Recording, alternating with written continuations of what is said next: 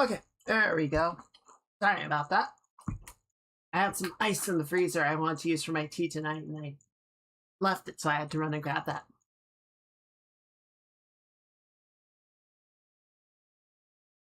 Alright, let's go ahead and get this party started. Whew. Hi! Hello, everyone. Happy Thursday, everyone. Hope the week has been good to y'all. Hope y'all have been taking it easy. Hope everyone survived the heat. For us, at least, it has finally cooled down. So I'm very glad about that. The clouds rolled in and everything is kind of mellowed. It was actually drizzling a little bit earlier. But hello. Hello, everyone. Welcome in. Welcome in. Hello, lurkers.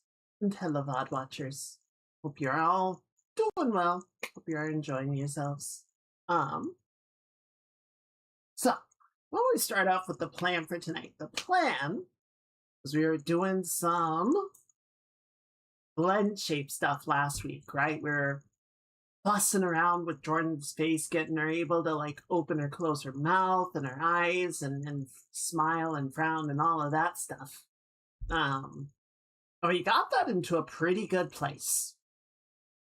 There are a few things that I still want to do. And one of the things I think we will go ahead and do is make the eye movement a Blendshape. I was thinking about it, and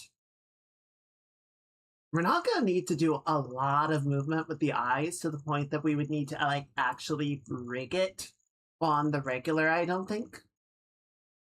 Or, you know, have it be something that can adapt in-game. And I think just having a slider that we can move around would be perfectly fine. I think that'll do everything that we need.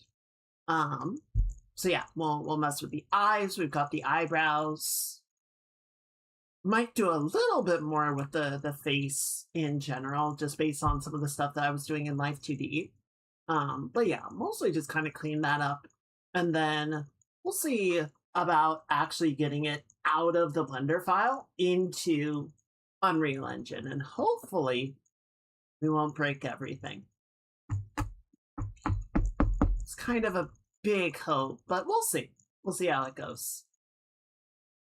Actually, while we're getting that going, because I have my archive drive plugged in, let me do something. Let me save a copy of the project to that, so that if we do blow everything up, it'll be we can just roll back.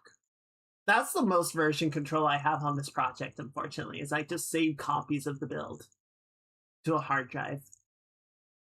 All right, where are you? Builds, there you are. Yeah, one of the things I realized, I think might have been part of the reason that we've been struggling so much. We haven't been listening to Brain Power on our Thursday streams lately. I feel like the lack of that energy has been affecting the mental. But yeah, I don't know. I feel partially like warmed up and ready to go. I spent most of the day working on the new model. Just all head shapes, just different angles, getting it to look good as best I can. Because I'm obsessive and I really want to have like as much of a range of motion as possible. You know, Art Gun recommends a perfectly fine range of head turning, but I wanted to do more, so I did more, and that might not have been smart. It's definitely giving me a lot to work through, a lot to deal with. I think it's getting there. I think it's looking pretty good, but it's also just been a struggle bus. The 3D deformation tool has not been nearly as capable as I would like it to be, in terms of like just doing everything. I think there's a couple of reasons for that. I think the increased range of motion is part of it. I think the amount of detail that I have on the face is part of it. Like, it's more apparent when stuff kind of slides out of position because, if you just have like a pretty matte shape to the face, then, when a particular vertex deforms, it's like, okay, whatever, can't really tell. But for me, I like it's much more noticeable. All right, I think this is the right project.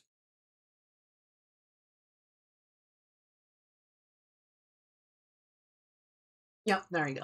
All right, let's just copy that over. It'll take a minute to do that.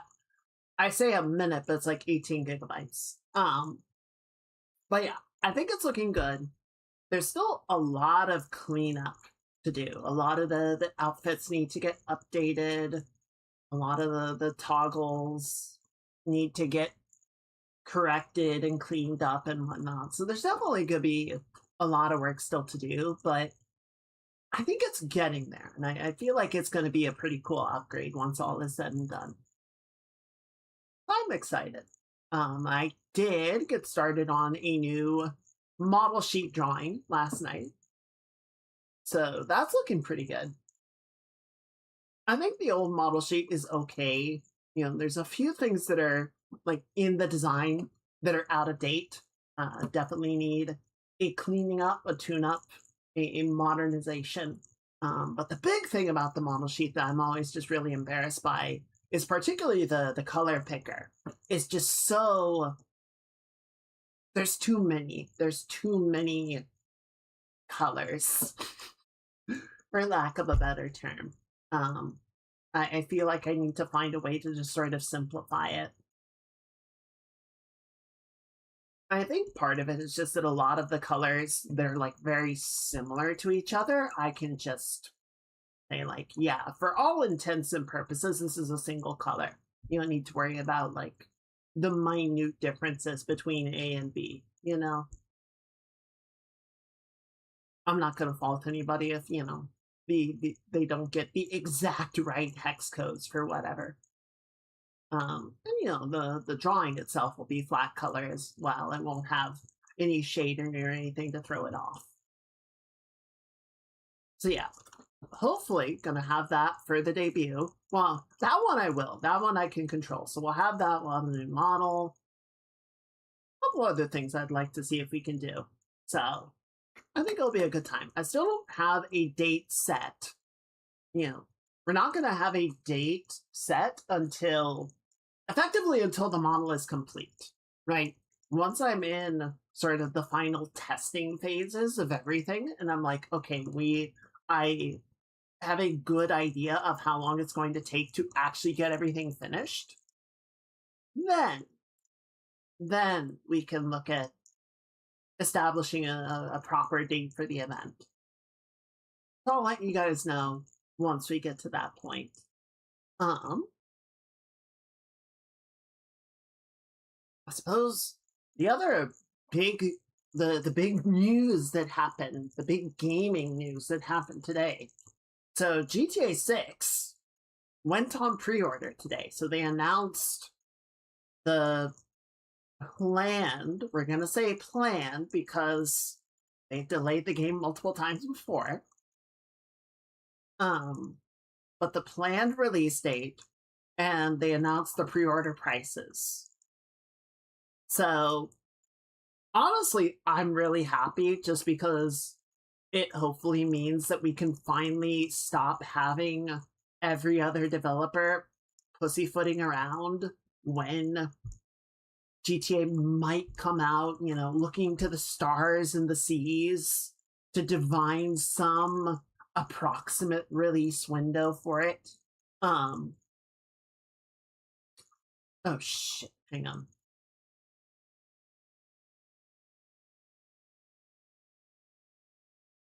Oh shit, I fucked up.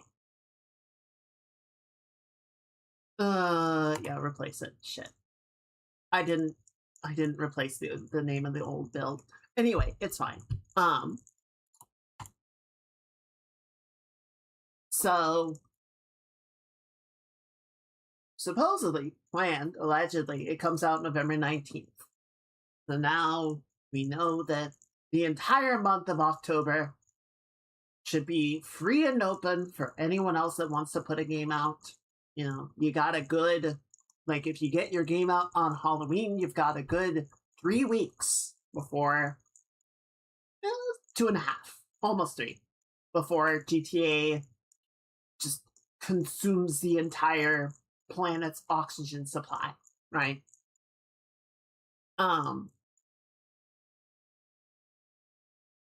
The other thing that has a bunch of people very kind of like, wow, really? So there's 2 versions, right? Of course, there's the normal version and the ultimate edition, or whatever they want to call it. I think it's ultimate. The normal version of the game is $80. Because fuck it, we can. You'll buy it anyway. So that's already insane.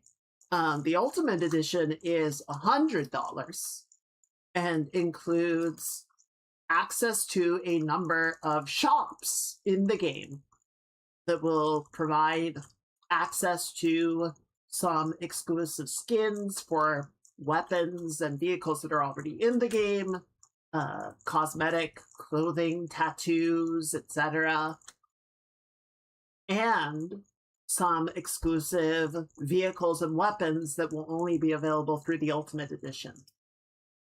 I guess it also provides, according to someone on Discord, it also provides a month of GTA Plus, because of course they have that. It's the subscription model for GTA Online. So you get a free month of GTA Plus, which then automatically renews. So you get that, and then you start, kind of paying monthly recurring because, hey, you signed up for GTA Online, didn't you? It's like, no. Well, that's too bad. So the really weird thing to me about that is that what comes out in November is GTA 6, the single-player game. I don't know. I kind of assumed, but I don't know that they plan to do a multiplayer component a la GTA Online for 6. That would make sense, given how much money it has made them. I can't imagine that they wouldn't want to do that. But my understanding is that that is going to come later. I think GTA Online came after 5 came out. So, correct me if I'm wrong, but I think GTA 5 was just single player initially, and then they released the online multiplayer, and that kind of spun up into GTA Online. But it was what's the word? It happened in stages. Incremental, I guess. So, I don't know. It's a little weird to me for them to be offering, subscription time to the previous game, rather than being we'll bank time on your account, so when the multiplayer does come out, you'll get a free month at launch or whatever. If anything, I feel like that would actually be smarter. Hey, no worries, Standing. No worries. I know, it's a whole shift. But it's good to see you. I hope you're having a good Thursday. Because I feel like if they offered, hey, Tech, welcome in. Happy Thursday to you as well. I hope you're having a good week. What was it? I was talking about the GTA 6 news and some of the stuff that they seem to be doing with the pre-orders. How's it going, Jims? How are you doing? What was I saying? So, if they were to offer a month, a free month of GTA Online when the GTA 6 version releases, because again, I'm assuming that they will do that. And I can't imagine that they would just leave that money on the table. If they said, when this goes live, we will give you a free month for pre-ordering the Ultimate Edition or pre-ordering either game. That, I feel like, would get people interested. And it's like, hey, it's out. Well, I've got a free month of the premium. So GTA Online is free, but there's a subscription model that gives you like a discount on, I think, like house purchases. It gives you free money. It gives you access to exclusive stuff, etc., etc. Yeah, there's a premium sub, or you can just play it for free. I don't know that there's anything exclusive in the premium, but there's definitely perks, obviously. But yeah, if they, like, I, as John Gamer, would be like, well, I've got a free month, so let's try it and see it. And then you play it and you're like, oh, this is kind of cool. I'd be more likely to consider continuing the subscription. Whereas the way that it is right now, I'm pretty sure what would happen is you get it for GTA 5 online. And you kind of just play through that or you don't, because you're either already playing GTA Online or you're not. And then whenever the GTA 6 online version comes around, you're like, well, but I already canceled the sub. I don't feel like renewing it. So, I don't know. It's weird. The prices are insane.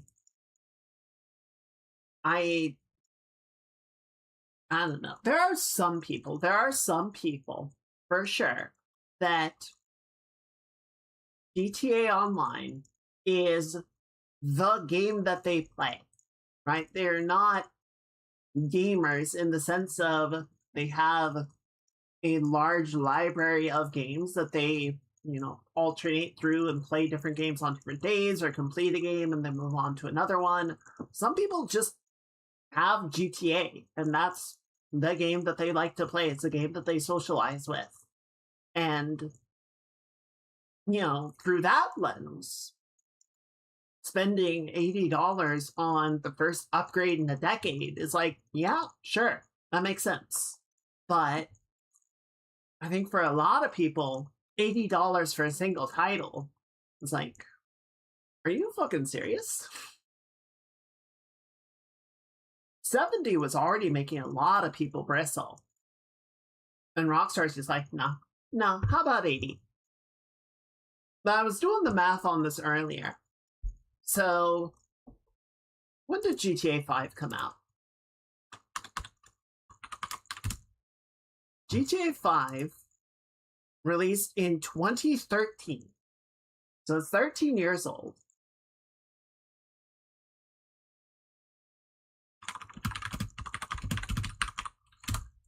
And we don't know how long GTA 6 has been in development because they also had Red Dead 2 between GTA 5 and now. So it's not like Rockstar has been working on GTA 6 for 13 years straight, right?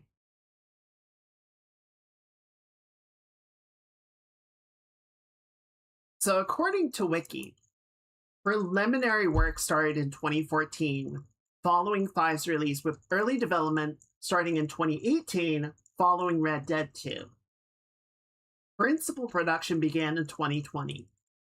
So somewhere between 6 to 8 years, there has been substantial development on the game. right? That first like 4 years was probably a very small team just sort of figuring out what the plan was while most of the studio was focused on Red Dead. So, but yeah, let's say 6 to 8 years of substantial development time.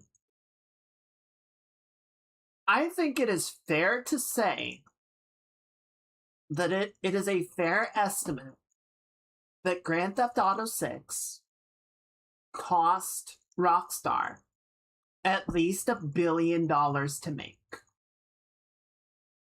Given the size of the game, expectedly, the fidelity that they have shown off, the scale that they want to hit. Because think about how big GTA 5 is and then make it bigger. And that's, I imagine, what they are aiming for with 6. That is what people are going to expect from them with 6. So I think $1 billion is a reasonable estimate of a price tag. If Rockstar is making $50 off of each sale, right? They sell it to the distributor for $50, the distributor sells it an MSRP for $80. It would take Rockstar 20 million sales to break even. Never mind actually make a profit. So, yeah, they're gonna milk for every dollar that they can squeeze out of people. Because 20 million sales is certainly not impossible, but it's a lot. It is a very big number. They'll not be much. Oh, no, I ain't buying it. I'm not going to be one of those 20 million. I was never that excited about the game to begin with, and then, yeah, the pricing and everything, I'm just like, no. You know, if people like it, if they play it and enjoy it, then I'm happy for them, but I ain't getting it. I don't like Rockstar that much. I'm kind of a Rockstar hater. But I'm not as much of a Rockstar hater as I am a Bethesda hater.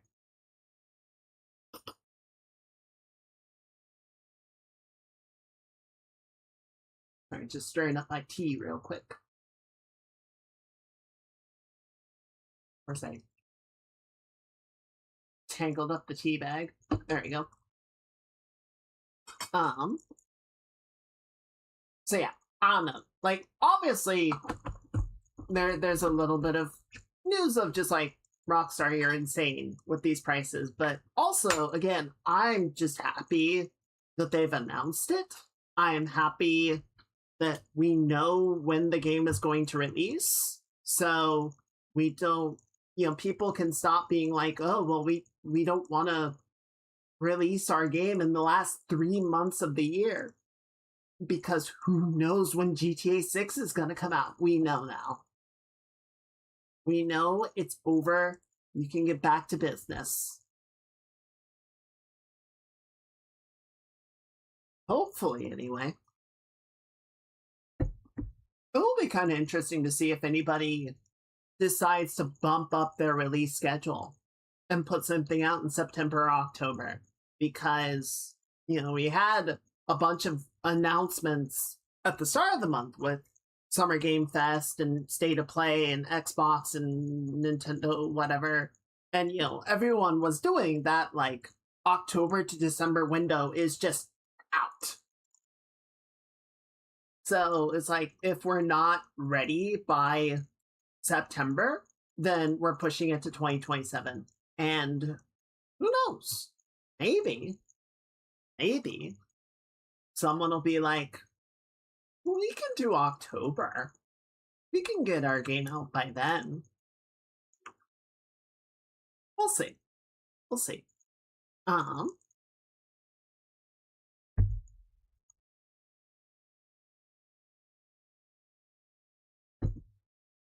Yeah, glad for that much at least. I have the house to myself this weekend. My roommate left today. They went to go to Eva. So I'm gonna be watching that tomorrow, a little bit tomorrow. I check in a little bit during the open bracket or whatever it is. But usually I mainly tune in for the finals. You know, those are when you get like the really cream of the crop players and you start getting the really crazy shit happening. Could you imagine? You're just like you just show up, you're in the open bracket or whatever it's called. You know, you and like 8,000 other people, and your like first match of the day, you go up against Sonic Fox, and you're just like, why did I even come? Why am I here, man?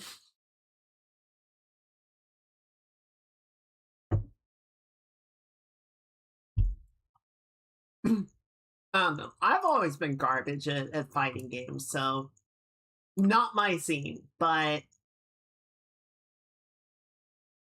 don't know. They're fun to watch. All right, why don't we go ahead and jump in? So we'll mess with these blend shapes for a while. We'll kind of see how tonight goes. If we want to, keep working on it for a while, we can do that. If we kind of get tired and we decide we want to do some drawing or play Hades or whatever, we can do that too. We have options. Let's see. Yes, okay. Where are we? Should be the right scene. There we are. My poor bald child. Here, let me come over here and help you out.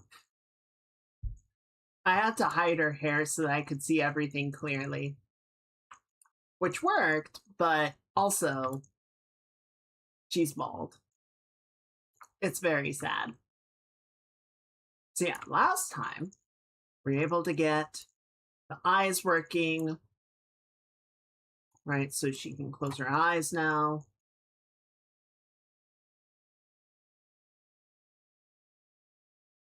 Got can open the mouth to various levels. You can close the lips and smile. You can frown. You can even kind of blend those together a little bit. And kind of shrug the mouth so she can like super frown.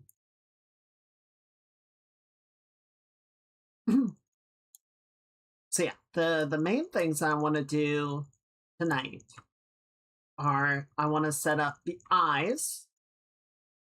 So that should be pretty simple. And then the brows, we'll do a similar thing.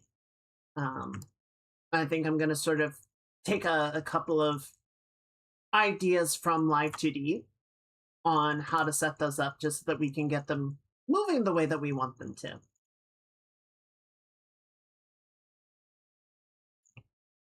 All right, so let's start with the eyes. We're going to set our basis and our keys, and we're going to call this IX movement. And its minimum value will be -1. So unlike all of the insanity that we ran into with the mouth, this would work much, much easier. Now, the one thing that we might have some difficulty with, so if we rotate, it's going to rotate the entire thing, right? We don't want it to do that. So what we are going to want to do, and I need to remember how we did this, we are going to grab this and we want to move it like yay far. I think that's about right. Here, let's do a little bit more, like that much. And then we can grab this and pull it back just a little bit.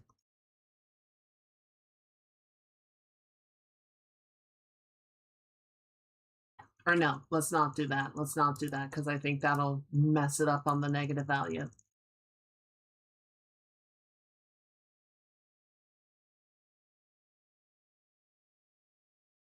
Okay, so now what I need to remember how to do is take the changes that the bones are making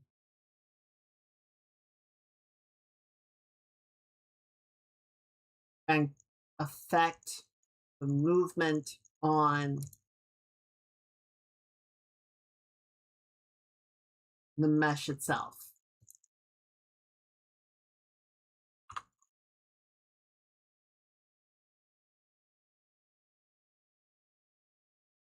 Because we got that working with the mouth. I don't remember exactly when it was.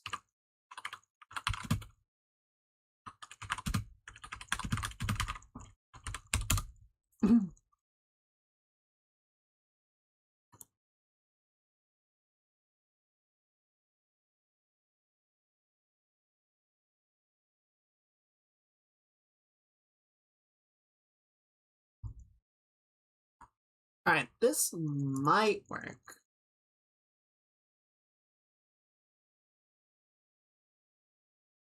Add-on involves...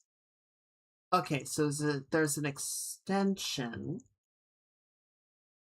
If we go back here, go into pose mode.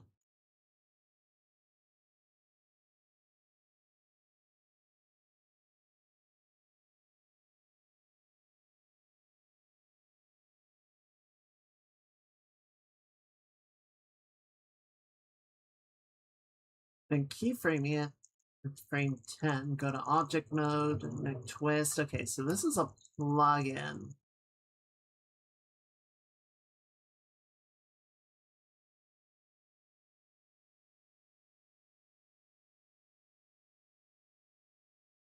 Okay, so if we go into skeleton, pose position. Okay, so we have that. We have pose position.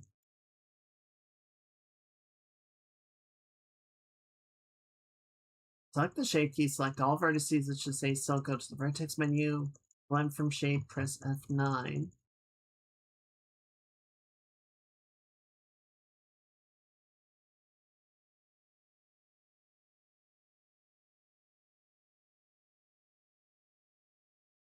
Okay, so yeah, I don't want to mess with the collections, right? Motion path, inverse kinematic, selection sets, animation, custom properties.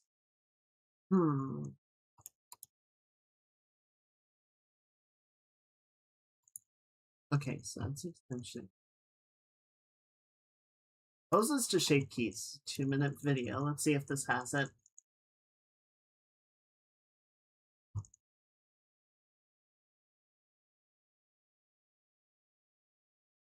Alright, this should do it. Let's just pull it up so we can follow along. How's y'all Thursday going, by the way? Y'all doing all right?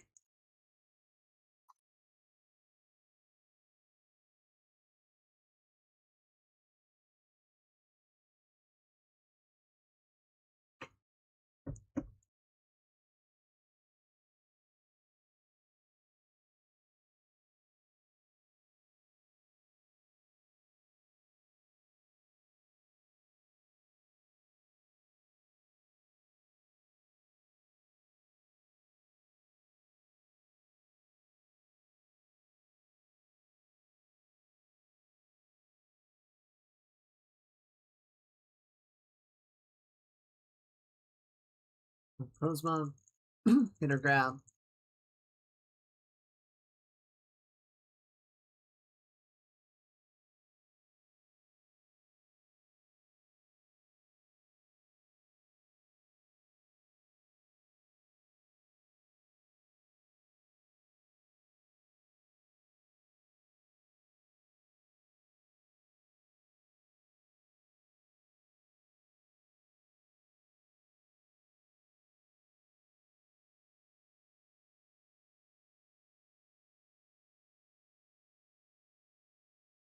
Okay, let's see if we can get this to work.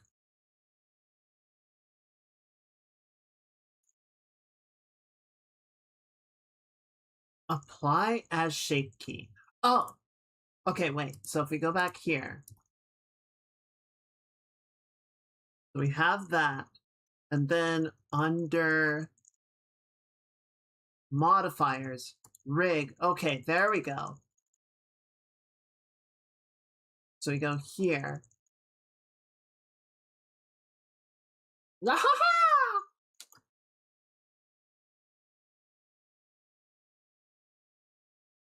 Look at that. Look at that, look at that, look at that, look at that. So now we should be able to set the range to -1, and it'll go Y. Oh.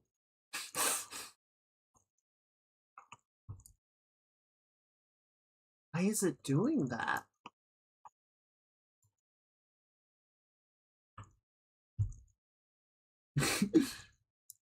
It's going.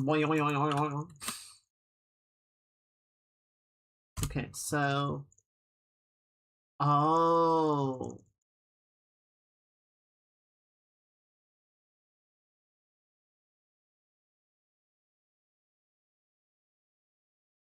Oh. Okay. So. Interesting.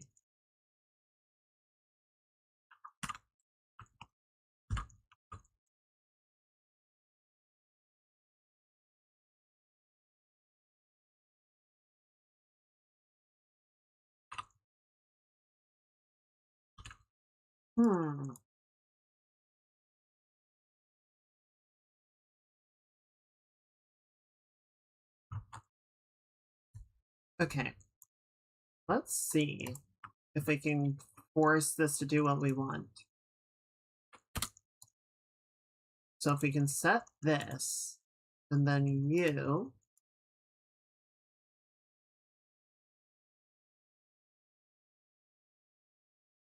And we're going to go over here.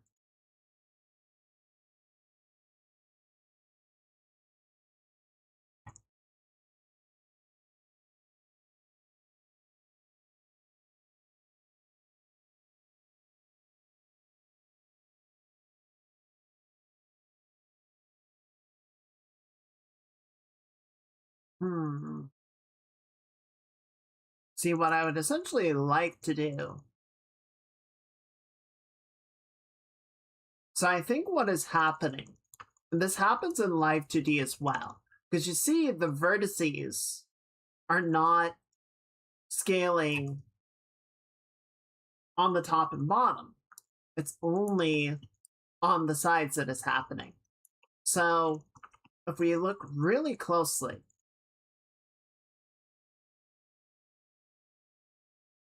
what's essentially happening is each vertex is moving in a straight line from its start position to its end position.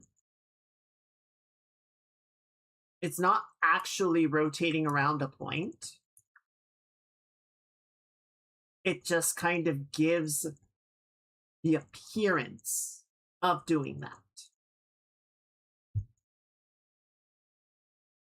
But the consequence is that it appears to shrink as each vertex moves in a straight line. They're essentially cutting inside the circle and causing it to scale. Messed up with Mustard's model. I do remember those. Move eye thingies anchored to the face instead of the eyes. What do you mean? Like the rig piece? Admittedly, okay, I'm actually gonna reopen it just because I think I messed up a little bit and I don't know how to get this to reset. Should be a way to reset it.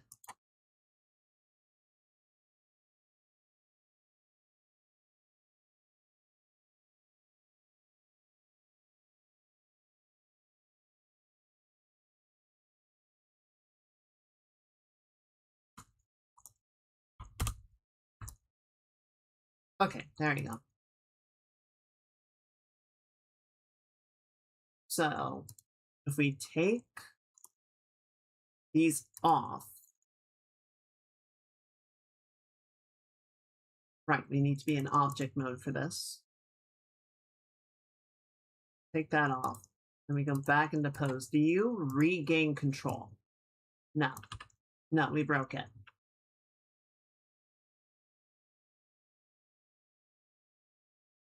Should be a way to reassign control to it though, right?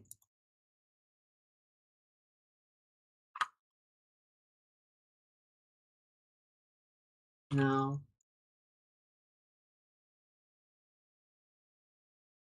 All right, let's try this.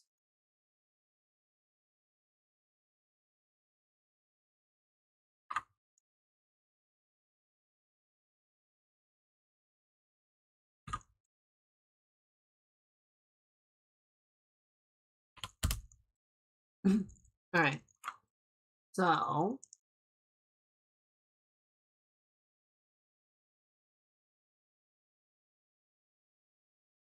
if we move this over here, let's check if the eyes are doing that. Because this, see, this is an actual rotation.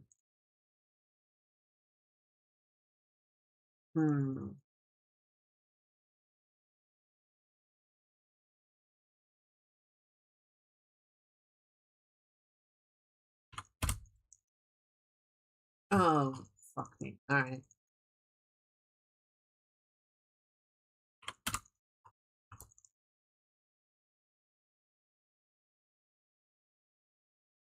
I mean, I could just move the eyes manually. It just seemed like this would be a convenient thing to do.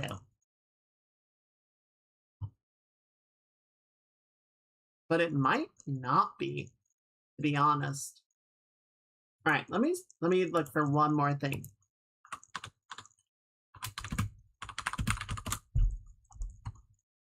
How to rig eyes with control rig in Unreal 5. We might just do this. We might just control it in engine if that's going to be easier. Maybe the thing was making the eyes fudge because the anchor was to the right. The eyes was going to the right normally. When you move the eye to the left, the anchor being in the far right may create the issue. Oh. No, so I think what was happening, the reason that they were bugging out, the reason that they were doing the booba is... So I was showing, right, how the vertex is moving in a straight line rather than actually rotating around the center, because what it is essentially trying to do is just get from point A to point B in a direct line. It's not trying to simulate the movement because it doesn't understand that. That's not its goal. What I would need to do would essentially be to grab this key shape, or grab the bone, and then set the key on that so that that is rotating, and then bringing the eye along with it.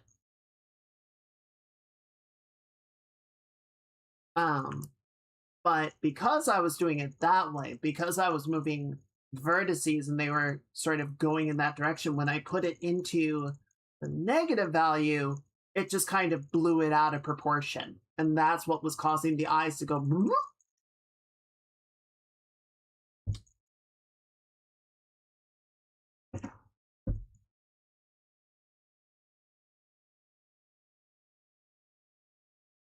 So, user error, skill issue. Live 2D actually has a similar issue that happens, right? Let's say you have like a big clock face or something behind your character, and or a big halo, and you want it to orbit, spin behind the character like a sundial or something, or a clock. So you just like have the shape and you rotate it. It's going to do the same thing. The vertices are going to just go in a straight line from point A to point B, and your object is going to seem to... I'm doing hand gestures again, so you're just going to have to imagine what my hands are doing. The object is going to seem to just like scrunch down as all the vertices go in a straight line from A to B. There's actually a way in Light2D to get around that and set it up so you can sort of tell it what to do incrementally, and it will actually create a rotation. But essentially, it's just moving on such fine steps that even as it's moving in a straight line, it appears to be going around. Which I know is really hard to tell, but I'm gonna get in close so you guys can see it, is how I got my eyes to do the spinny thing.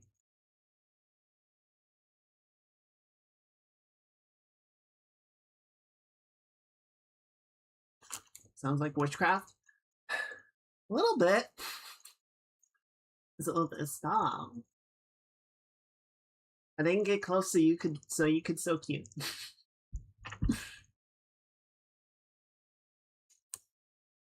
Okay, so let's watch this video really quickly and see if this guy's going to be able to help us out. Please excuse the minion.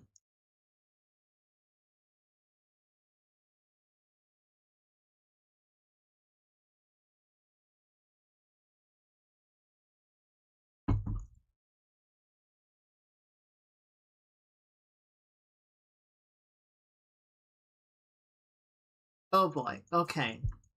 So theoretically, we can create a custom, or we can attach a rig. Now the question is whether or not we're going to be able to use it on an auto rig.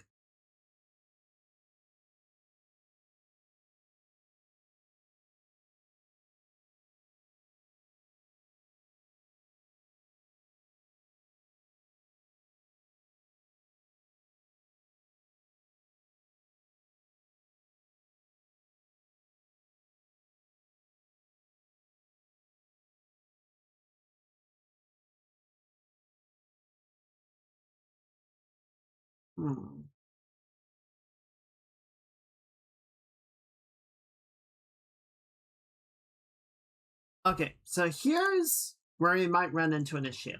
You see the graph on the right side. So the typical rig system is this logic flow. We don't have access to that through the auto rig that we use. But we might be able to jerry rig something.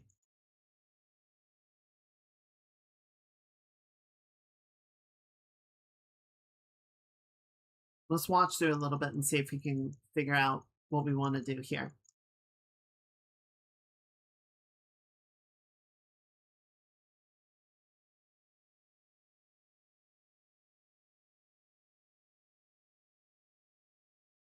So he makes box on either side and then parents them to the head controller.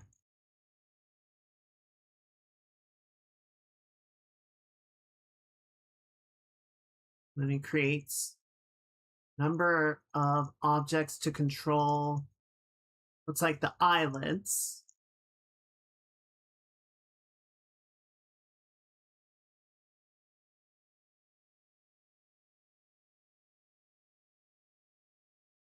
I thought this was FK Chan for a second. Okay, yeah.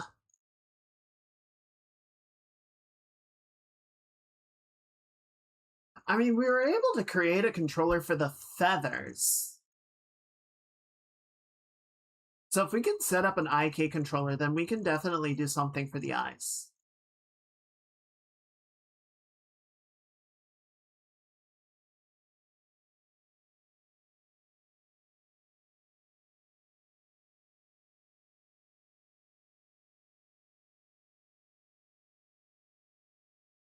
Okay, I think we can do something with the eyes. I think we'll be able to figure it out. So let's focus on the eyebrows for now, just because I think that's one's going to be really straightforward to do.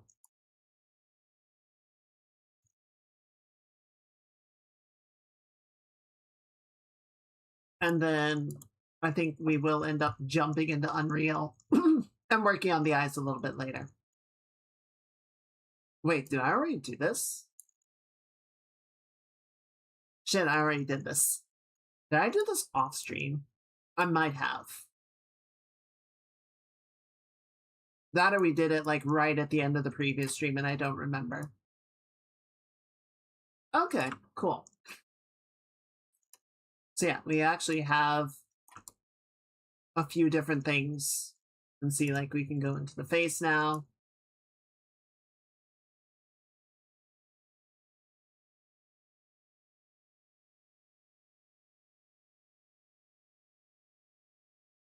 Onward.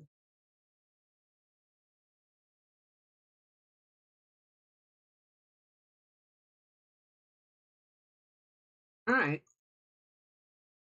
She's pouty.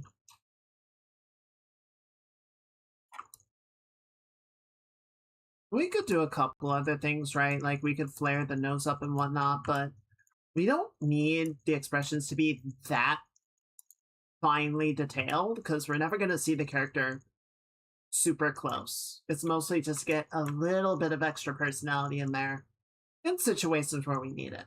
Also, you know, it never hurts to do all this stuff to learn how to do it. Okay, so I'm going to go ahead and save.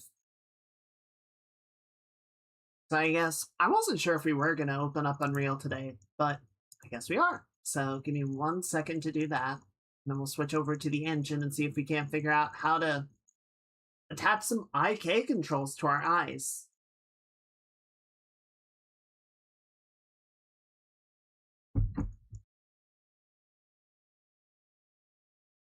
So since this is part of what I was thinking to do tonight, we'll look at this first and then we'll come back to Blender and look at exporting our shapes out so that we can actually get them working in engine.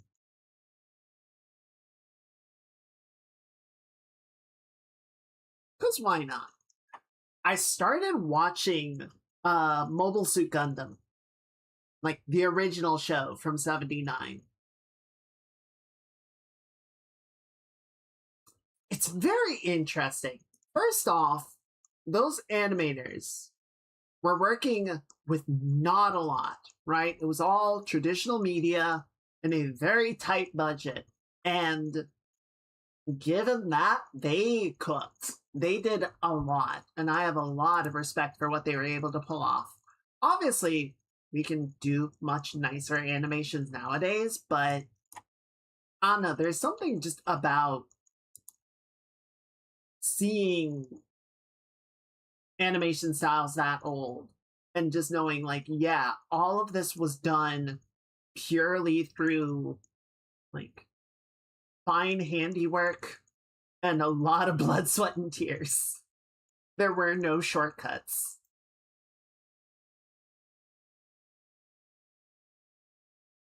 I don't know. Like, Gundam is a very interesting series.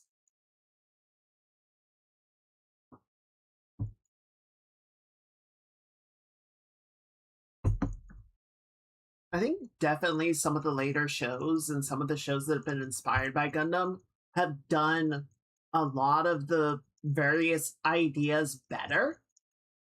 Done the character ideas better, done the storytelling better, done the drama and the characterization better, but, you know, it's kind of like with Dune, that this was where a lot of those ideas started, and seeing those things sort of in their original form and then seeing how it evolves into all the things that came later is very interesting.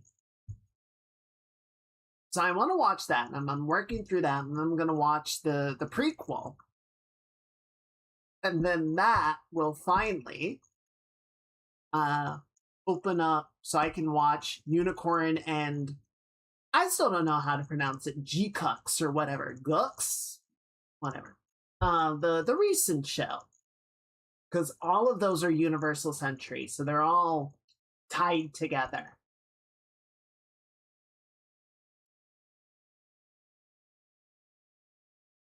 All right, so let's get this out of the way for a little bit, and then we're going to need to open up. Where are you? We're gonna need to find our character rig.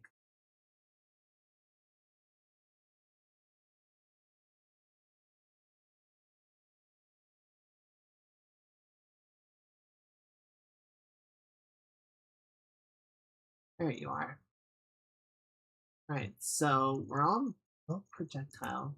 That's rig 2. This is what we need. All right, so right now we have the head rig. We're going to go to rig hierarchy. And then global control. So we've got head control right here. That's what we're going to need to parent it to.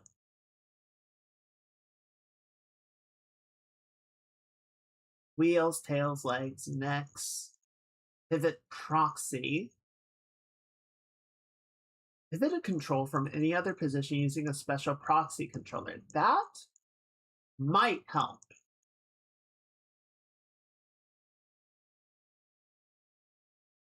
Right between two objects. Creates a single control on a bone. Okay, let's see what we can do with this.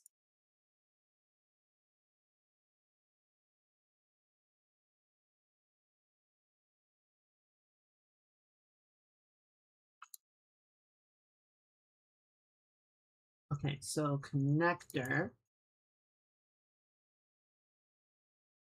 We're looking for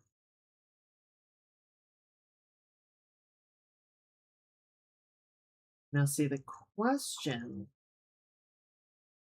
Okay, so let's try attaching this to the left eye. And where is it?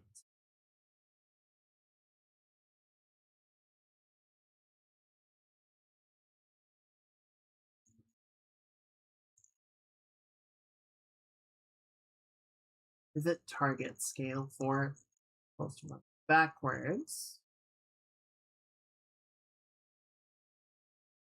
Okay, so we want to run a bone.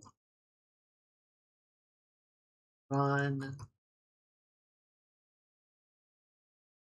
eye.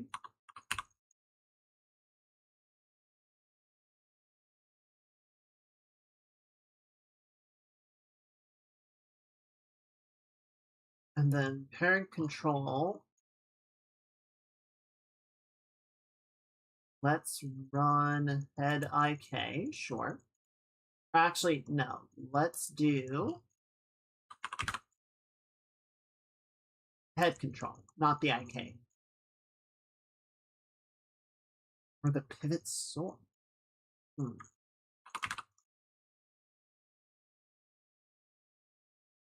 Okay, so it's not letting me set to that.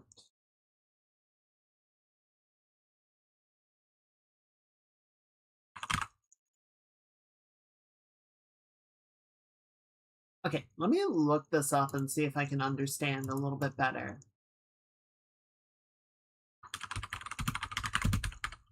Pivot proxy. How exactly does this work?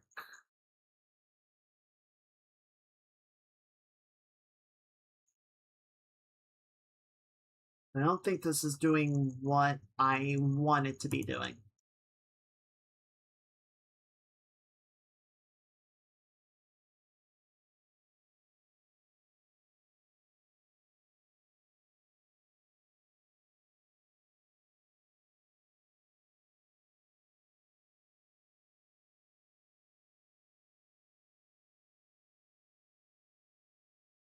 Control the rotation of the rig from any point without disrupting the existing pose. This means you can make rotational adjustments in a way that feels intuitive. Okay, interesting.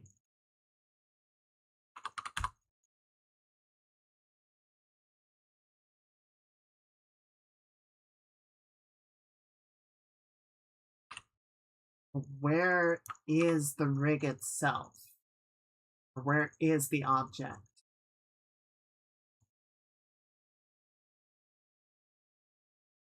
Oh, it's right there.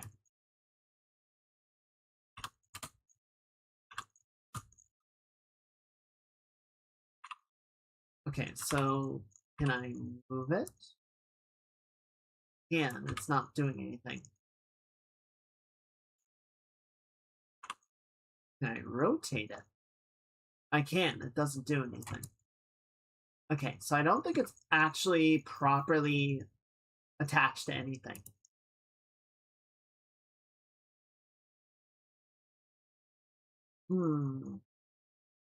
Okay, where is my eye?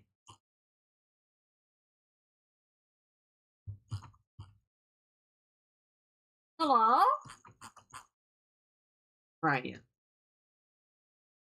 Okay, so this is the rig hierarchy. That actually makes sense.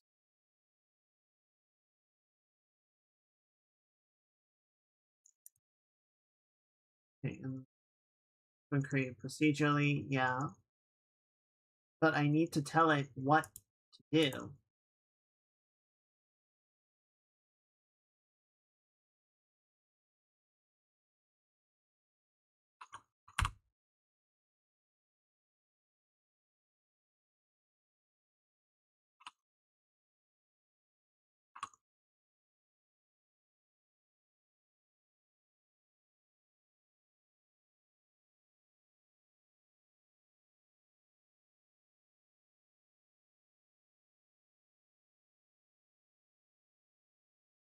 Okay.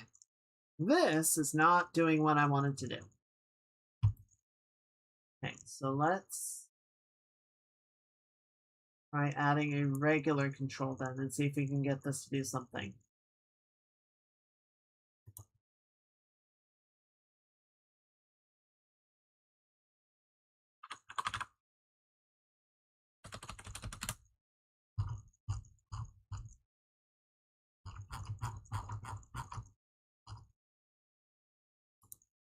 So you will only attach to sockets.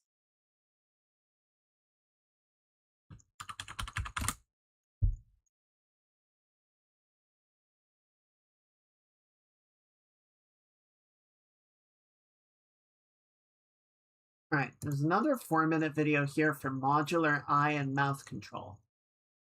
Maybe this one will help us out.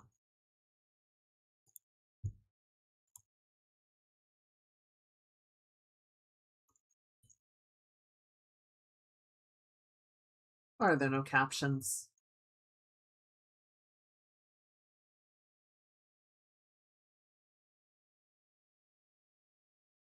Oh! Did not realize you can make new sockets. Wait, did I?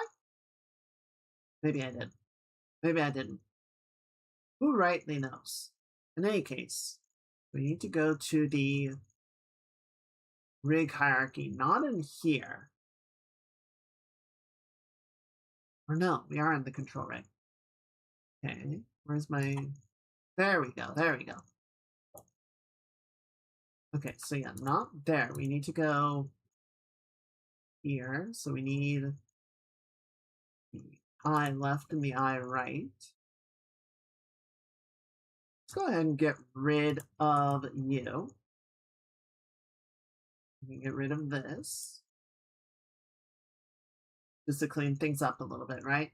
And then I'm gonna go back here. We need the eye left and the eye right.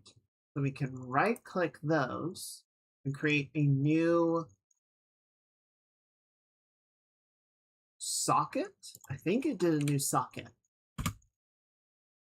Grab those, right click, new. Could you slow it down?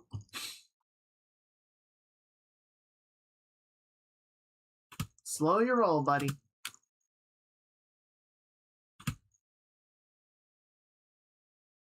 Right click, new, socket. Okay.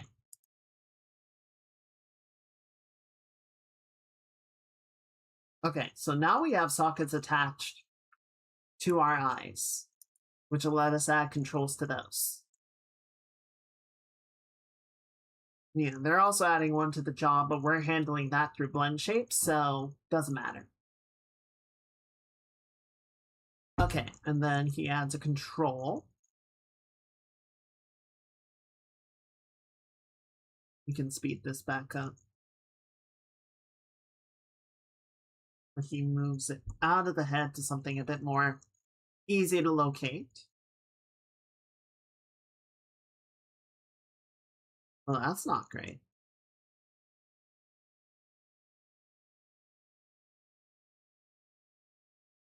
Okay, and then parents it to the neck so that it will rotate with the head properly.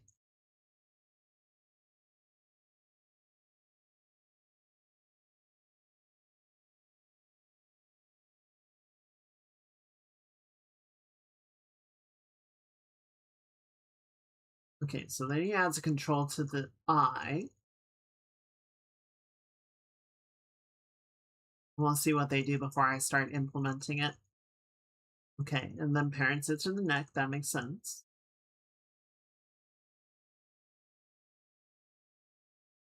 Always name your stuff.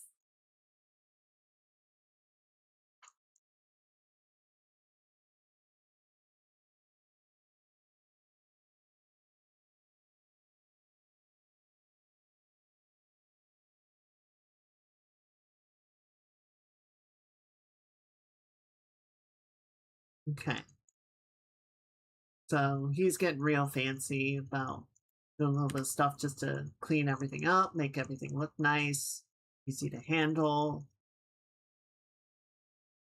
Changes the shape.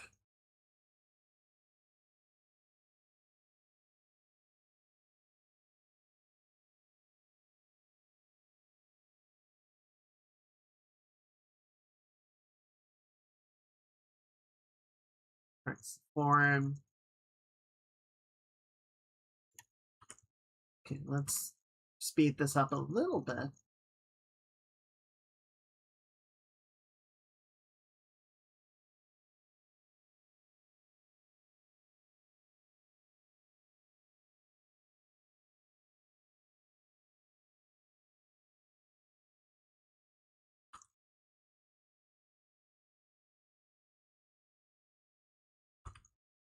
Okay.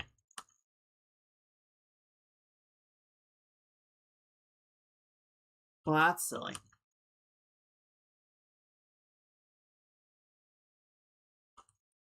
Okay, so let's at least do that because that will be useful.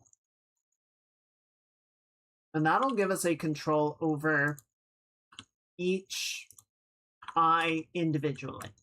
Which is a good place to start, but it's not where we want to end, right? We're going to add a control. We're going to attach it to the eye left socket. And then the parent control. Where do they set the parent control on this? Okay, so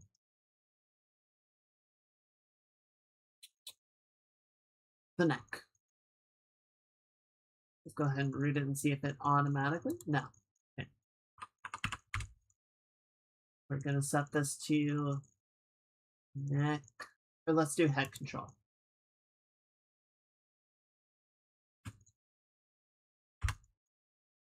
This is going to be I think I did on the left one. All right.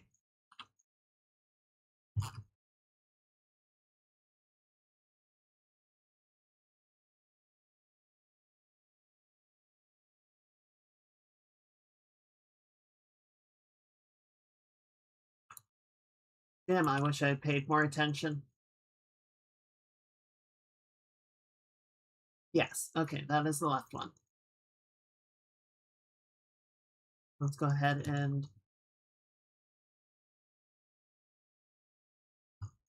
clean up the shape. So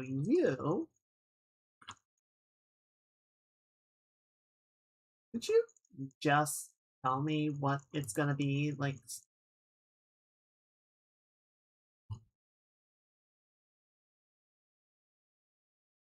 You're being a real asshole.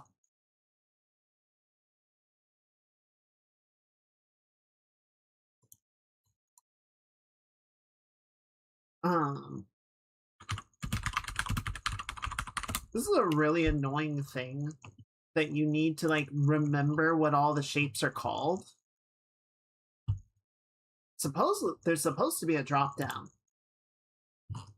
but like it doesn't work properly. Because it was made procedurally, I can't go in and then modify it. I need to like find it in here.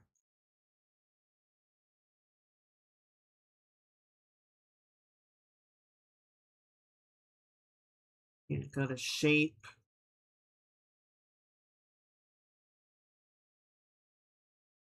Where is it? Where was it in the video? Where did he set that? Okay, so yeah, with it selected, go to control settings, go to shape.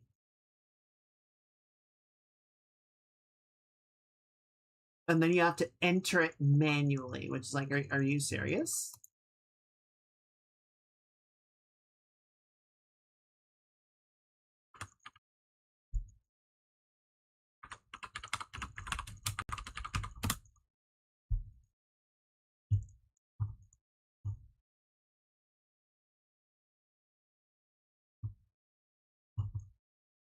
Why can you not just have a drop down? Okay, I'm to circle thick then. And then we're going to move the shape.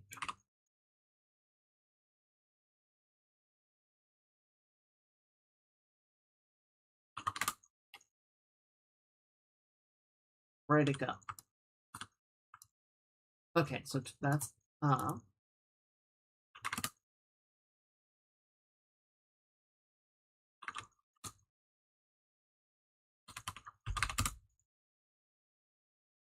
and then rotate it. What? No. There we go.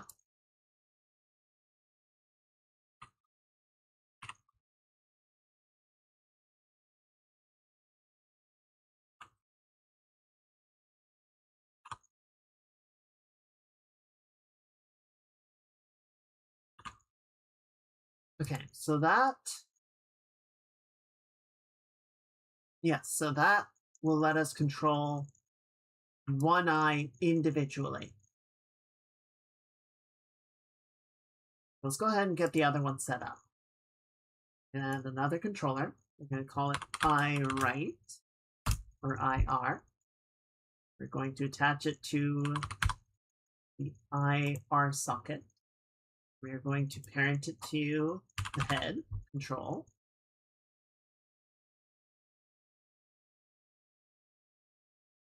Go ahead and drag it inside the neck.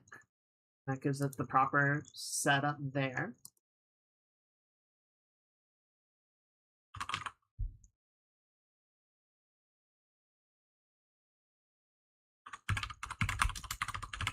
Circle thick. And what did we have for the settings here? So probably 15 and 90.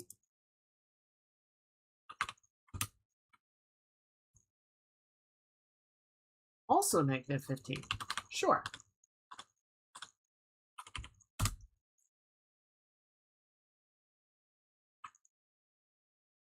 Let's just scale them both down a little bit, shall we?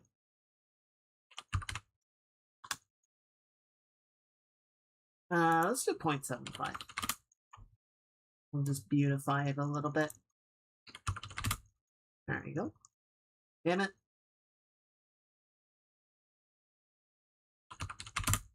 There we go. All right, so yeah, now we have controller in place for either eye. But what we want to do is see if we can't get a way to have an IK that now controls both of them the same way that we had set up in Blender.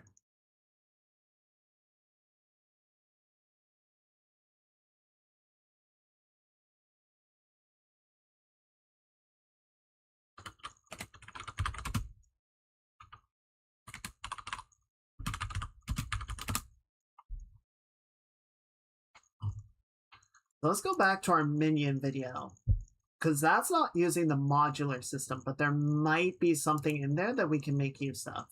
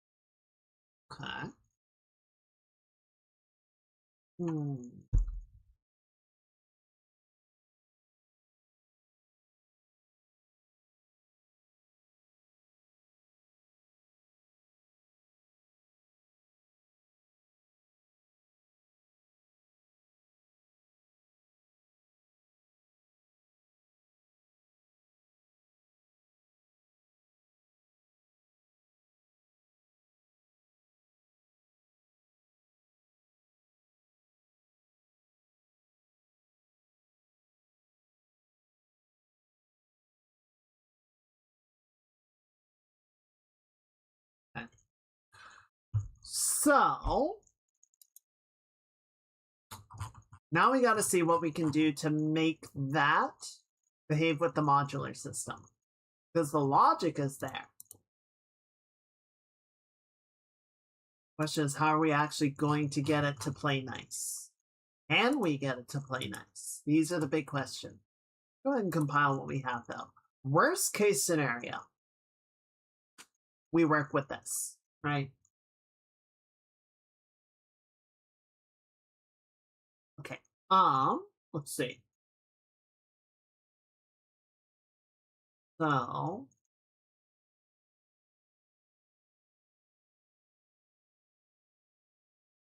main arm constraint. Onto the object you want to be constrained, set the parent connector is the object that should drive the constraint. Yeah, I'm wondering if that might do the right thing. But I don't feel like it is. Module settings, create a parent constraint, create a position constraint, rotation constraint. You can see what this does. Why not?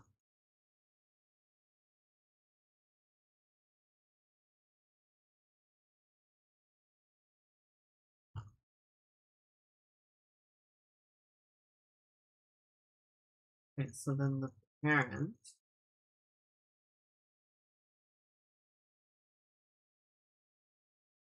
If we parent this to the one of the eyes,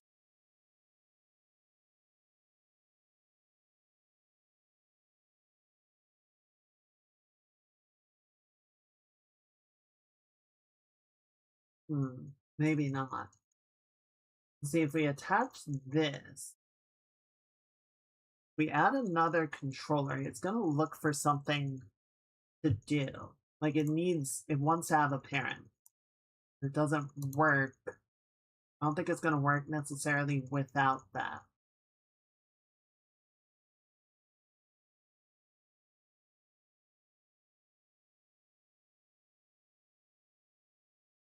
Okay, let's get rid of the constraint for now. Just if I compile, are you going to be upset?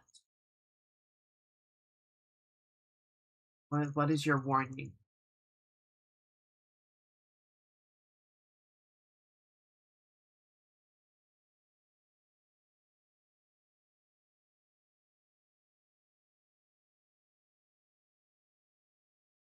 So, can I drag the two of these into here?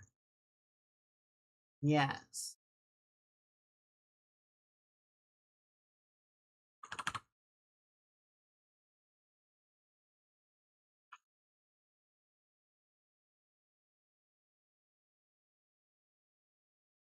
But then, of course, the question is, where is this in the hierarchy?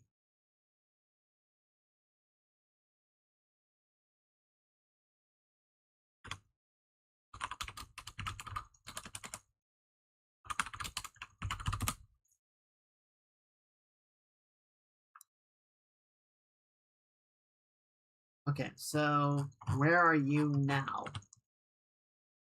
Are you in the hierarchy? Do you know where you're supposed to exist? I don't think you do. What's your warning? Connector is not resolved. Yeah, I know. Trying to resolve it.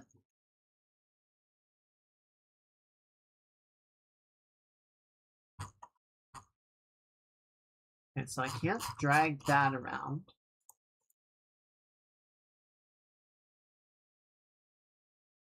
Okay, so yeah, these are unresolved connectors. But the actual controller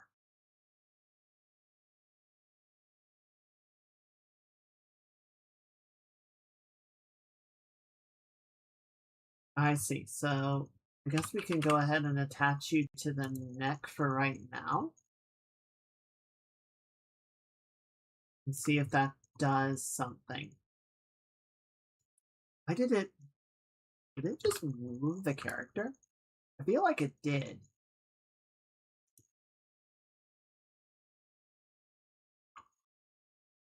There it is. Okay, so that moves that. So we don't want it to be able to do that. Where are you?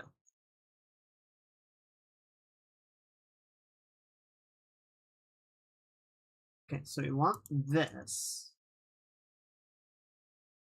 We're going to grab this entire section. We're going to move you down the hierarchy if I can.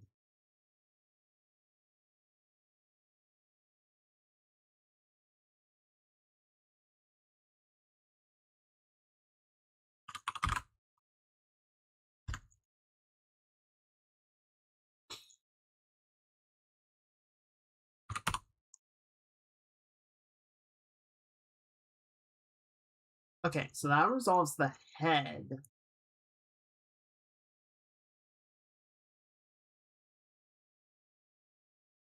Let's see, now this is only controlling the one, and I can't get... Or, oh, no, I can't. Okay, so you're doing that. So let's... Before we bother cleaning this up, let's just see if we can get this work the way that we want it to.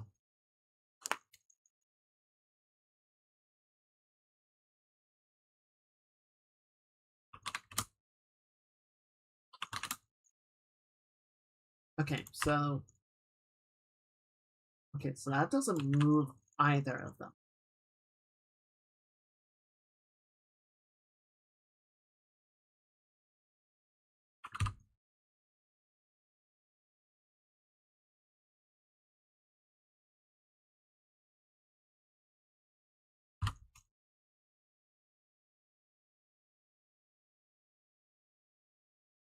Still doesn't move it.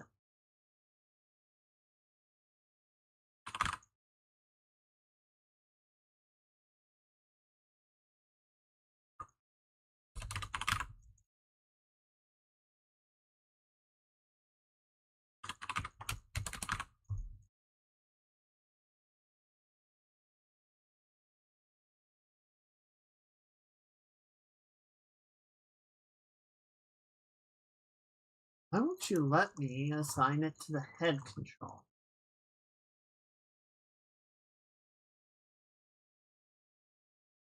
In my mind, it makes sense. But clearly it disagrees. Okay.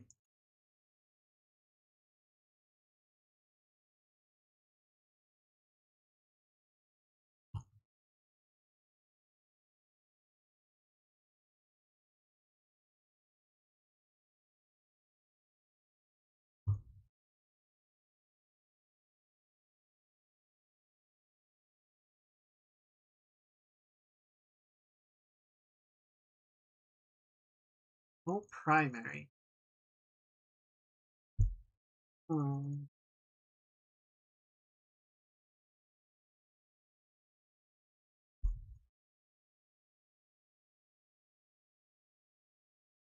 Oh, what was that? Name. Oh.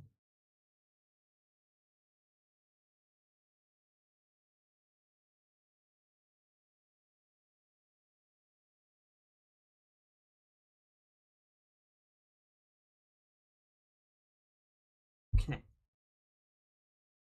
I suspect this is not going to do what we want it to do.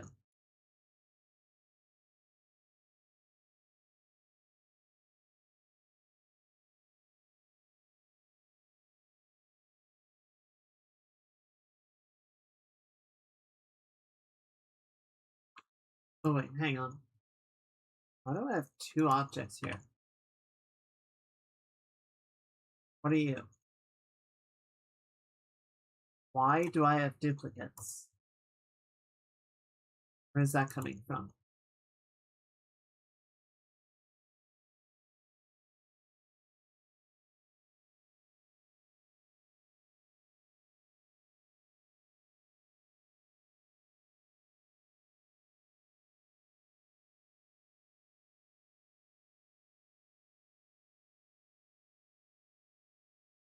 Okay.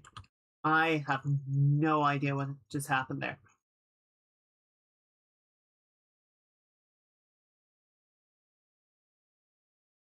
I'm sorry.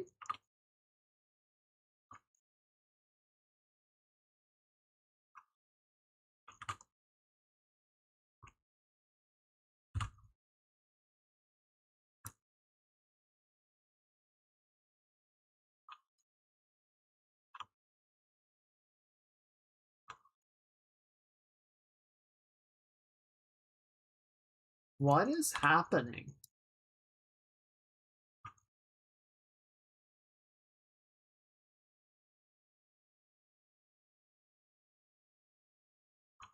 That's working.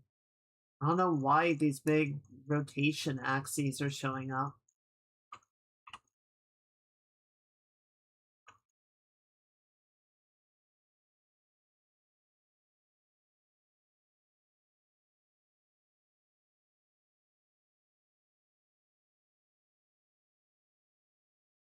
So what is that?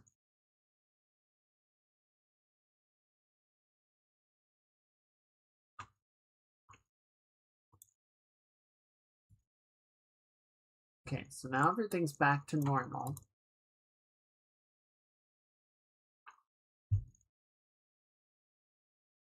That was very strange. I don't know what happened there.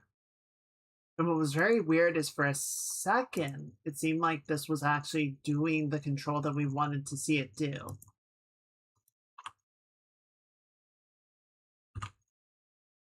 But then it stopped.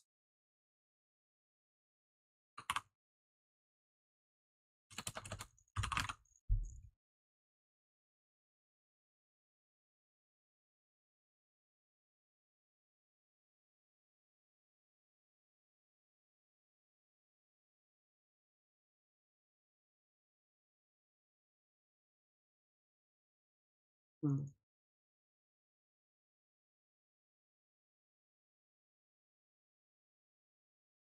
Okay.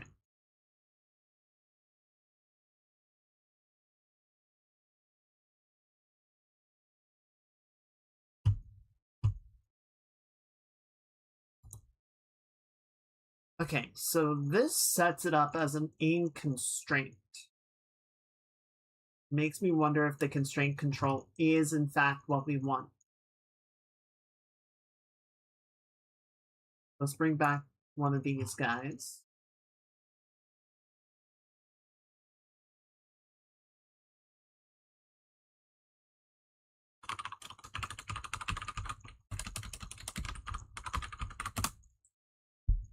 Okay. And then we're going to attach it to the next socket so that it has somewhere to go. This parent is going to be head. Can we do head? Head control. Doesn't like that.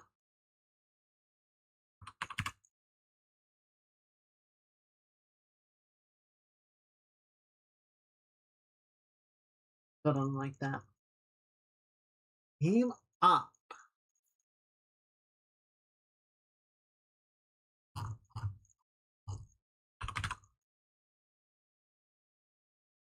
I don't get what you mean by aim up.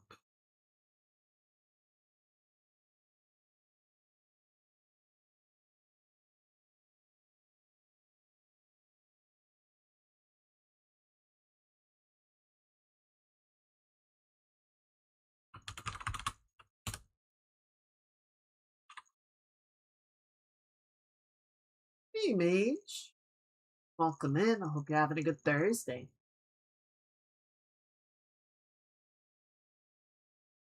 We are fussing in Unreal again, as is our wont.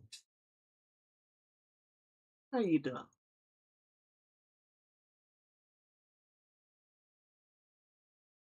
The position rotation.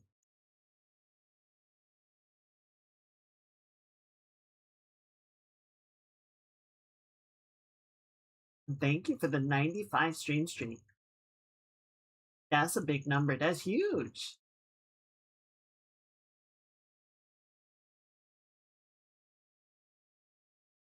Up axis. Okay, so that seems fine. Target is direction. And then current constraint filter. We go rotations. Okay. Scale, aim.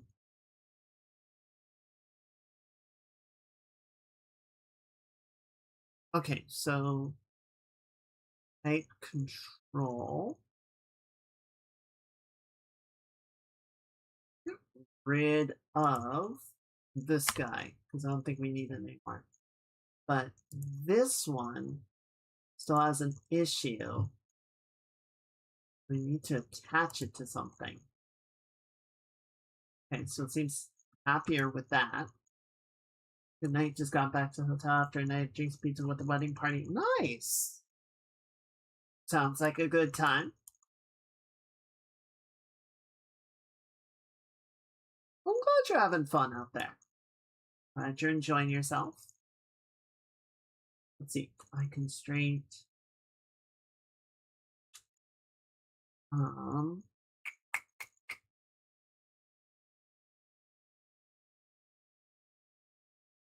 What I'm realizing is, where's the controller for this thing?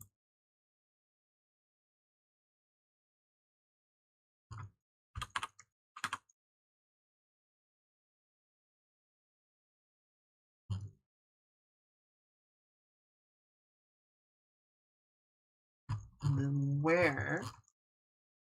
What do you want for aim up? We accept this? No. Then why did you break that connection?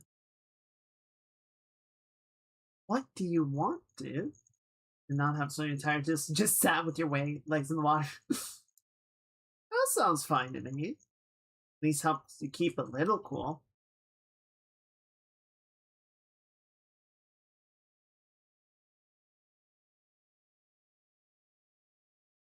This is so weird. I don't get what it's looking for.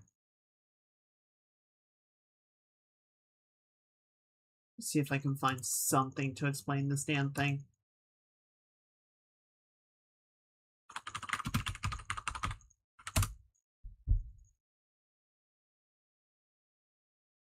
Okay, so there's a video.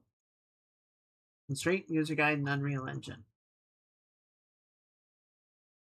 It's been going okay. So we got a lot of the Blender stuff done. But it seemed like we were going to have an easier time setting up the eye controls in Engine. I want to try and do that. But we're running into a lot of the challenges that we found last time.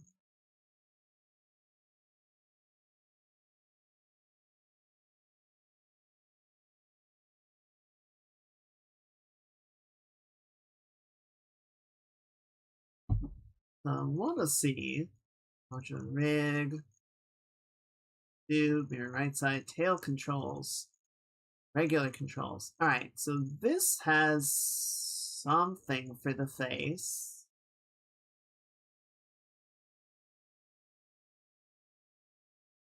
Let's see what they're doing in here.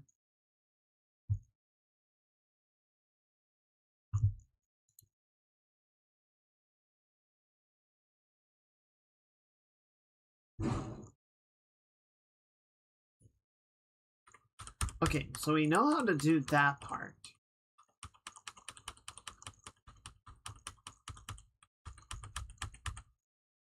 Give him some bug eyes.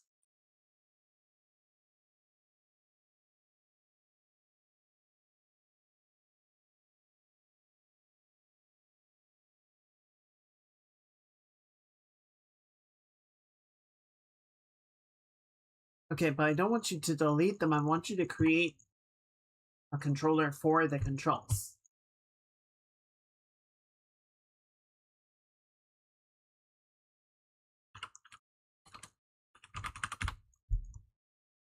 So the problem that we're running into now is I think this could potentially work.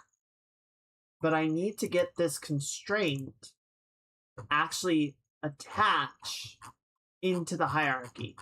And right now it doesn't want to do that because it doesn't have the things that it needs to complete the connection. I need to figure out what the hell it's looking for.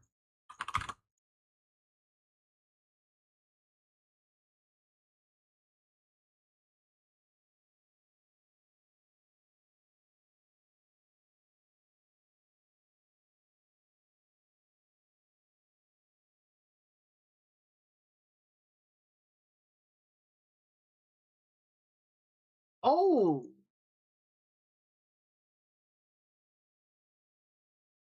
Well, that's fun.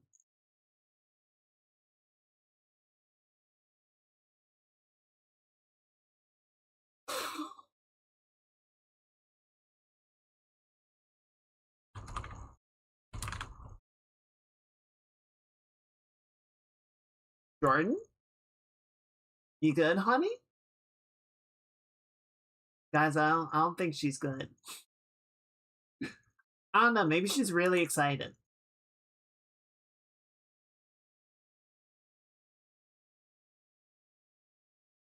Woo!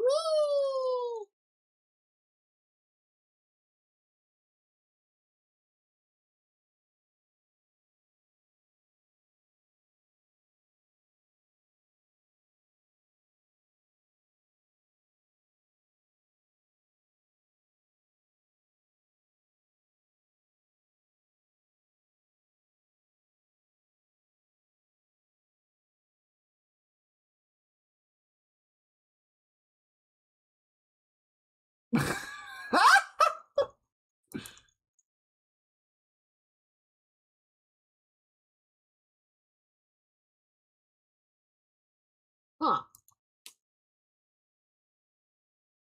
Okay. Sure.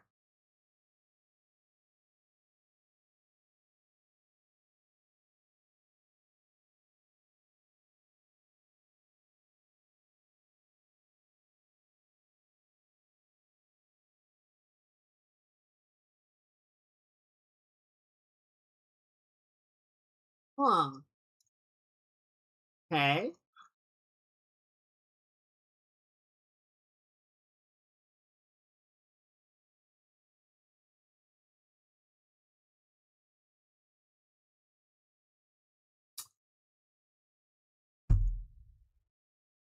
Why is it doing this? Okay. Right.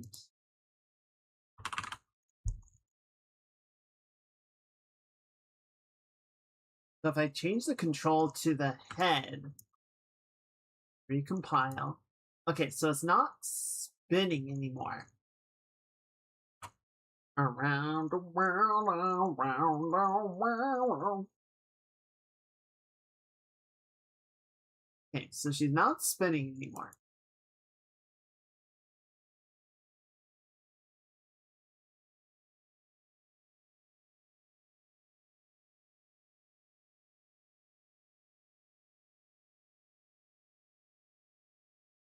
The thing that I'm... okay, so... But we don't actually have control.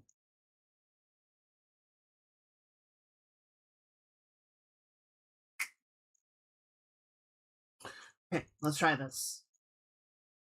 We put this in here. We call it I combine. And then we take the constraint and we put it inside that. We're going to parent it. We're going to parent that to the neck. So now the I combine needs to be connected to the next socket, I guess.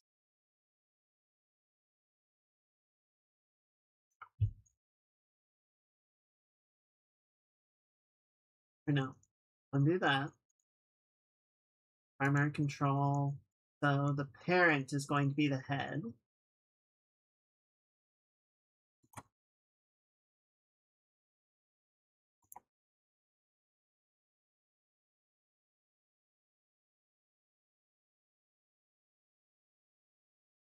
Okay, you don't want that, that's fine.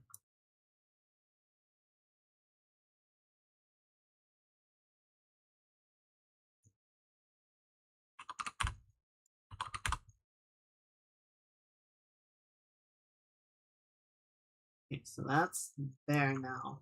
But see, I don't think I want to attach this to individual eye.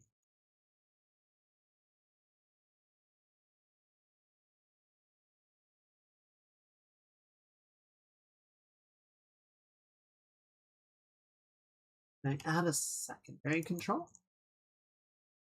Space, rotation order, limit, shape, secondary control settings. But you don't have secondary control settings. How would I even...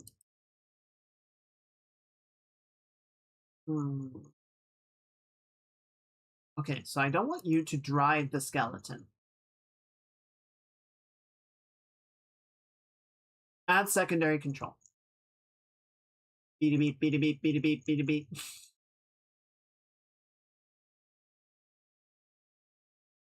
But then you don't give me any options for a secondary control. So what's the point of that?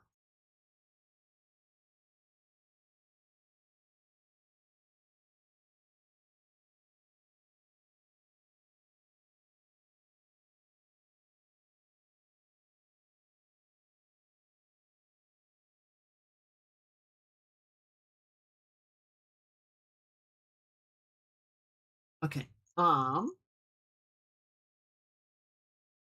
Unless secondary control is like, oh, it's a second shape.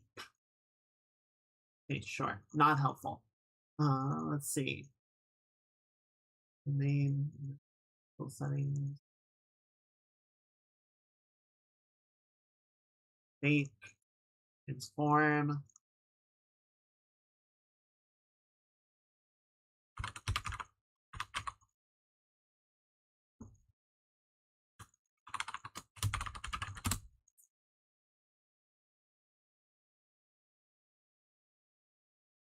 What was the thing that the guy used when he was setting his up? It was like, yeah, round, square. What, did I get the case wrong? Are you gonna be that much of a... Okay.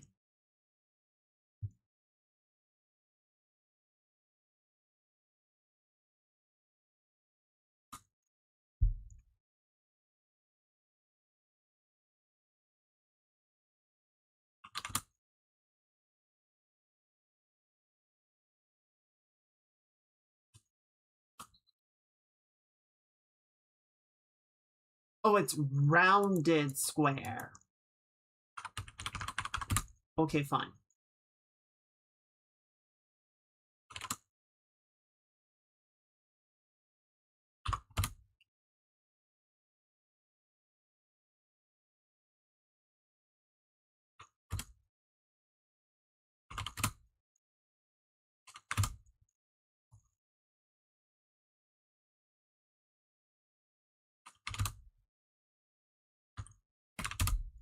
I'm just eyeballing the position.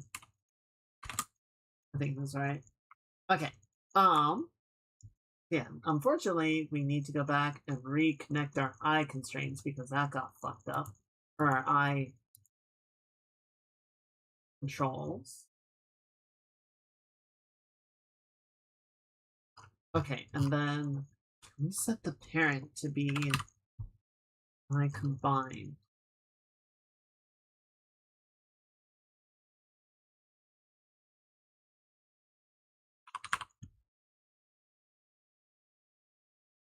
No.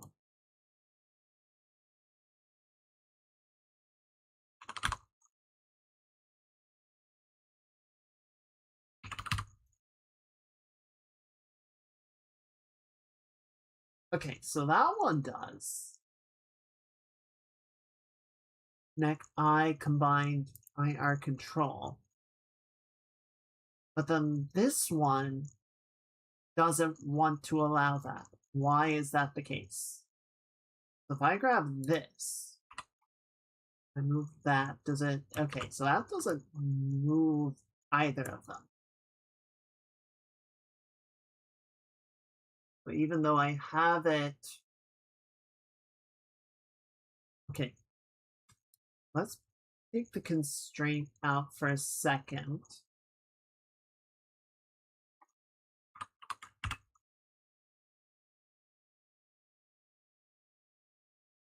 Put that up. For some reason, this one doesn't want to allow the combined controller.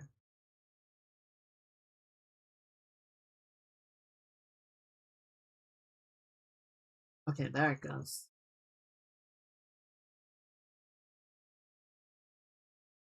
Okay, so now both of them are using that as the parent control. But it's still not responding to them. So I'm noticing because this one is off center, because it's hooked into the eye socket, probably want to attach it to the neck socket.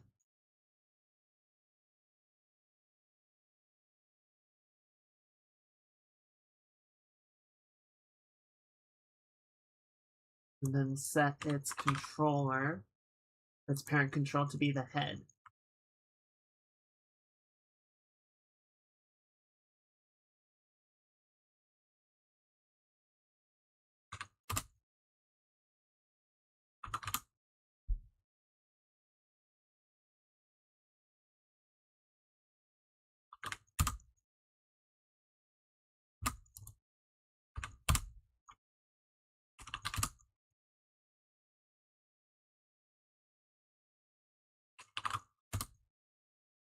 Okay, that's about right.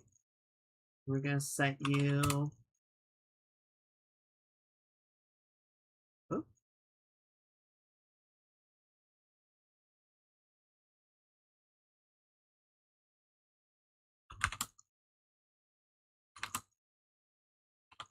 Okay, so that'll be in the middle. I'm gonna set that back to 1. Then you should be 2. There you go.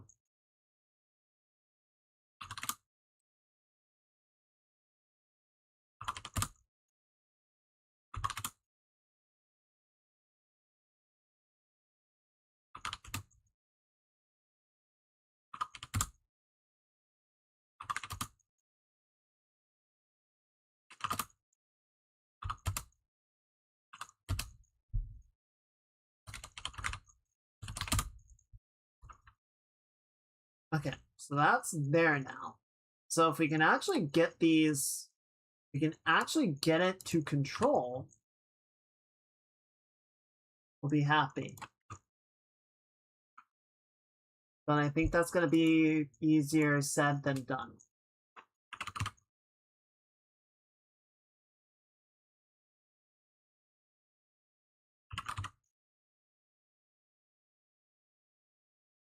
Because ultimately, I don't know how to get it to actually behave as an IK or as a constraint, rather than just a thing that's kind of moving on its own.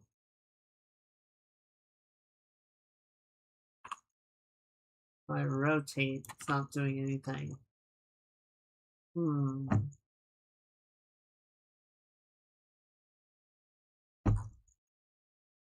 Alright, color, all settings, shape, proxy, secondary controls, local space.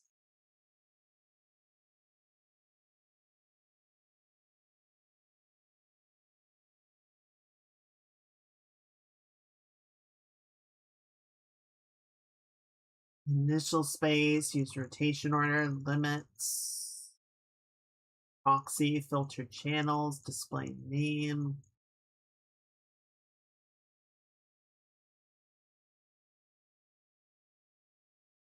Okay, where are you in the hierarchy? Okay, so you're right there.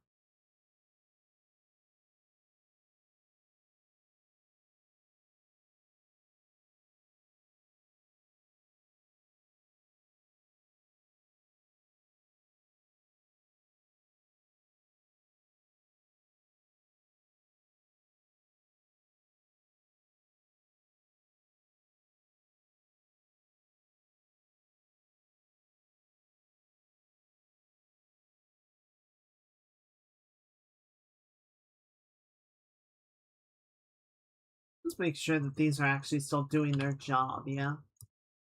Okay, good. So at the very least, we still have those working. But I want to see if we can't get this to behave.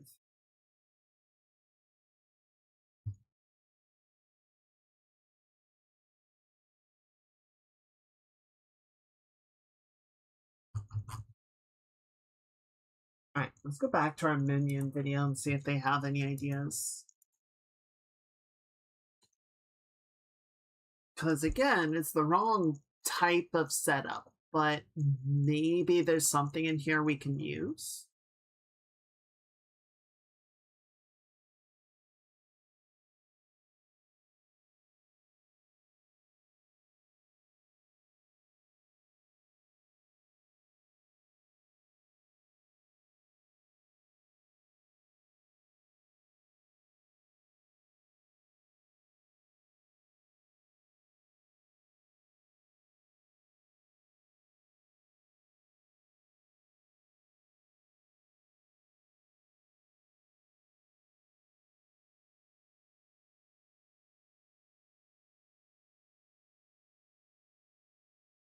Okay.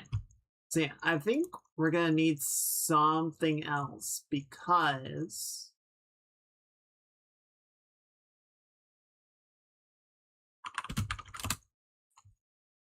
unfortunately I don't see how we can like convert the controls that we have into an IK system.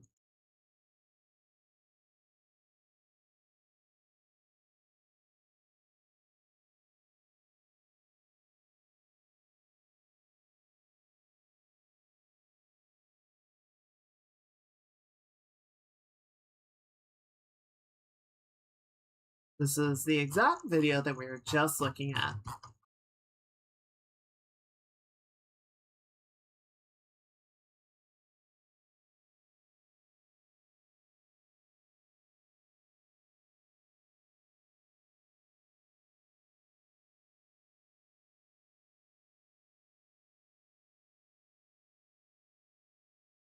Tutorial, regular civil mechanical extending telescopic arm.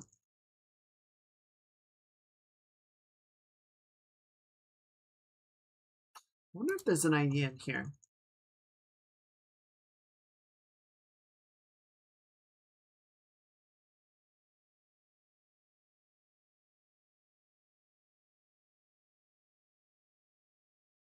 Something easier than that. If you want the ability to adjust the arm in a specific way, likely have to code specific. Alright. Hmm.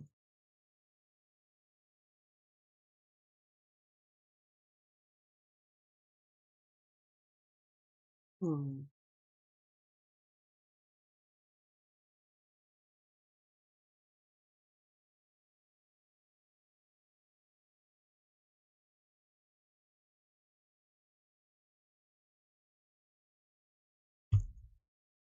Let me check something in here. Okay, so center color, control size, rear axis, control settings, initial space, local space, instead of global, third rotation order, limit, shape.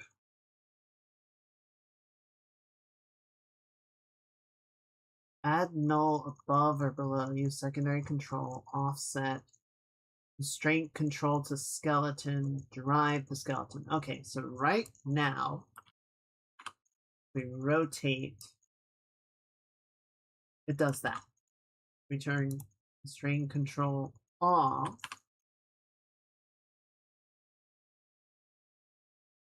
it does that. Didn't change anything.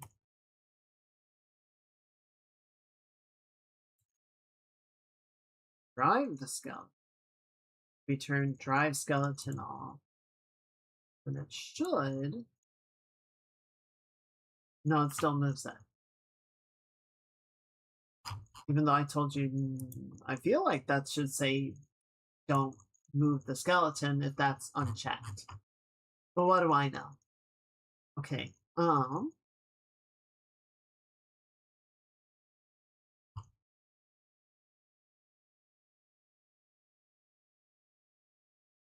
add secondary control. Okay, so A secondary control is the actual, like an actual control shape.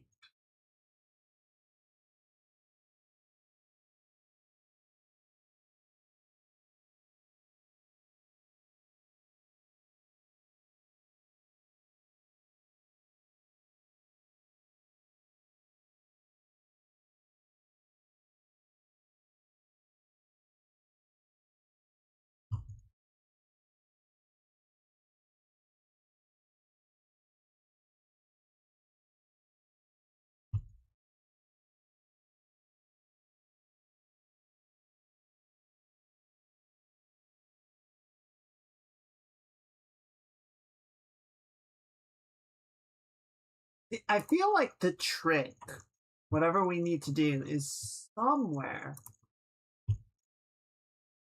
in this constraint system.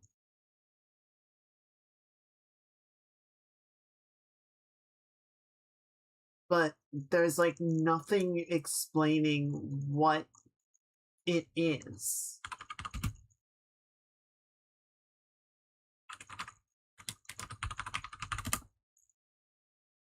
Modular control rigs in Unreal Engine. Okay, Epic, you have to have documentation on how this works. You have to be able to explain what each of these do.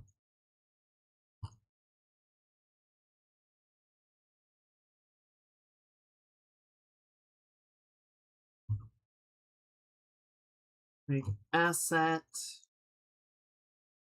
resolving connectors, animate a modular control rig, module authoring.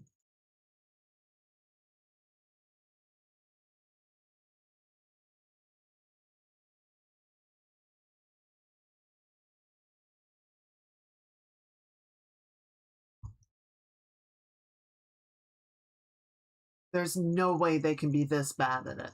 They cannot be this bad at it.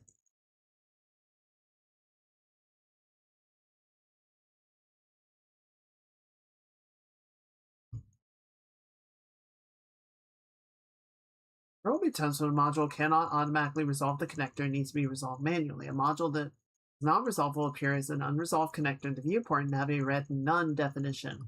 With an unresolved module in the viewport, use the use selected arrow button adjacent to the element in the module hierarchy panel. When a module is added to the rig, the connector event included in the module will execute automatically, thus trying to resolve all the connectors with the logic provided. Hierarchy. My blueprint.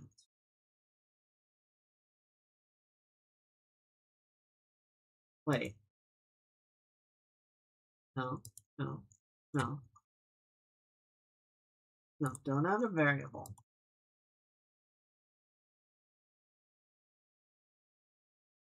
Where is that? Where is the event graph? Why does yours show that there is an event graph?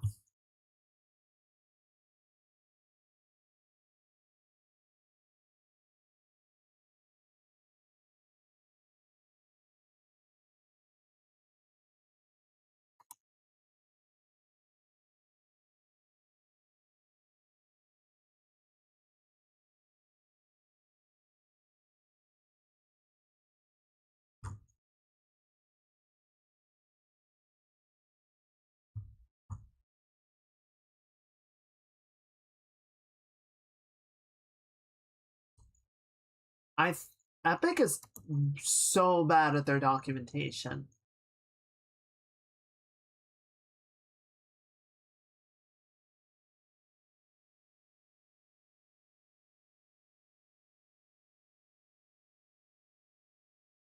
See if this.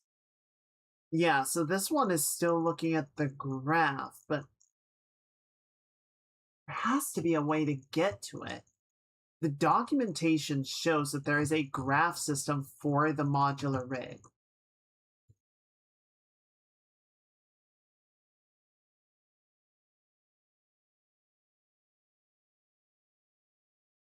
There has to be something that I can do here.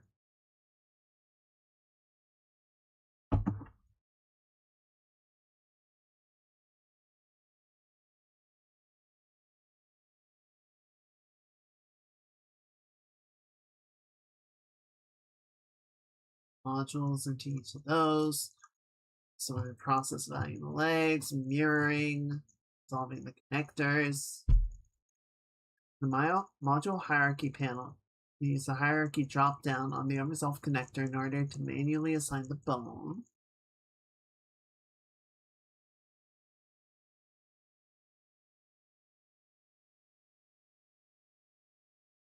Okay, so there's no graph or function tab here. There's only variables.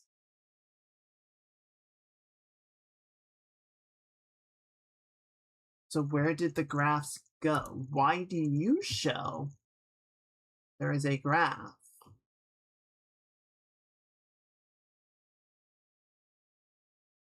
when there isn't one?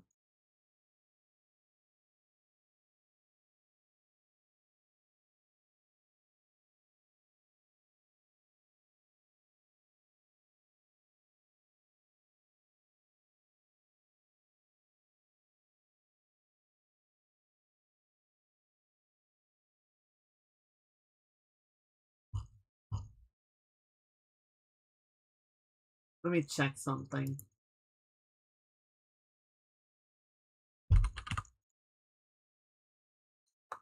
Control rig, okay.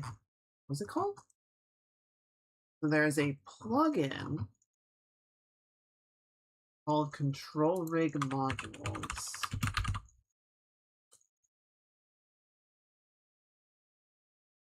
I do have that turned on. That's not missing. It's weird. Very strange.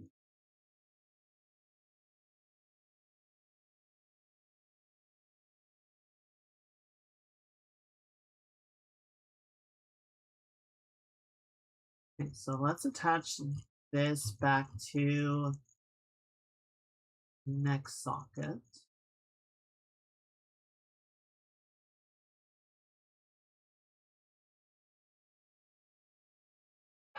Why? Why don't you want to attach?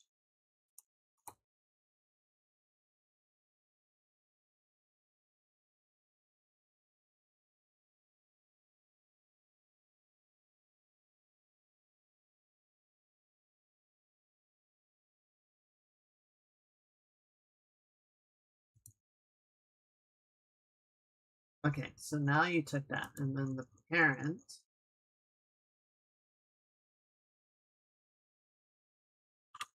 be the head control, right? No.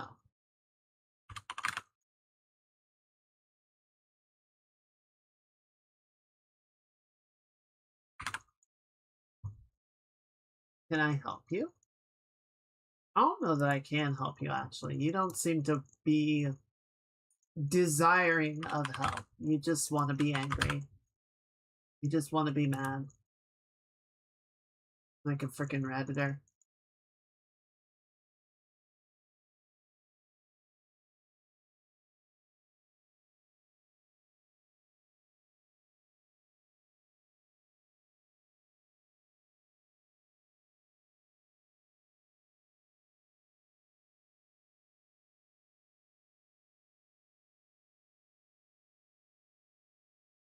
Can I attach anything in here? Okay, so that did something.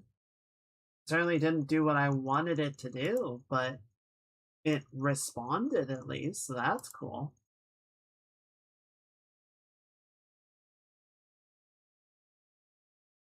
And then the aim up, I don't know what the aim up is supposed to be.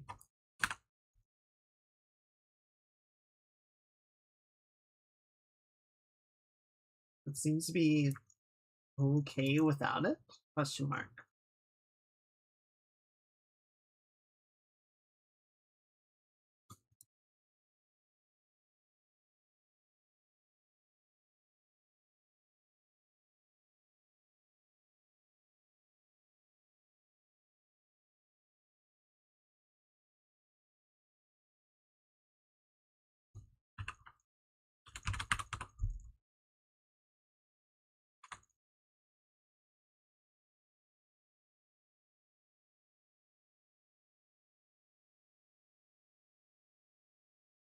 Oh, what did you just do?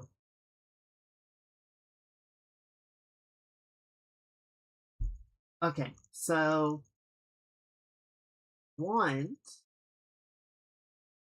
this is the parent in here, but you won't let me do that. Why won't you let me do that?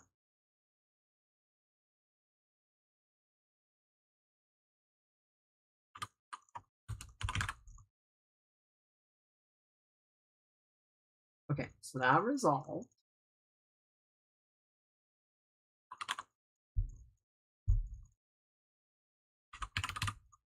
And then can we put this in here? Yes.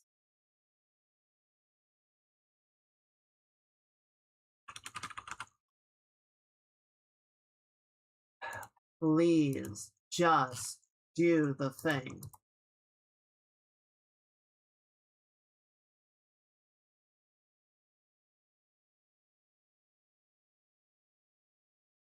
I really need something to explain how this module works. And it is honestly amazing to me that there's nothing.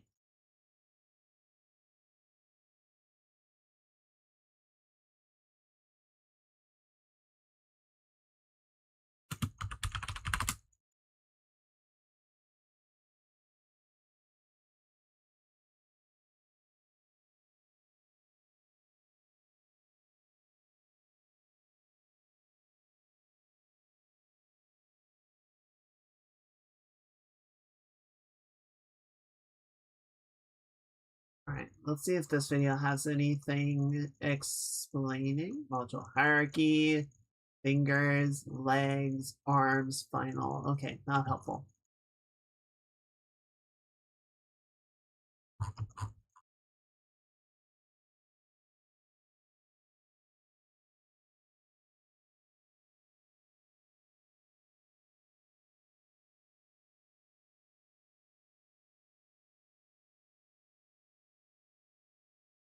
This is incredible. This is I don't.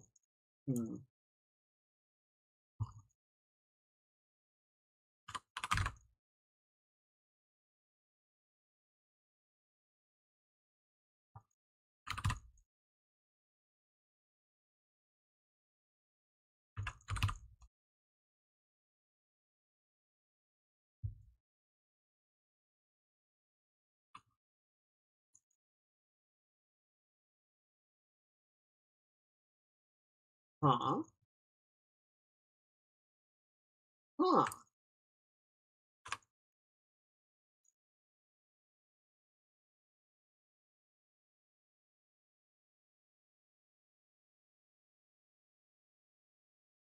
Well, that's interesting.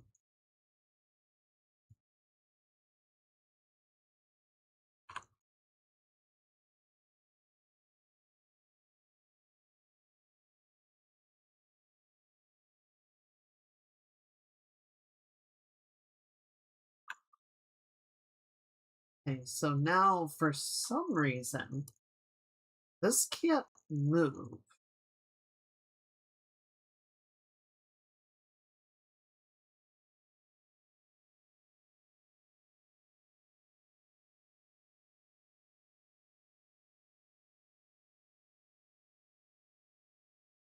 Do I need to point this at the eye instead of the combined?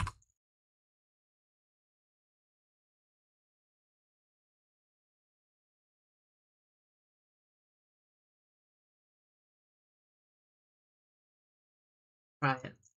See what it does. Okay, so you can move again. You can move. And you can move. So you're not doing anything anymore. The parent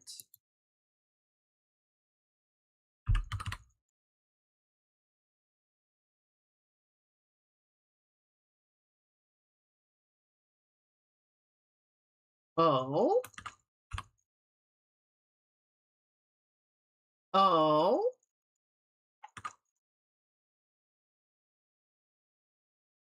oh wait, was it just because I had both of them selected? Yes. Fuck. I got really excited for a second. I got really excited for a second, but it was a deception. Though, on that subject, can I just grab both of these and do that? That might just be what we have to do. Because this really doesn't seem like it wants to work. No matter what I tell it.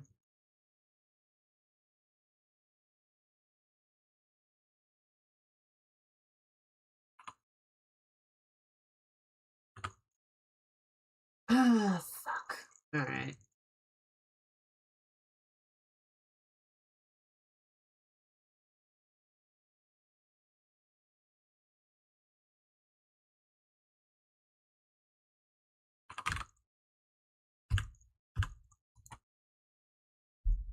Hmm.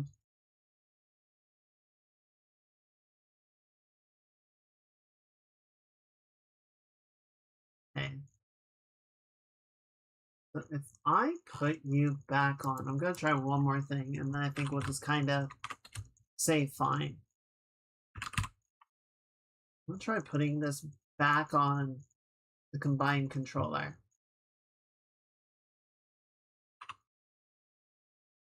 Okay, so you can still move.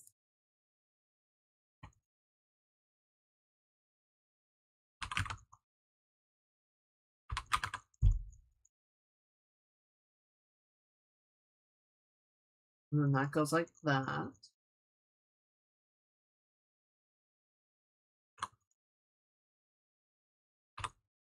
And now I can't move again.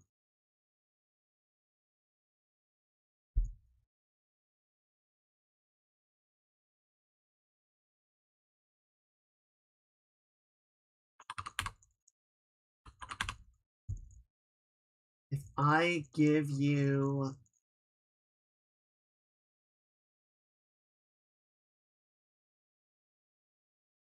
this,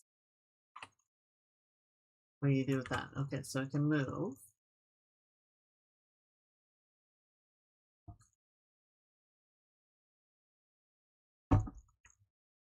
I feel like what I want to do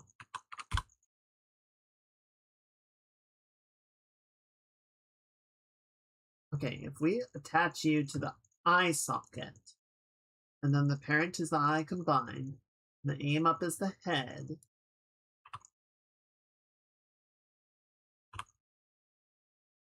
why does that not control it?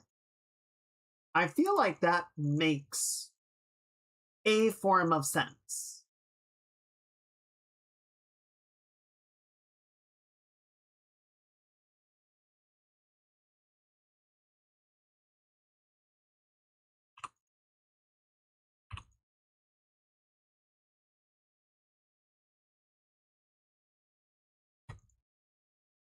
I guess it's not the right logic, but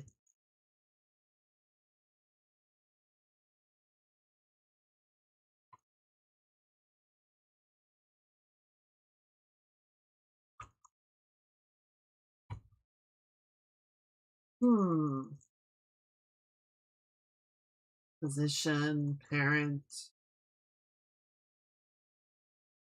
position, aim axis.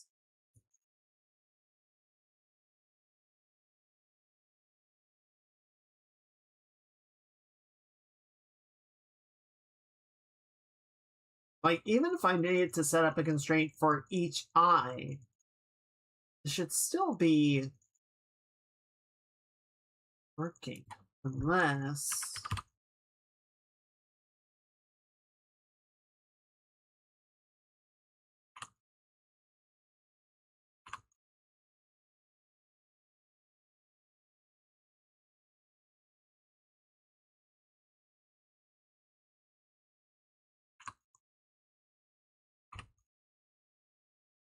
No. Damn it. For a second, I was like, maybe. Okay, try one more thing. I feel like there has to be a something explaining this somewhere on the internet, but fuck if I can find it.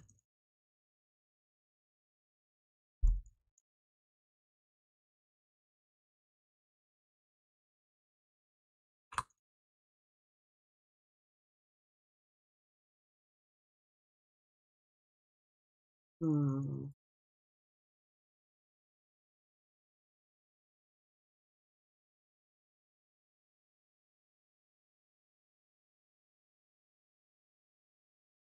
Drain eye socket. See, it wants a socket. It's not accepting.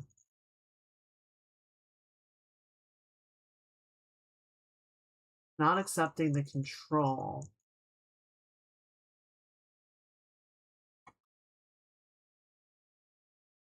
Hmm.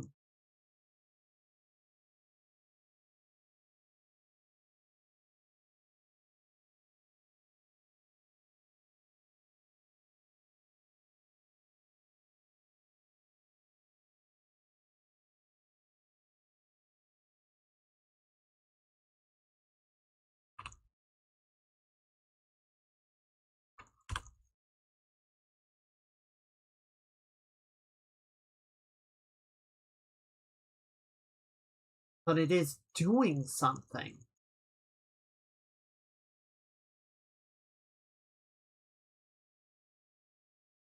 We are seeing a change in the socket. And why is nothing else responding to that? Combine, neck. Okay, so the aim up on the combine. The parent is the neck control. What if I change this to the eye control?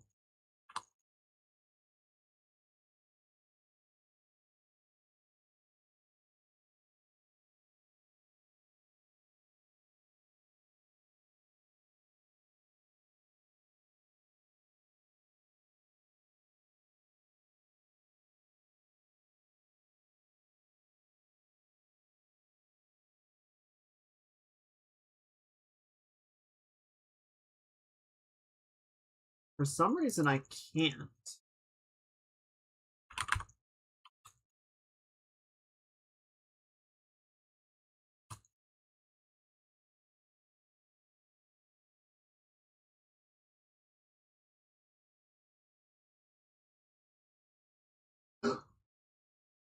Wait, no, no, no. False alarm. I had both of them selected again.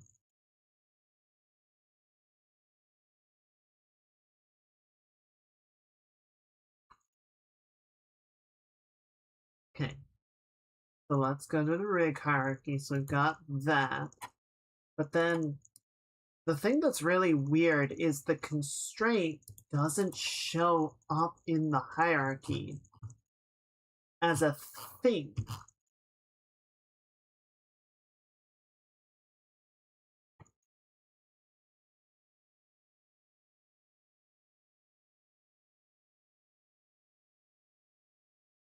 So even though I can grab this,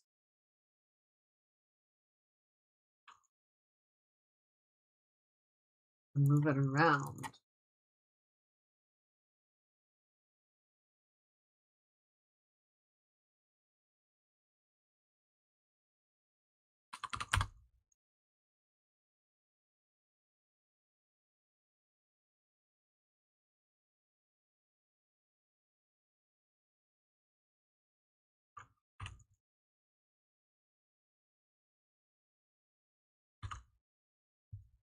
Hmm.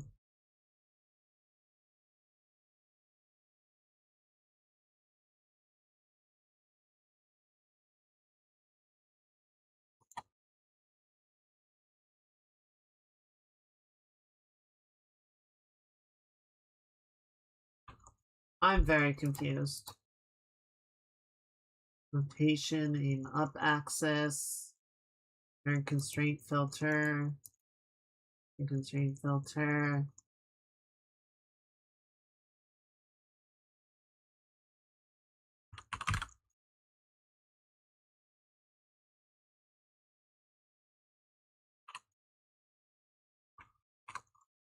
some other director taking precedence. I don't know. So the constraint does seem to be responding to my combined control, right? When I grab it and move it around, and granted, I'm not 100% sure which of these two debug axes is the constraint, but it does seem to be responding to the movement of the other object. The problem is that it is then not taking that constraint information and ordering the other thing around.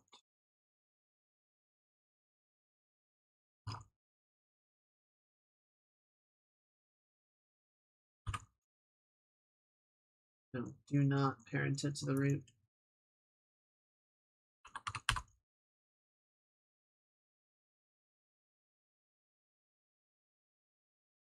And I can't connect it to the eye control.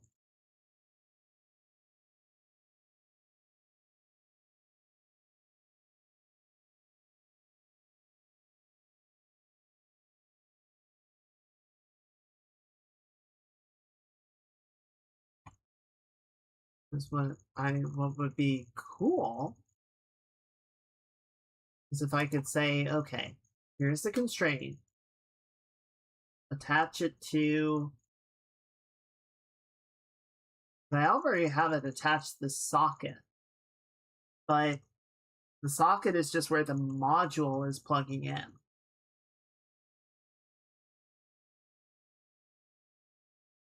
And then, so let's,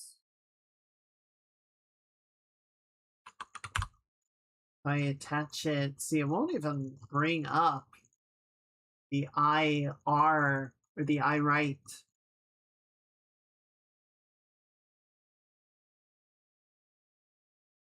Let me just attach it directly to the bone.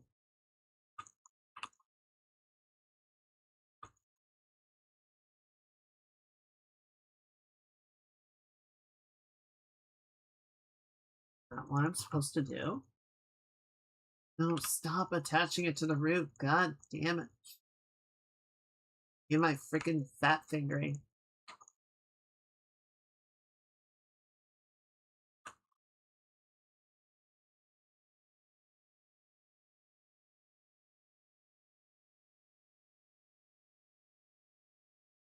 All right, let's try this again. So the constraint should be on the socket. The parent it needs to be the controller.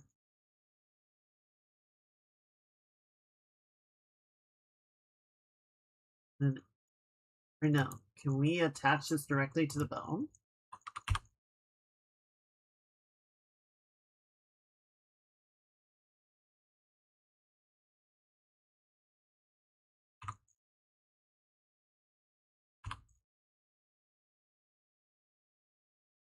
It doesn't look like it.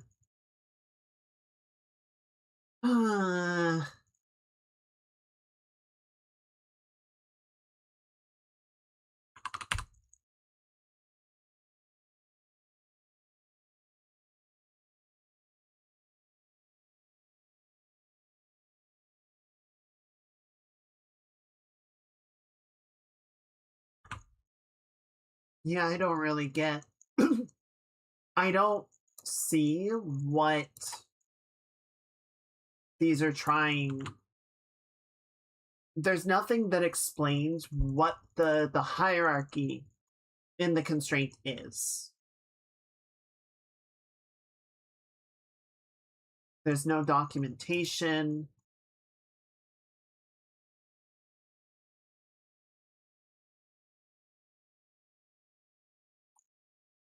Is there a document anywhere?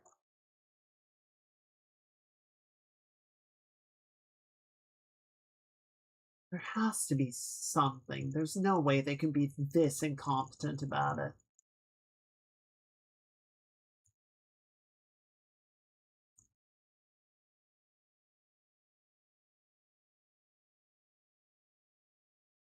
Okay, so I browsed to the asset in Unreal and I right clicked, and there's a view document button at the bottom of the right click menu, and it opened a browser page and it said there is no document. So actually, yes, they are this incompetent.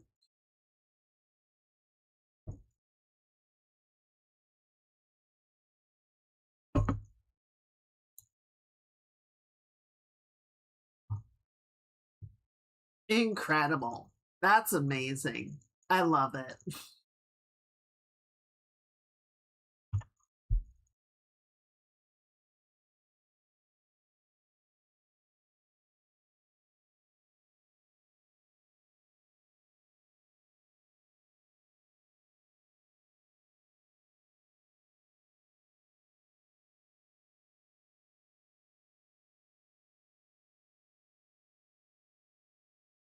All right, I want to try one more thing.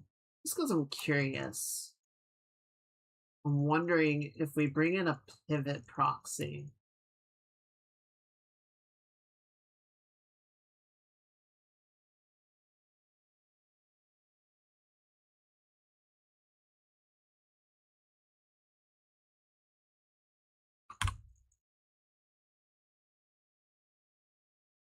I'm going to attach it to the right socket. And then the parent control can be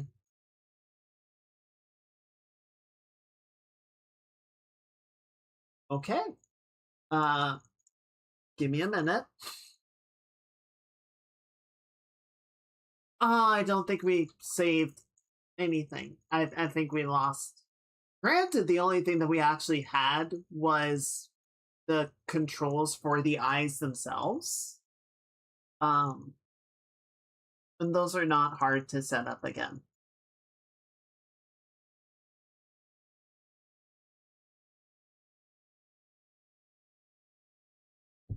I do have to wonder if, because they're up to Unreal 5.8 and we're on 5.4, I have to wonder if they've made improvements to the modular rig system that would help with some of this.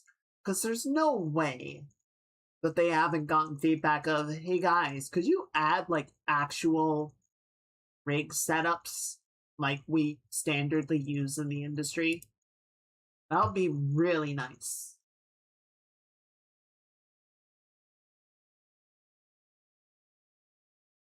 Okay, we're back. So,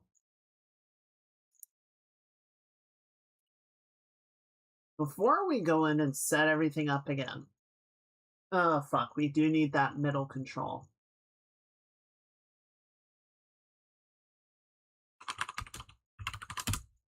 We're gonna set this, and then this needs to be attached to the neck.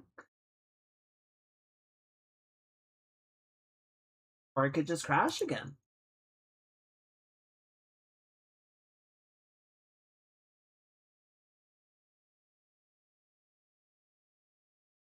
Let me check something really quickly. Okay, cool. The other day I was using Live2D and it started using my C drive as a scratch disk. And it overflowed the disk. And I ran out of room. I know it was Live2D because as soon as I shut the program down, my C drive went back to normal. I'm like, what the fuck are you doing? The weirdest part is it hasn't done it since. Like, it was only the one time. So I don't know why it started doing it then. But it's never done it again.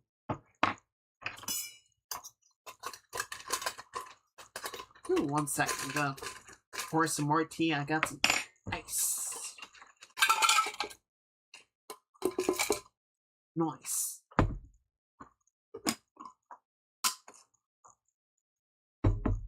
Keep my drink nice and cool. Alright. So let's see. You know what? Let me try attaching this before I even bother jumping back to Unreal, because if it just crashes again, then what's the point? Okay. We're gonna call it ICMB. We're going to connect it to the neck. And it crashed.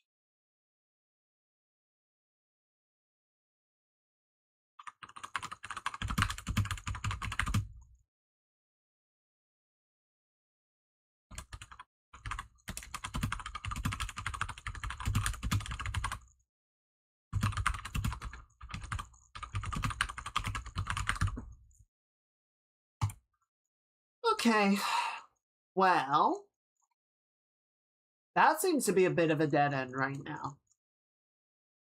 Especially since the engine seems hell-bent on crashing if I try and do anything else with the rig. So, here's what I think we will do for the rest of the stream. Here's what I'm thinking, what I'm feeling. Let's pivot back around. I'll try and find some time to work on this off stream. I'll see if I can sort of figure out what it is I'm supposed to do.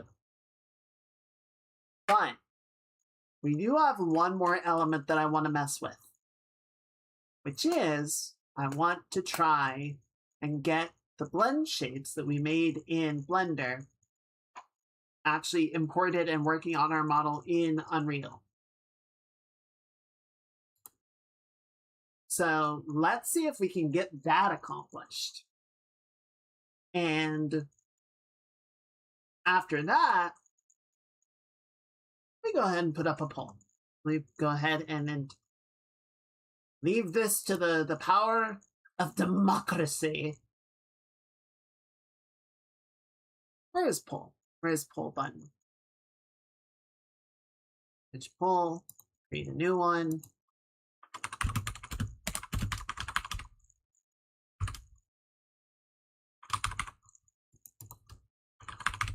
Would you guys rather see?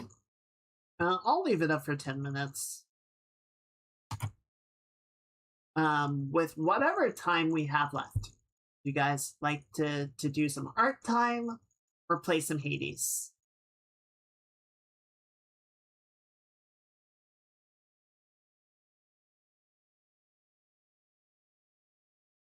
Okay, so yeah, I'm not gonna bother. I'm not gonna mess with the rig anymore. What we are going to do is we are going to go find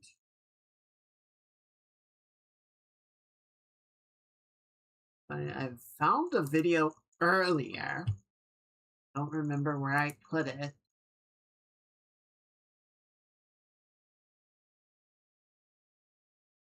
Here we go.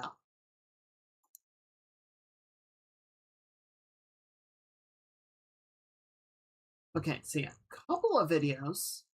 We'll see which of them ends up being helpful to our purposes.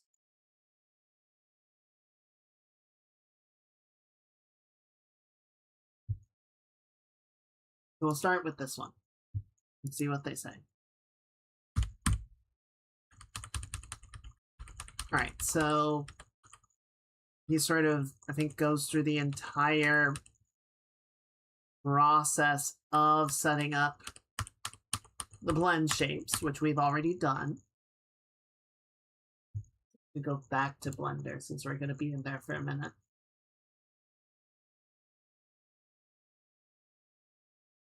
You're on the wrong instance of Firefox. There you go.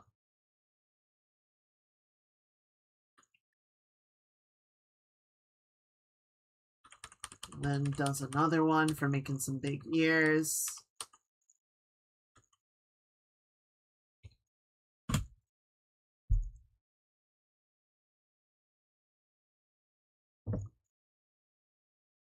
Actually need to pour my tea out. That would be helpful.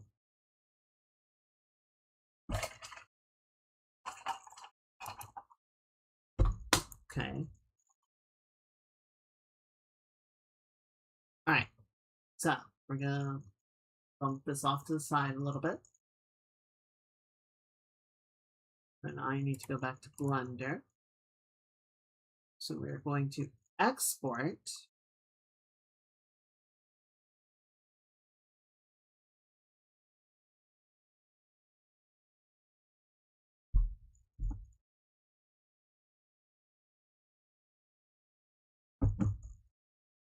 Yep, we're not animating. We don't have an armature. Well, we do have an armature. So you need to be careful about that. So visible objects for us.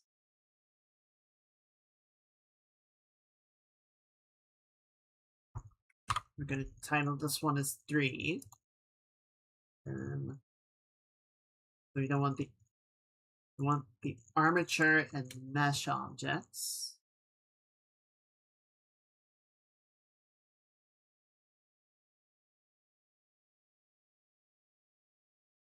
Actually, wait, hang on. Oh, we should have, yeah, ARP export. There we go. So check the rig. Okay, good. And then we're going to export this as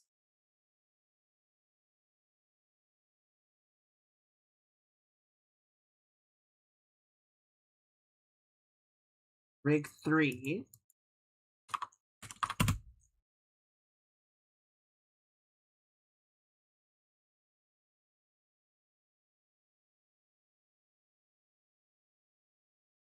Find head heights, twist, hip,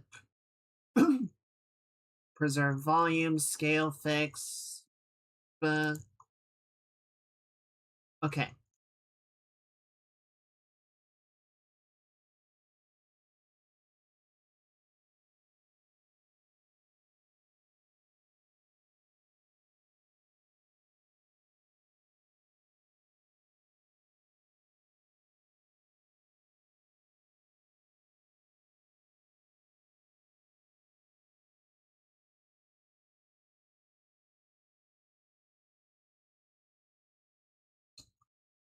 Export.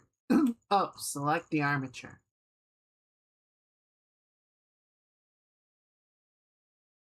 Okay.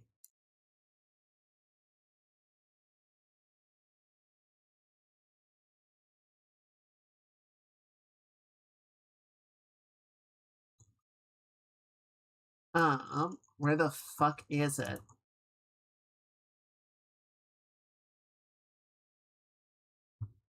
What you want? No. I don't think this is what you want.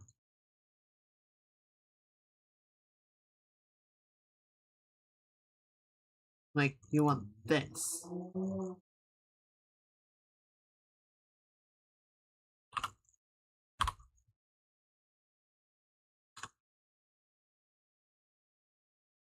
Okay, advanced full facial.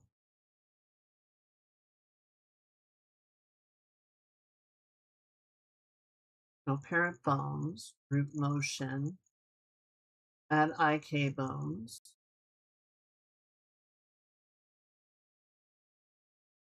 Okay. Actions manager, only active, miscellaneous, tangent space, triangulate.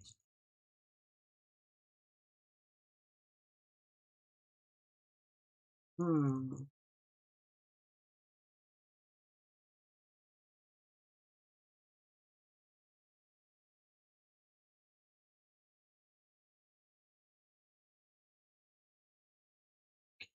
Okay.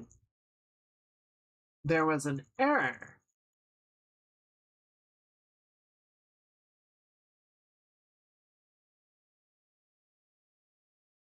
Okay.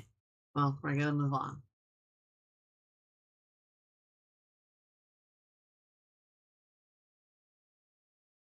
Oh, that's the wrong folder. Hang on. Pages, character assets, Jordan. To be right here. And then we need latest asset, right? Where are you?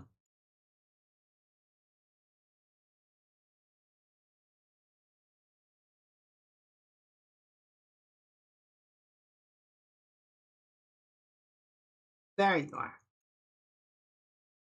No. Front rail? No. Folder? No. Where did I say that? Oh. In the Blender folder. Yeah, that makes sense. Oh, and then there's, okay, no, that's a shape keys, and then we should have a file 3.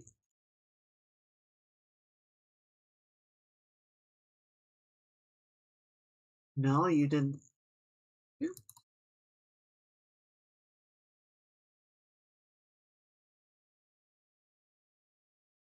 Oh, shit. Yeah, never mind.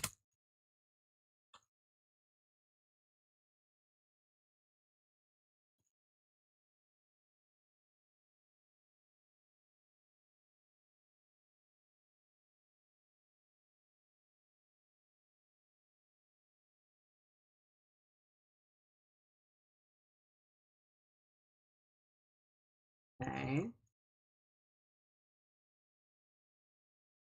Why won't, why, blah, blah, blah, blah, blah, blah, blah, blah.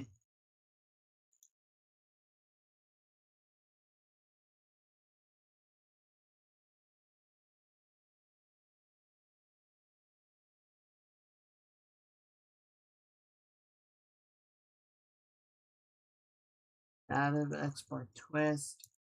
Check the rig, ready to export.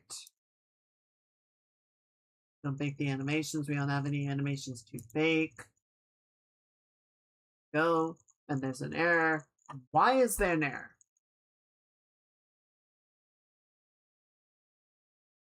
Bone object has no attributes select. It's because I'm in pose mode.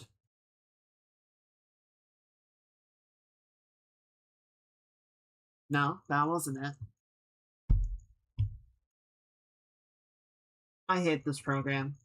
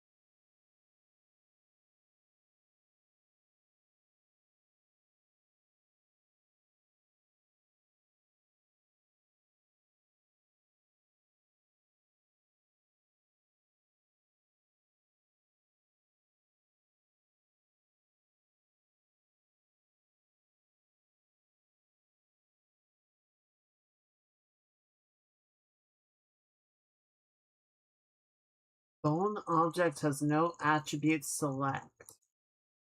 Why does that matter?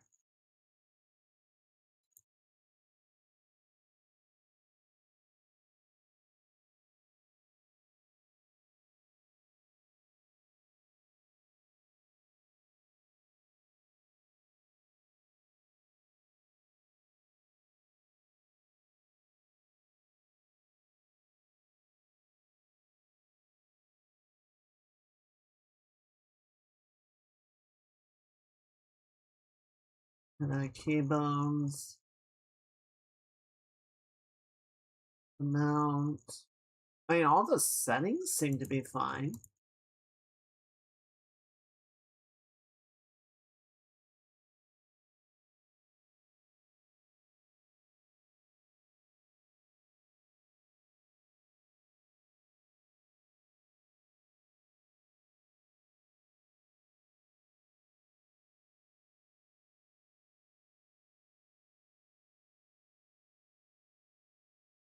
No custom bones were found on this armature. At least one.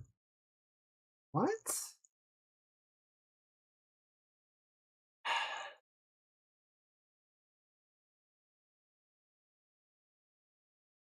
Alright, let me see if I can find something.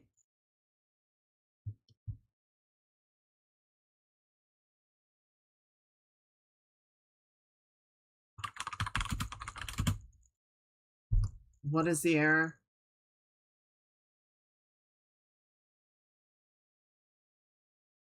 Bone object has no attribute select.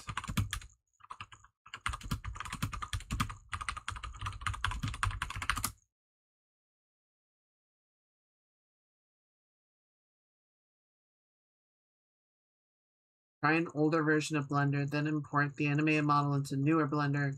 Leave an updated version of the importer. Most add-ons will list the version they were built for in the preferences window. Are you serious?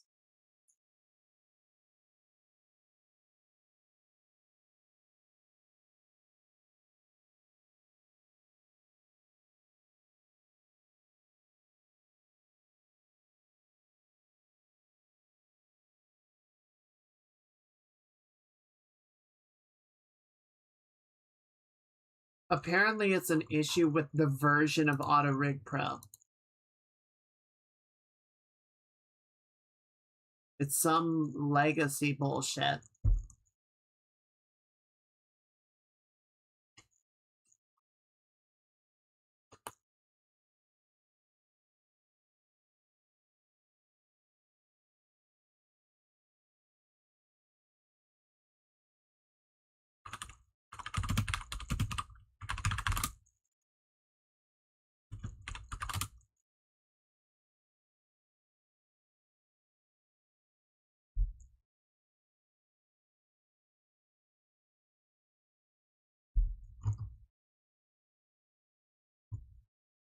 What version am I even on then?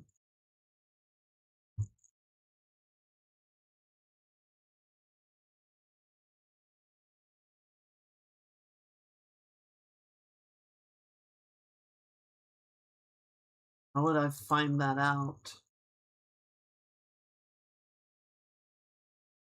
Let's see. Link. Window.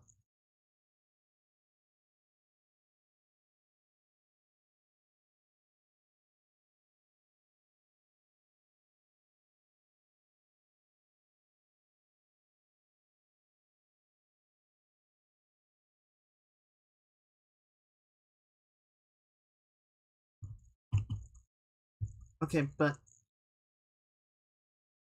so I clicked on the little question mark and it took me to the tutorial page, which is nice. But I don't know.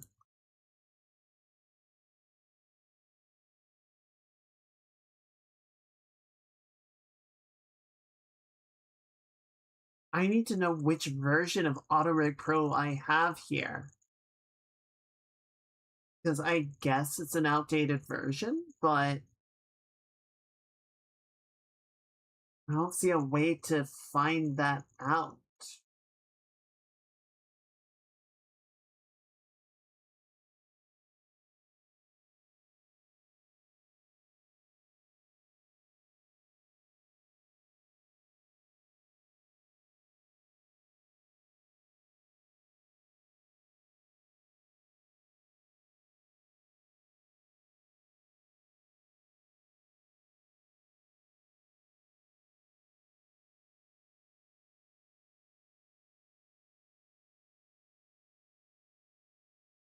Okay.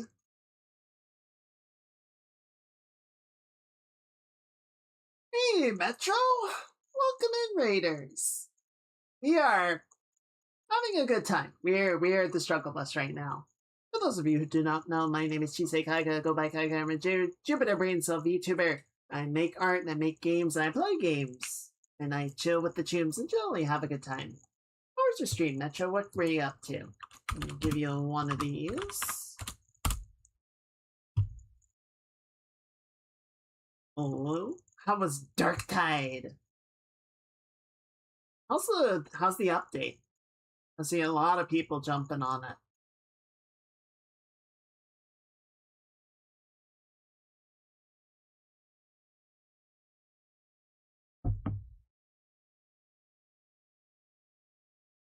Guitar are really fun. I know nothing about them. I've seen a little bit of people playing it, but I have no familiarity with it whatsoever.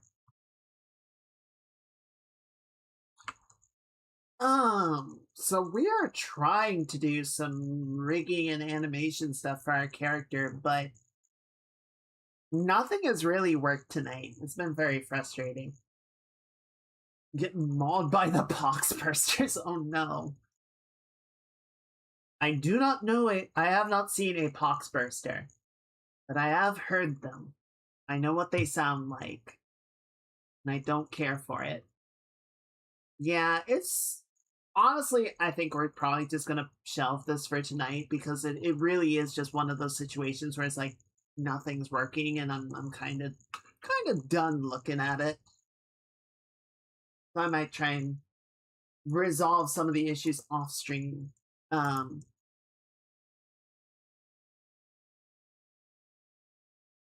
but it's okay. But yeah, thank you very much, Metro, for coming in. Um if you or your chat need to do any after stream care, get something to eat, something to drink, wash up, get some rest, uh please feel free to do so. But I really appreciate being here. You're obviously welcome to hang out.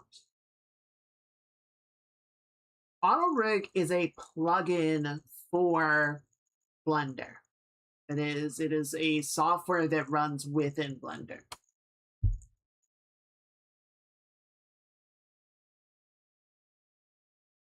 Which is very fun because AutoRig is going to have its own versions and then Blender is going to have its versions. So AutoRig, I think, is looking for something in the export system that was in older versions of Blender, but isn't there anymore, or something to that effect. There is a check for updates, which threw an error.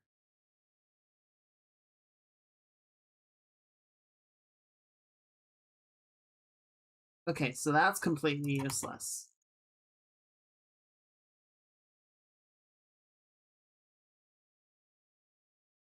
Cool. Very useful. Very good. You love it. Yeah. I think we're just gonna hang it up for tonight. We'll try again later. It's okay. I think, let's see. So there was no voting done on the poll. So we could play Hades or we could do some art.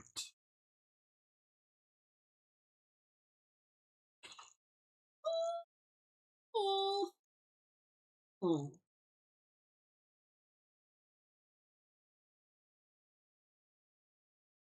Why don't we split the difference? Why don't we do one run of Hades? Because we are up to the point where a run can take like an hour. So why don't we take a break? We're going to take a short break. And then we'll do one run of Hades just to vent some of the stress, some of the frustration. And after that, we can do some art to cool things down. Sound good? All right. So, in that case, I'm going to run just a quick 1-minute ad break, knock down the pre-rolls for a little bit. And then when I come back, we'll shut all this crap down. So back to the landing page for now. And we'll boot up the game. All right. So yes, this is a good opportunity. Do those human things. Get something to eat, something to drink, use the bathroom, stretch, whatever you gotta do. And I'll see y'all in just a minute, all right? All right. Watch out!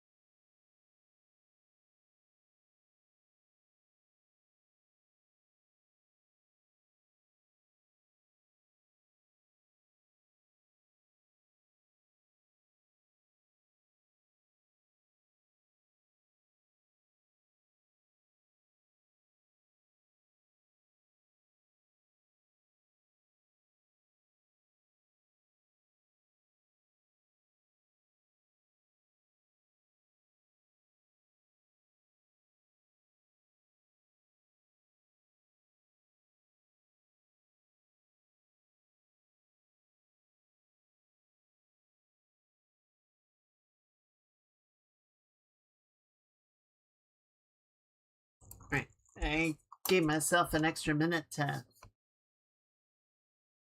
get everything set up. All right. There we go. Did everyone have a good break? Let's close that. Then we can get the game up and going.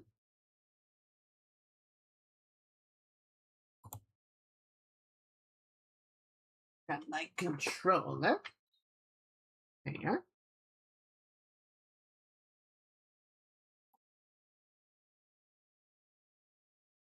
And get the artwork loaded while we're waiting on that. There you are.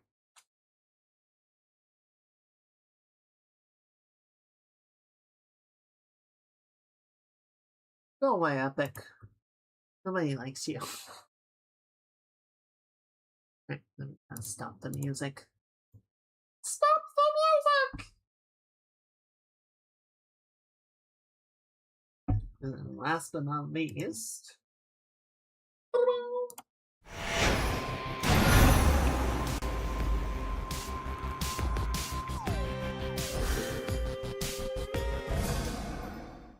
Alright, so where did we leave off last time? We'll fix this, Cerberus. Right, I got my ass beat by a dog.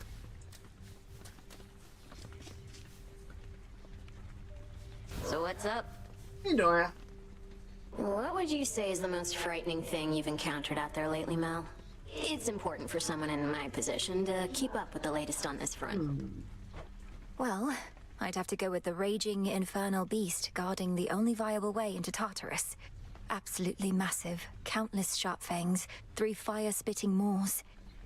Though he's also my family's dog. Ah, you had me going. Well, if you're telling me there's nothing scarier out there than a pet dog, it means I've got no competition. Time to rest on these laurels some more. Please make yourself comfortable.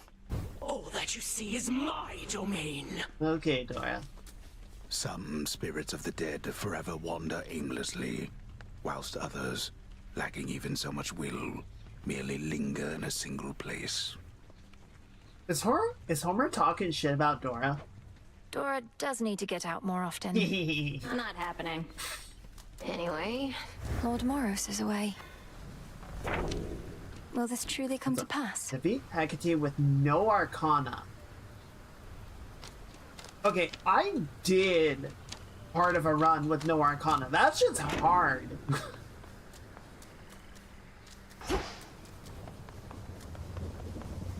Something new? Let me see. Update the register broker to bestow bones in exchange for your rod of fishing catching. Ooh, nice.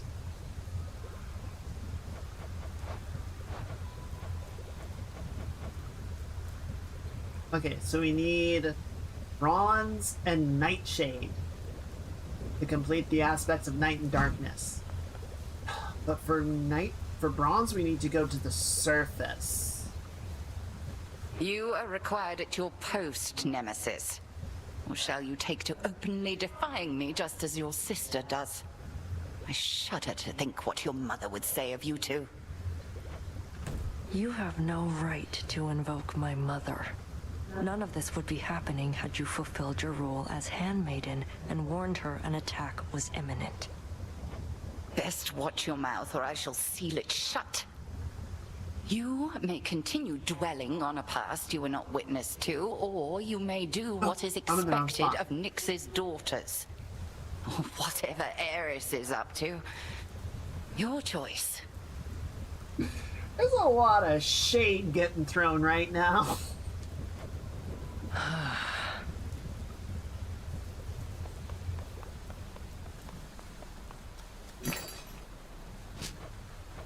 Bath salts. Oh, wait for the bath. This one. Thank you, broker. Does that mean we can actually invite someone to the bath now? Got something here. Oh, what's up? I have an offering for you, Goddess. On behalf of all the shades residing here, we are honored to be in your service and stand ready to do whatever it takes to prevail. Please share these spoils with whomever you see fit. It's almost like the Greek gods are always petty. At least they're not fighting me. Yet. Those are a little too busy. Imagine if they were the other kind of bath salts. Yeah, I don't think they've invented those yet. There's enough wild shit going on. I mean, we literally talk to chaos. I don't think we need bath salts of that variety. Some nectar, thank you. I feel like one of the gods of Olympus right now. You truly won't mind if I pass these bottles along? The Shades and I would only mind if you hoarded them. You're a good girl. Good girl. You're a good girl. Okay, so I have the bath salts, but I can't actually get in the bath yet. That sucks. It's good to see you all again. Cause of death, Charybdis. That's rough, buddy. Full grown. Nightshade.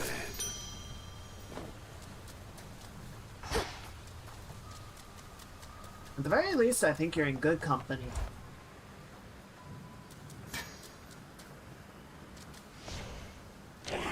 Think I can raise my grasp. Okay. I do like having a hefty grasp. I never realized. There you go.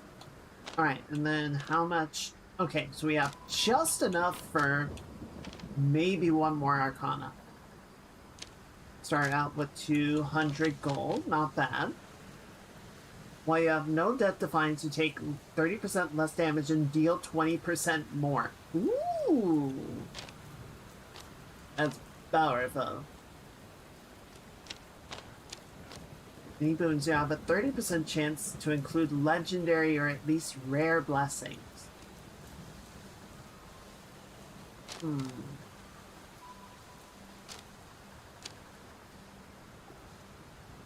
Everything is slower for 0.8 seconds.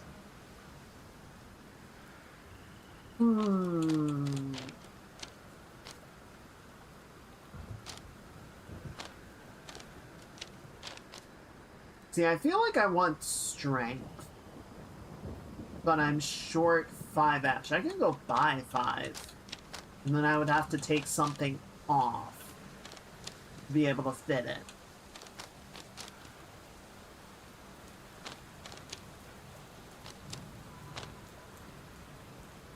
I guess I could drop the Furies.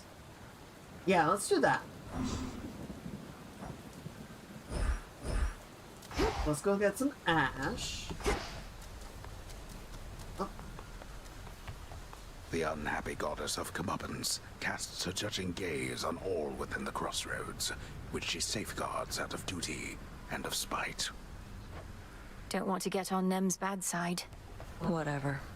Doesn't have to be so mean about it. I'll take it. There you go. Moonlight guides you, broker.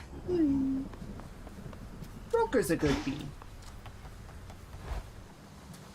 Alright, so let's get strength. Strength. Okay, so another random die and can alter boots. Oh, it's those two again. God damn it. Divinity. Any boons have a 5% chance to include epic blessings. Needs a golden apple. The fuck? Alright, so let's drop the Furies and we'll pick up strength. Strength. Nice. Alright, so yeah, we were using the skull last time, which was okay. The last of the nocturnal arms. Ooh. I'm sorry, what? Guard and retaliate with mighty attacks, ensuring none escape with seeking specials. Okay, so this is kind of replacing the shield. Why does it look like a mecha jetpack? It's got gauntlets and shit? What the fuck? Alright. Adamant. I haven't seen any of that yet. Alright, well the axe is the bone weapon of choice tonight. I kind of want to take the swords. I don't want to take the sister blades. I don't know, the axe isn't bad, it's just very slow.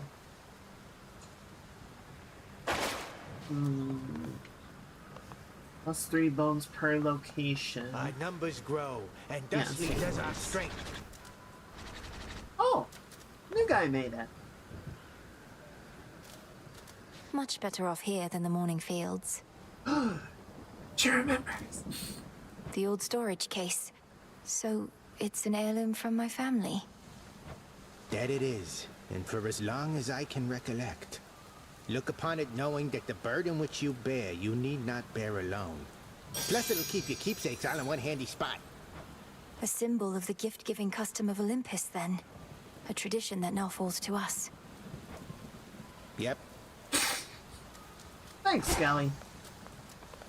I really that one like do? the silken sash, though. Oh, right, what is this? Gain 100, so just start out with gold. Nice. Yeah, I really like the silken sash.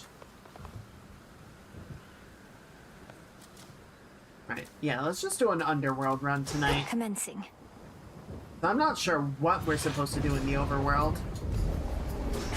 Seems like we just die Raining again. almost instantly.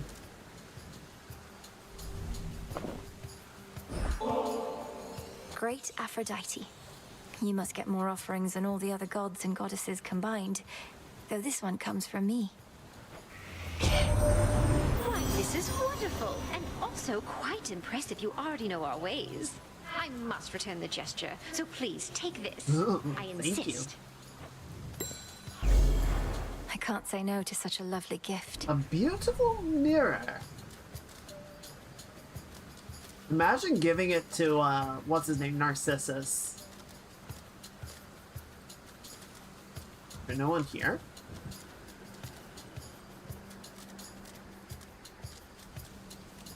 What's happening?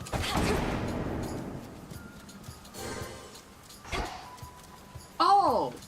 Right, I need to actually take her boon. A little birdie told me Doom himself showed up where you reside. While that bodes ill for you, and perhaps for us all, at least he's quite the looker, isn't he? He is that. It's true. Your cast inflicts weak and damages foes while dragging them towards the center. Oh yeah, actually that's really good. That's really good. Wow.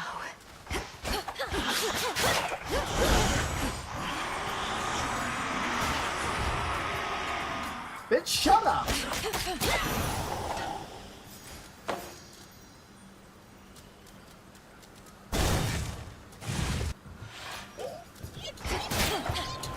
Ow. Punk ass? I think not. Out.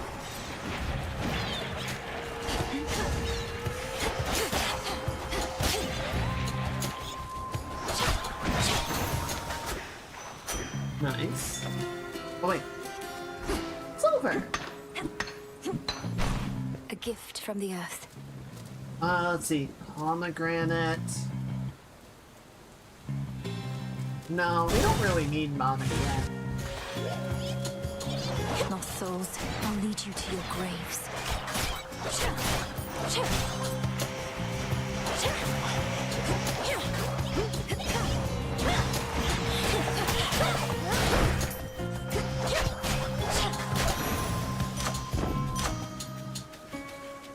Increase damage. Ooh, do we go? We should go for chaos now before it really starts burning.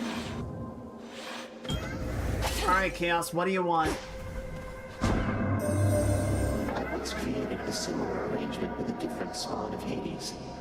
He was an interesting subject. The interval since last we met grows ever longer now. Do you know his status? Respond. You mean my brother Zagreus? Kronos took him, along with my parents and their closest associates. They're in the lowest reaches of the underworld, where I'm headed now. I see. Time appears to be the source of many problems recently. As for your brother, I found him to be quite amusing. How interesting that offspring can be so dissimilar. Damn! Chaos throwing shade out here. Fuck you, I guess. For next 3 encounters, slaying those toss a bomb. Afterwards, you have a 72% chance to find 100% resources and gathering tools. You have not cleared 3 encounters in 2 minutes. You take 500 damage. Chaos wants their twink back.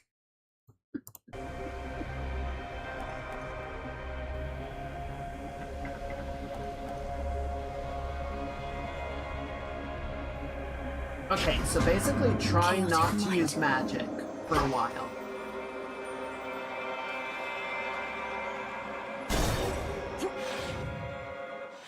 Nemesis. Oh, damn it. Thank the fates. What do you want? Got here well before you did. Cleaned up too. Makes you mad, I know. Don't hold back. Let's see how strong you really are. Oh, God. I don't want to fight you, Nemesis. I don't even want to speak with you right now. Not asking you to fight me. Asking you to hit me. See if you can even make me budge. It'll be worth your while. Let me have it.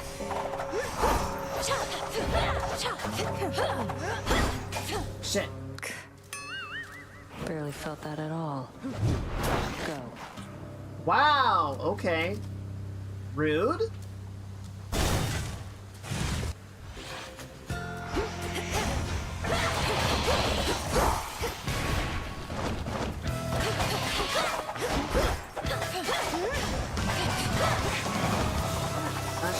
Shit, move!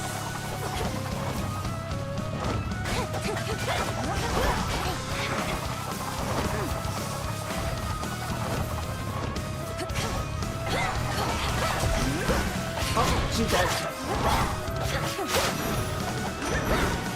Out of my sight. First I heard our last best hope for stopping Kronos was the second-born of Hades and his queen, I said, wait, ooh, so then they had a girl. The Titan must have struck your father's house right after you were born. Yeah, something like that.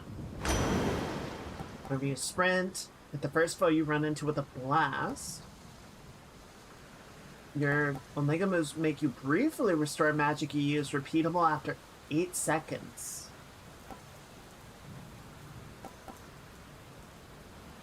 What's in this one? I think I actually would have beat the shit out of Nemesis if I had that.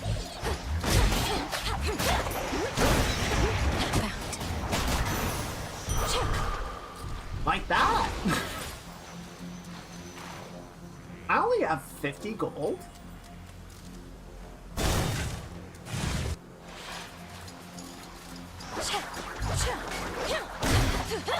I'm sorry, you did what?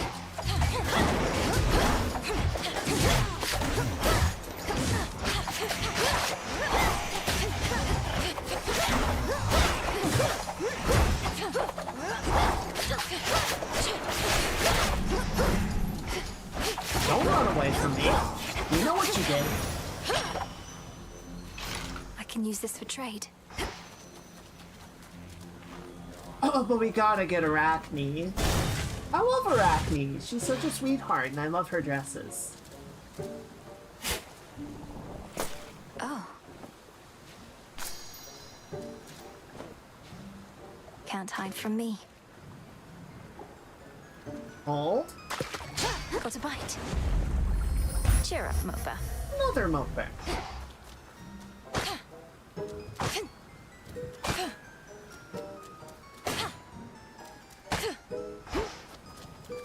Hello. You seem distant, Arachne. Is everything all right? Is this about my aiding the Olympians? Wait, what do you mean you're aiding the Olympians? I thought you said it was the other way around. They're helping you. Uh-oh. Same difference, isn't it? A mutual exchange. Like a friendship. There must be reciprocity. But I know this puts you in a terrible position, and I would never take your support for granted. Well, you may know all about the gods, more than I, but it seems you have a thing or two to learn still when it comes to friendship. Even a little old spider knows that. Now have a dress. Aww.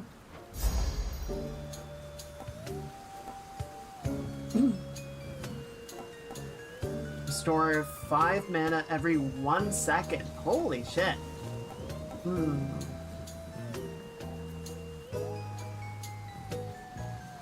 See, this is still really weird to me because while we have the armor, we're not losing health. So this is gonna kind of stop being useful once we're maxed out on health, which we are. And when we would actually need it, it's not gonna be there. So I'm gonna take the magic. Death to Kronos. Guys, she's mad at us. Guys, we fucked up.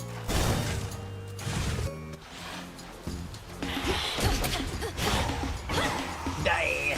Die, scum!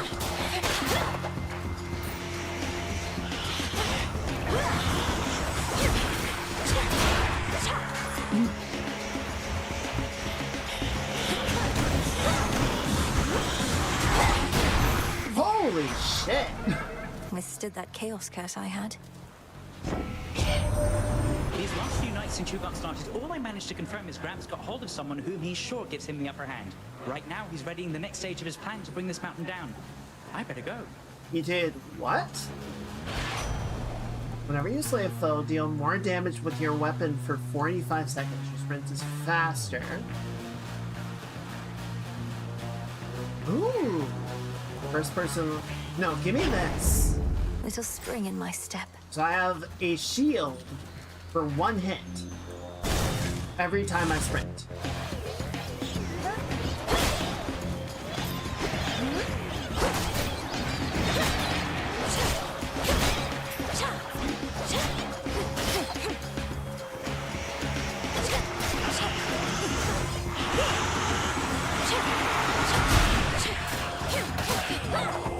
Next. Enough of this. I like the twin blades. Attacks are faster. Each hit from the special deals additional tons of damage to armor. Your specials deal 20% damage, and your Omega specials fires 3 additional shots. Okay, but I love armor My blades busting. grow sharper still. Armor busting always feels good. Well, we don't have much money, but we might be able to get something. Oh! Join me. Compel them, chat!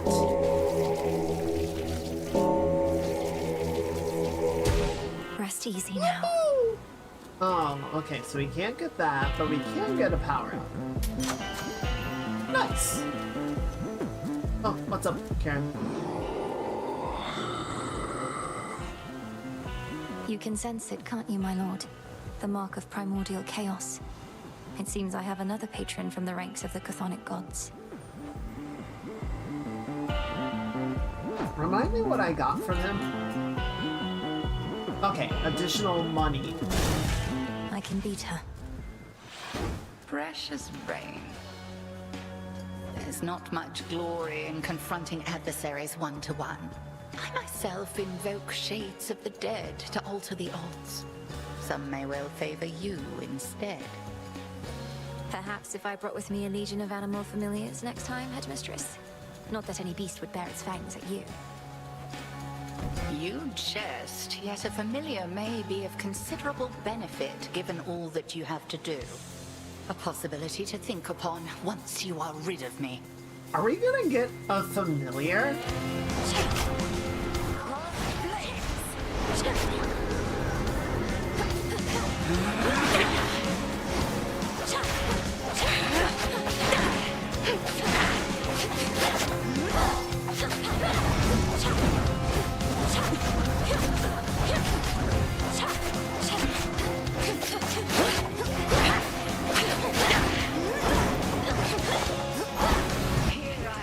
Ow, fuck, fuck.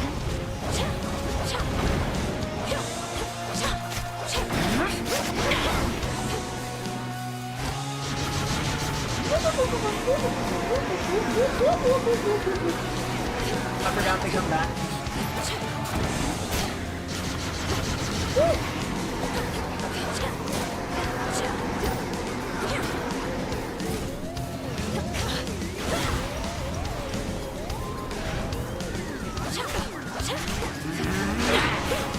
Press the attack.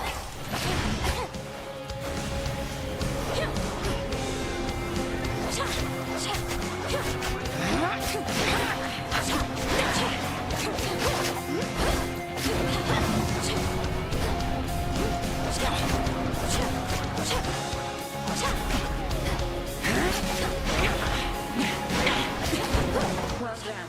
All right. What? What? What? Once What? more with me, No! sisters. No! No! Fuck! Ow, fuck!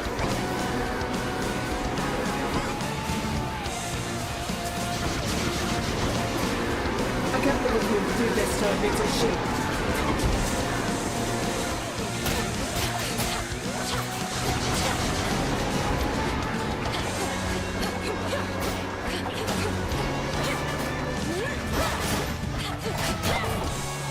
Oh, I'm almost out of armor.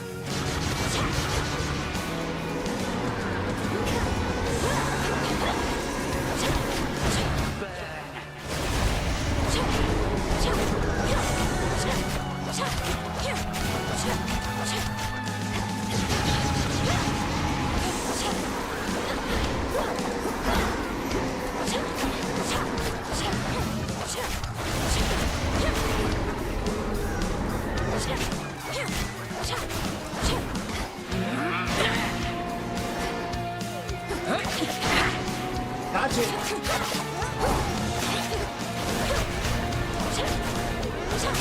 There we go. Alright. Barely held my shirt. Do bring an animal familiar along next time, if but to keep things livelier for me. We have the means to keep them safe, even in scuffles such as these. I absolutely will. Faith of familiar spirits. They should work on Phrynos, or perhaps... Perhaps. Victory. Perchance. Oh, I wonder who I'll get to have. If there are going to be options? No Kronos this time. Don't particularly mind that. Onward. Alright, I'm gonna have to work a little bit to build my armor back up. The Rim of Oceanus.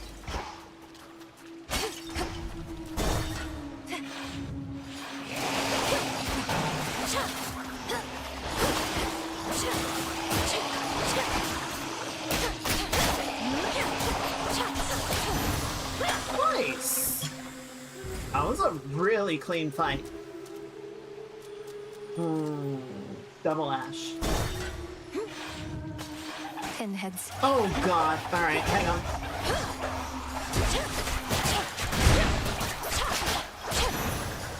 Woo! There we go. That's what I'm talking about. That's that good shit. Oh right, it's Narcissus. Hey man, tell me something. Can you keep a secret?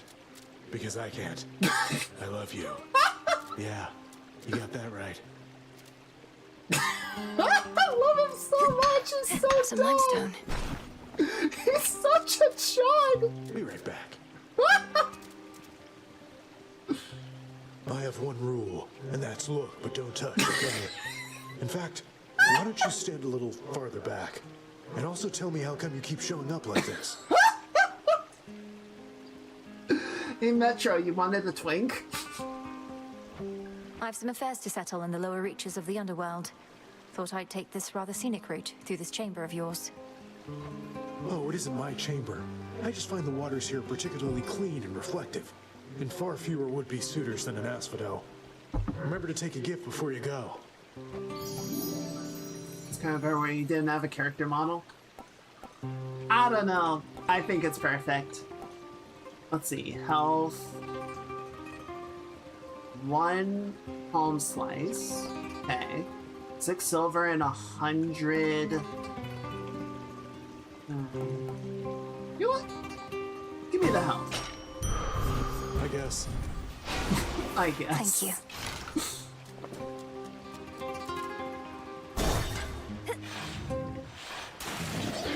You ought to have stayed below.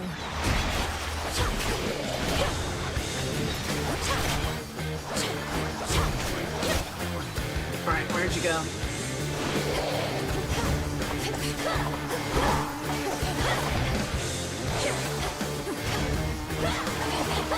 No.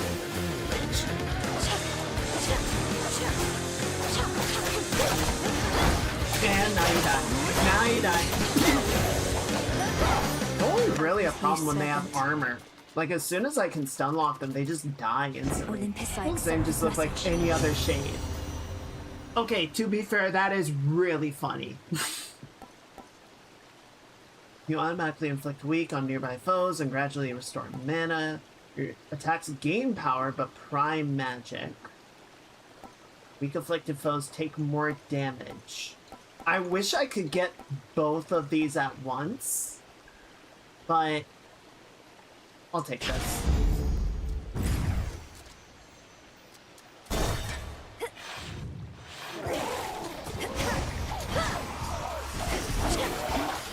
Cooked fish.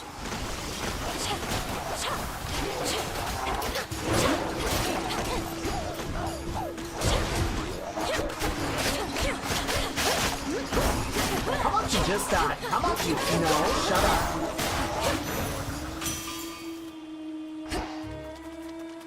Wait, what was that?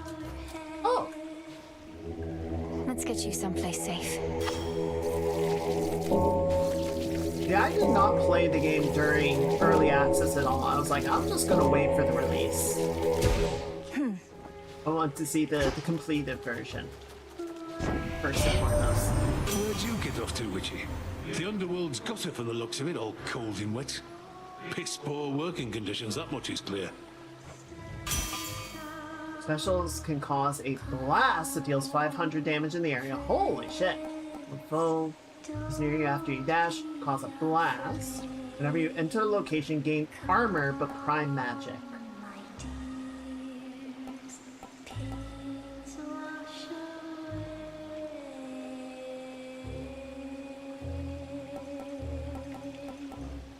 I really like both of these.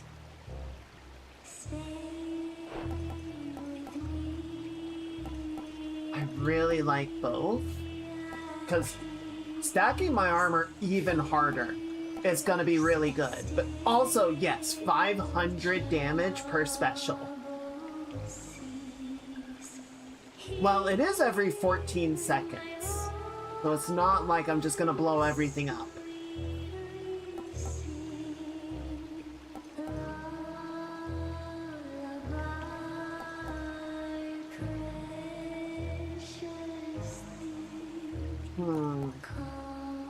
I'm gonna take the shield for now, and hopefully we'll get another chance at Flourish.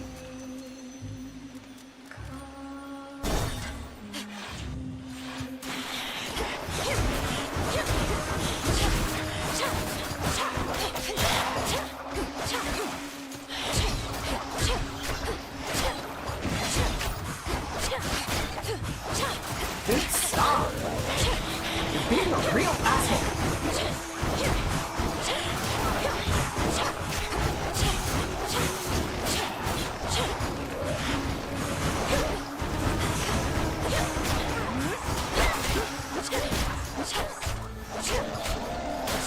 You stop, you stop, you stop. Thank you. When you blow up, you can act like you don't know nobody. You're not wrong.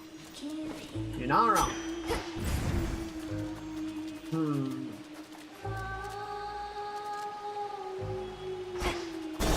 Sorry, Poseidon. I need more health.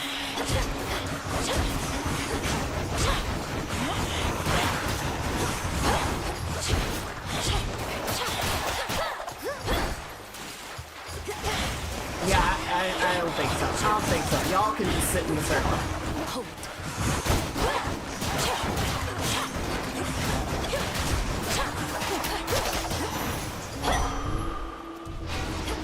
Sit in the circle and think about what you've done.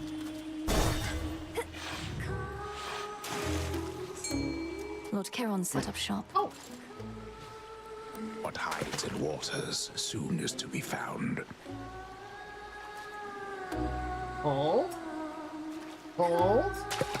No escape. I caught a chitin. Chitin? It's so derpy. In the name of Hades. Special deals more damage to nearby foes. Your attacks seem empowered by prime magic. Your weak effects are more potent.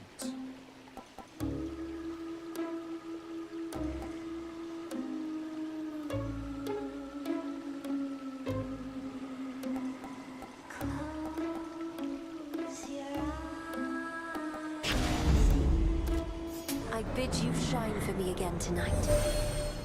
I do not care to see the glimmer of the golden coins that Charon takes from you.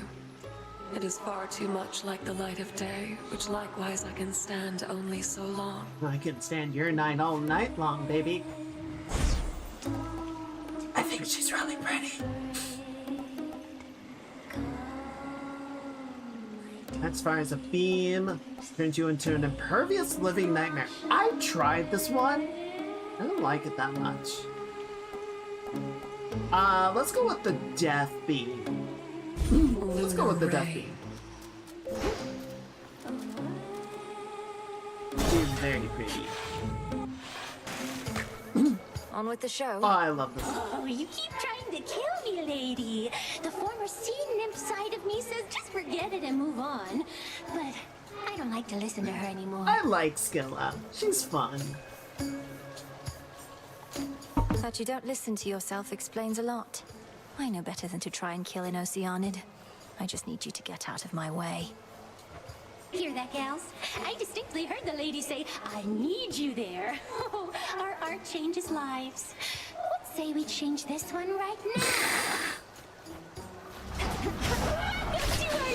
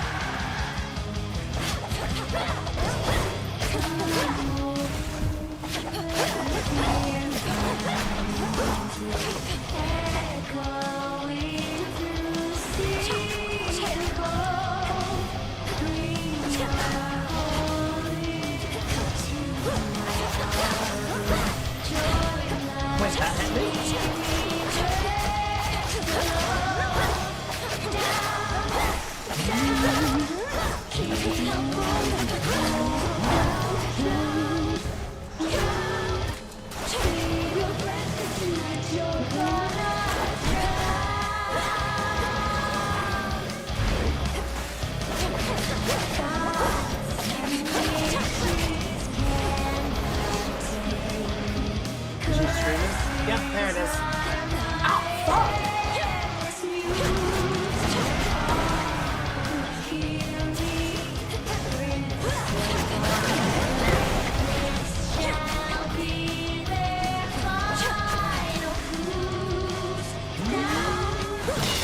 Alright, one down.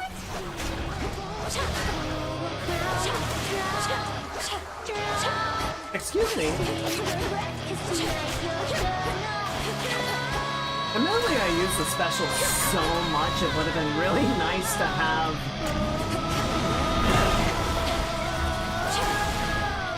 the explosion, but I love my armor too much.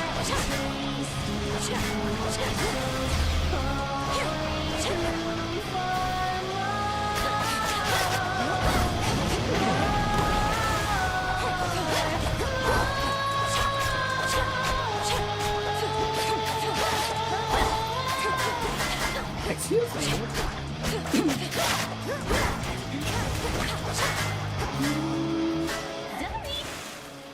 Alright, where did she go? There you are.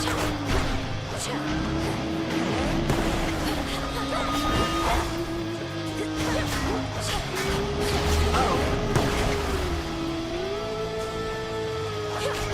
That got a little spicy. Ow, bitch.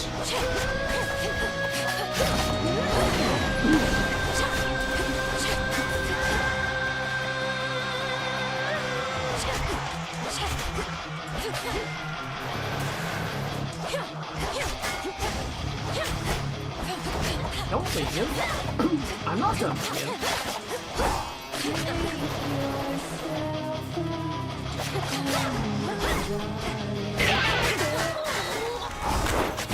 Oh, fuck, I forgot.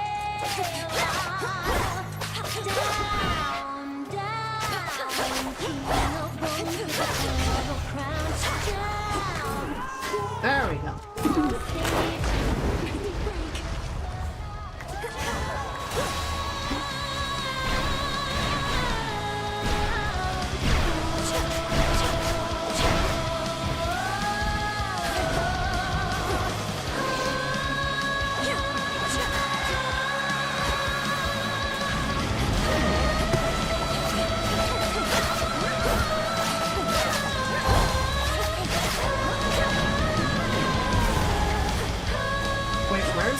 Oh, is the shield only once per encounter? Fuck!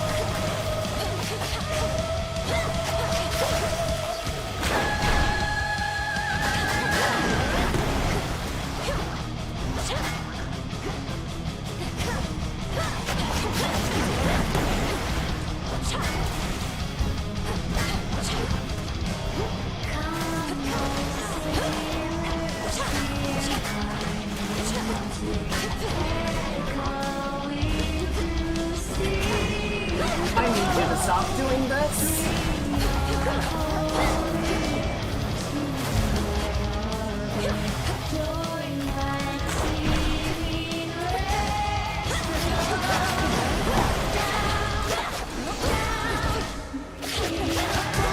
Fuck! Well, there goes my armor.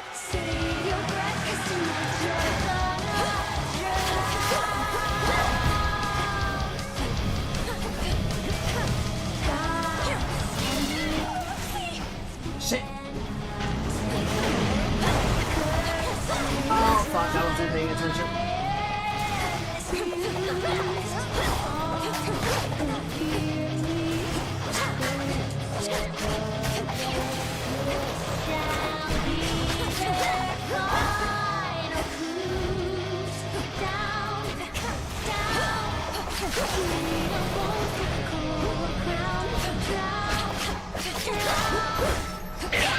Alright, you know what I can do?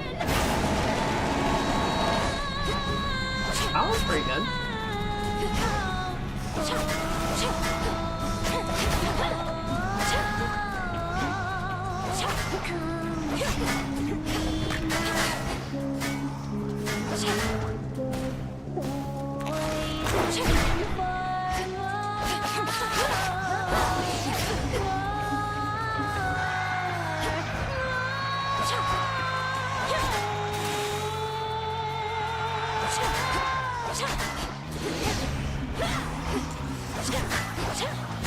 Alright, here they come.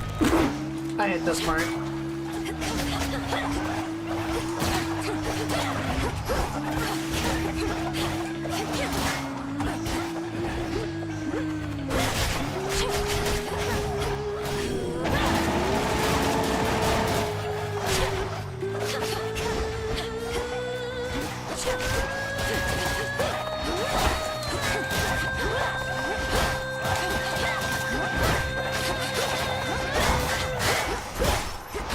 Die now, please. I'm so done with you.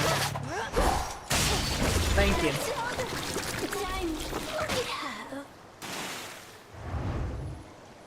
Keep practicing. The fight is not my favorite, but the music is so good.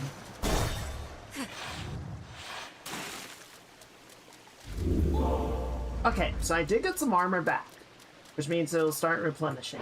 Time to dry off.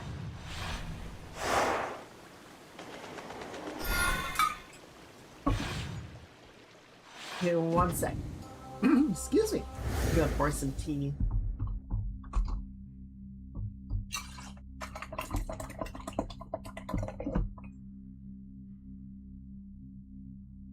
The morning fields. Alright, where is way up?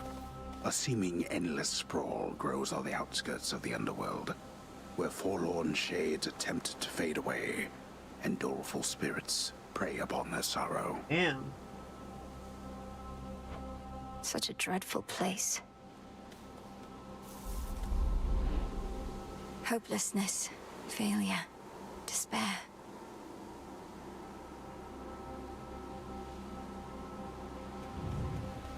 The mournful side of Elysium, I suppose.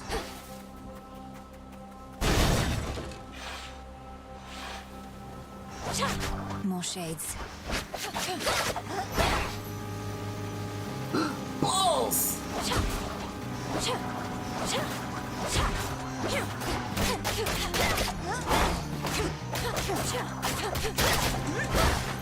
I ain't scared of no balls.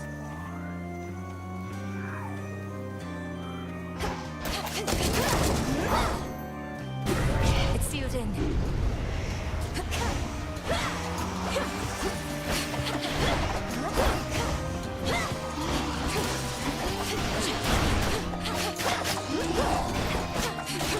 Could you stop?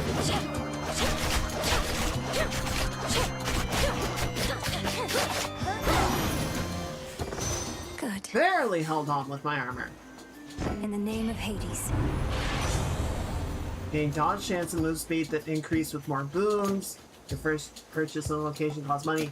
Any money you gain is worth more. Receive 100 now plus the bonus. Nice. I do like money. I almost walked away without it.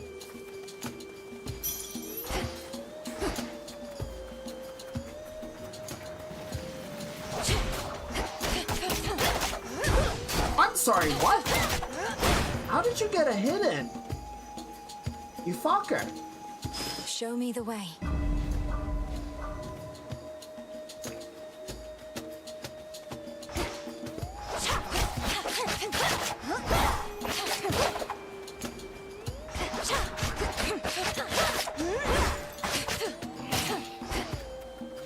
Focus, Mel.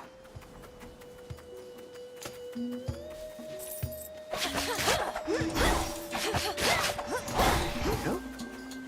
Right. And then we'll get last thing.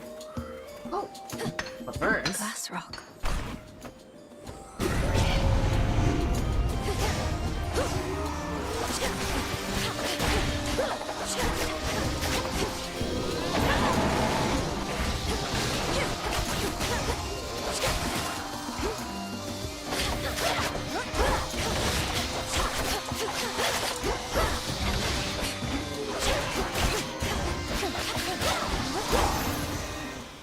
Okay. Okay, so we've got Apollo, a hammer, and a pomegranate, or just Poseidon. Let me past.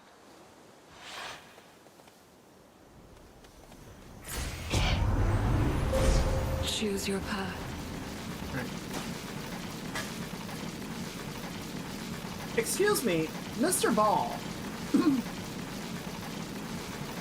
Mr. Ball. X also deals 50 damage every 0.2 seconds in an area around me.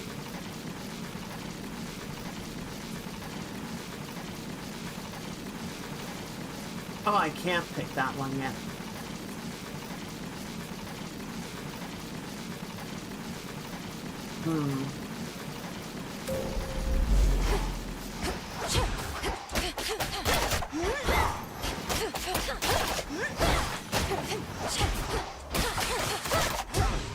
You bitch! I don't understand how they get that little counterattack drip.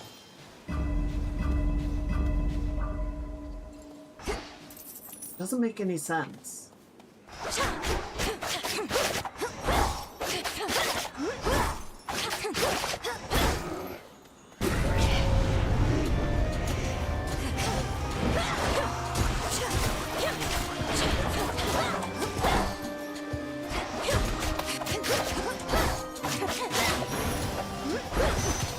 Oh shit! Special deals 15% damage, and each hit bounces up to 2 more targets. Special deal 20% damage in your Omega Spire 3. Your attacks have plus 20 power. For Lim and Doros.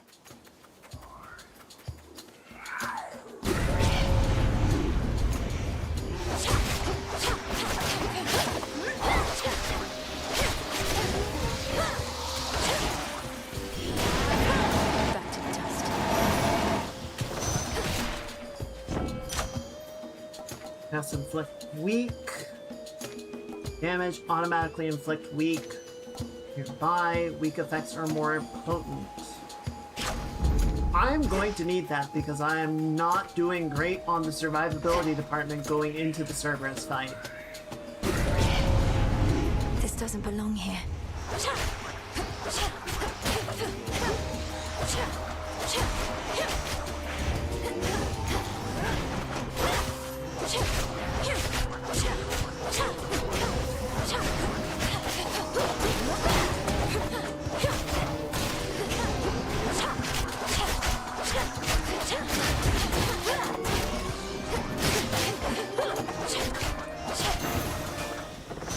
Where was I? Cousin Apollo, I am grateful for all your warmth, benevolence, and aid. Please accept this gift. They're not praying for me. What a delightful surprise. And I haven't had a lot of those of late. Know what? I've something for you too. Thanks, bro. Thank you for this, cousin. Harmonic photon. It's not gonna kill me, is it? The morning fields. I wonder, does the hyacinth grow there? The flower of a gentle prince long gone. Once the underworld reopens, perhaps I could go seek him out. Didn't you get him killed? Don't you get all your lovers killed? Your attacks deal more damage in a larger area. Your special deals more damage in a larger area. Your casts expand in size until they expire.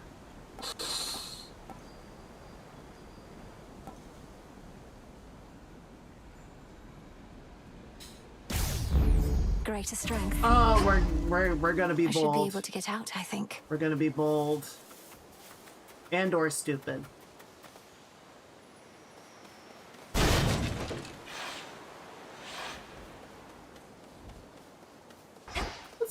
It's Echo! Hey, it's Malinui. Wait, what? Who said that? It's Malinui. It's Malinui. Oh. Malinui. Oh, she was priming Echo. I get it. It's Echo, Echo, Echo. You're an Oread, aren't you? Though you're not speaking in the customary way of mountain nymphs. Some sort of curse. Some sort of curse. Sort of curse. Curse. Curse. Poor girl. I was gonna say who would curse such a sweet little child, and then I was like, oh right, the gods. The gods would absolutely curse such a child for the fun of it. One more second. Got some ice in the thermos I gotta break up.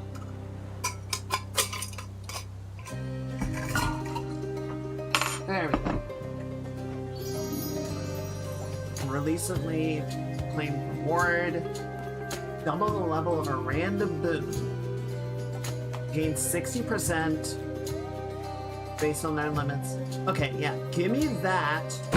It's because I'm gonna need that going into the fight. Hey, would you like some nectar? Some nectar, some nectar, some nectar. Oh, I can gift it to her. Excellent. Even in a place of sorrow such as this, there's beauty, gentleness. I know not how to ease your burden yet, though perhaps this will help. Perhaps this will help. This will help. This will help. Oh. You're giving this to me. A concave it's an stone. honor. An honor. An honor. An honor. Echo's such a sweetheart. I love her. Alright. Selene, Helene, Hephaestus, Pomegranate, or Heart. We've got enough resources, I think. Let's go for this. Look for the golden petals on the ground. It says what? I hate all of you. Let me have my fucking armor. Lamiai.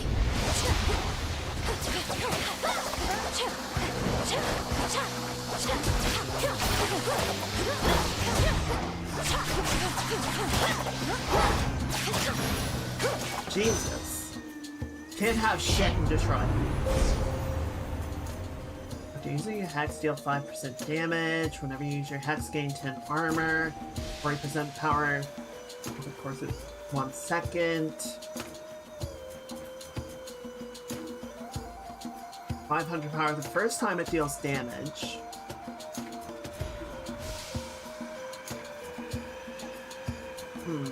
Okay.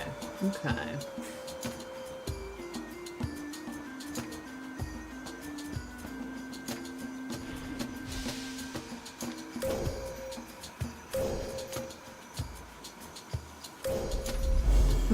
Where are the other two? Alright, there's one. Alright, first off, Val, tell me about the secondaries. Beautiful.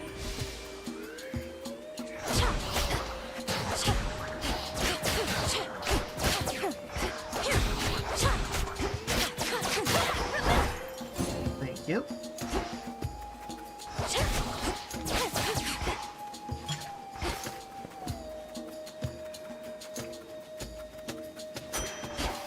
Alright, and then where'd the ash go?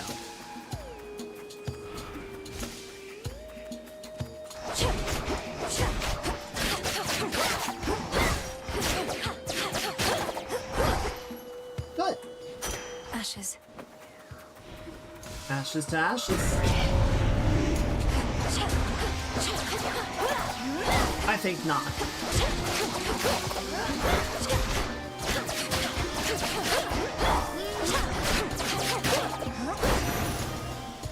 Damn! Fine, no. On my authority. My normal attack does a ton of damage now. Gain bonus based on your magic limit. Your weapon deals more damage based on 20% armor and gain armor now. Oh, hell yes. Very well.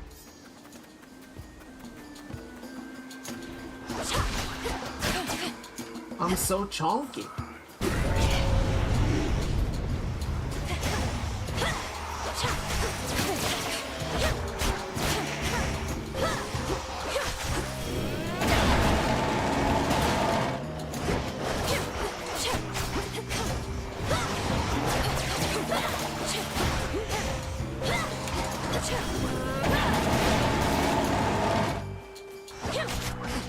You little shit. Get out of here. Ooh, I'm all dark and mysterious. You're a little punk is what you are. Cast inflict weak. At the start of each encounter, do additional damage. I can get out now. Alright. Probably, yep, boss time.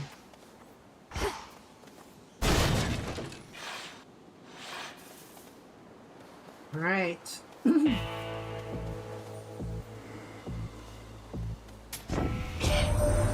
Whatever gold you paid ought to be at the bottom of the sea. Who does that Kronos think he is, showering mortals with shiny metals?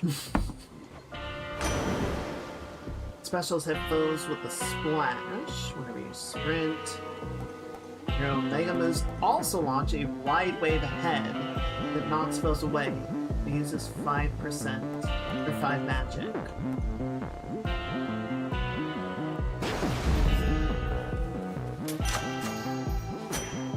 I have so much money. Be safe, Lord Charon. Well, not taking it with me, as they say. Kronos must have kicked him out again.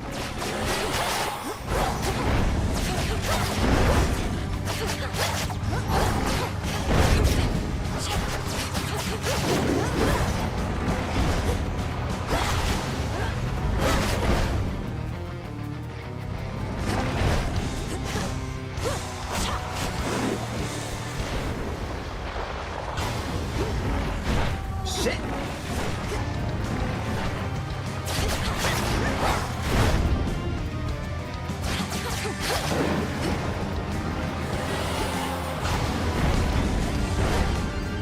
It's kind of throwing a little pancakes.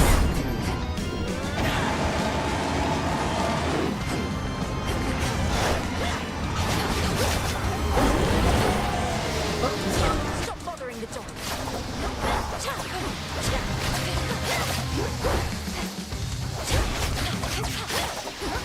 No, you don't.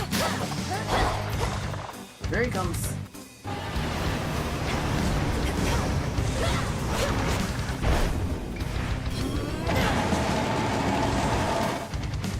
Did he just do like a Tokyo drift? What was that? Ah!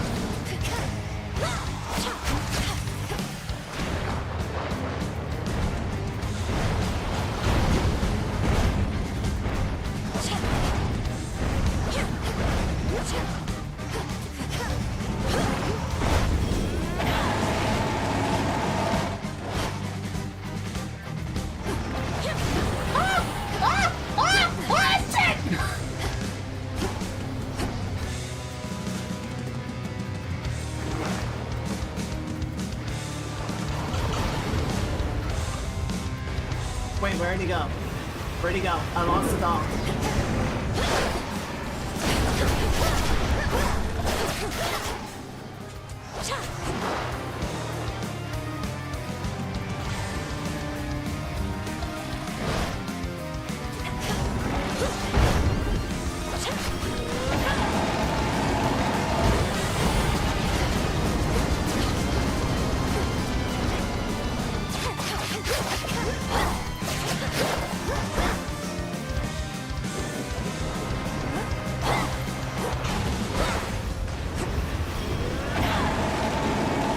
Oh my god, Lucky.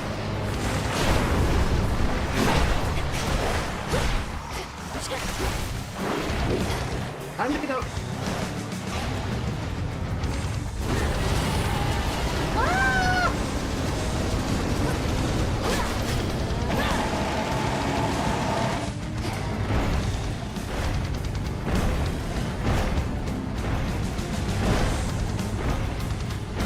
He's having a moment.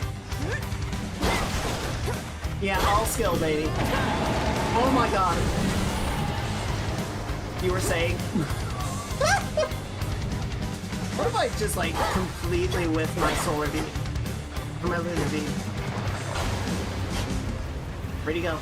Where'd he go? Now I release you. Bark at the moon, puppy. His rage dispelled, and his true form revealed. Infernal watchdog Cerberus regards the underworld princess with but the faintest glint of recognition in his 6 terrible eyes. He's such a baby, I love him. Now calm yourself. It's only me. You're safe now. You're all right.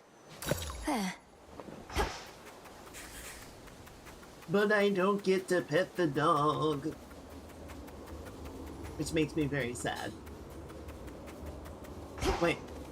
You there? You're from Elysium. The Red Shade! I'll leave you to it then. Chad, it's you! Even the doleful residents of the morning fields would rather languish longer there than plummet deeper into the abyss, where only the most wretched shades reside. Only the most wretched serving Kronos. True, he was a stinky boy. He was a stinky boy and he needed to get cleaned up. That's that. Alright. Second time in Tartarus. The old service hall. We'll see what we can do. Unseen. Ground floor. Here we go.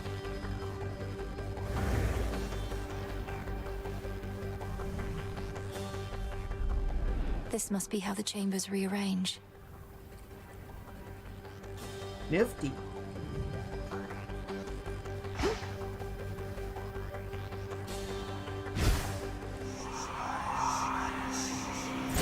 It worked. Alright. 5. Perhaps we cannot find you in the fields, but here. Try and stop me.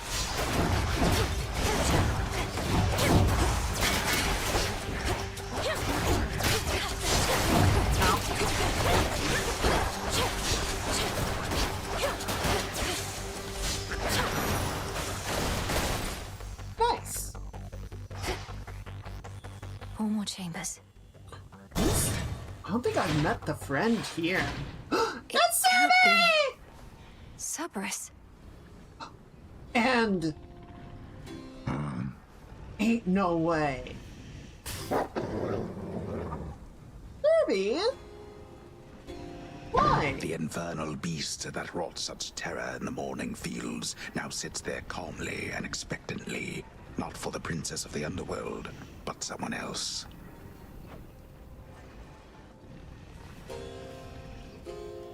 How are you here? Another tormentor come to break me, or to try. And such a frail one at that. Has the Titan Lord a lack for decent help? Are you the master of this beast? The master of this beast?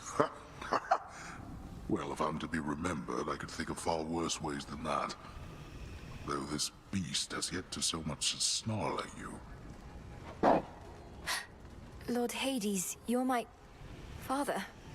I'm Milinoe. I'm your daughter. My daughter, Milinoe. Merciful fates. You cannot be here. He shall find you.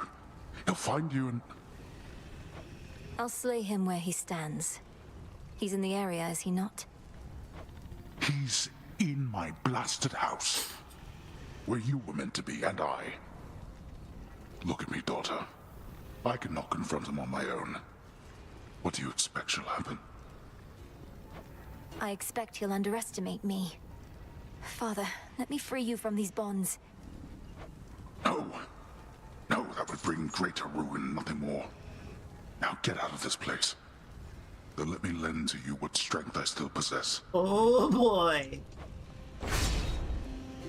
Deal more damage based on how many times you use Death Defiance. Your dash strike strikes surrounding foes with punishing sweeps that inflict scorn. Afflicted foes take 30% attack and special damage for 10 seconds. Your cast launch a projectile that seeks foes. The binding circle forms where it hits. Ooh.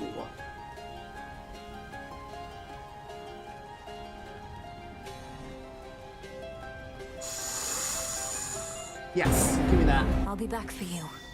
Don't be a fool. Well, you should know better, Father. After all, Zagreus should have told you how this family behaves when we're told not to do things. Found Hades' roll credits. True! Oh, that's a laser! I'm sorry, Luke. Can you stop? Can you stop? Jesus! Fuck! They will not stop, it turns out.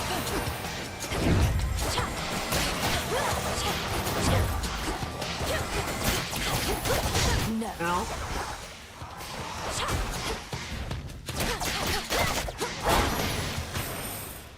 Ow.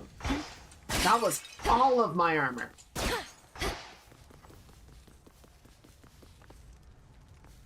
A boss? Was that a faded scroll? That's a substantial Satan. Shit!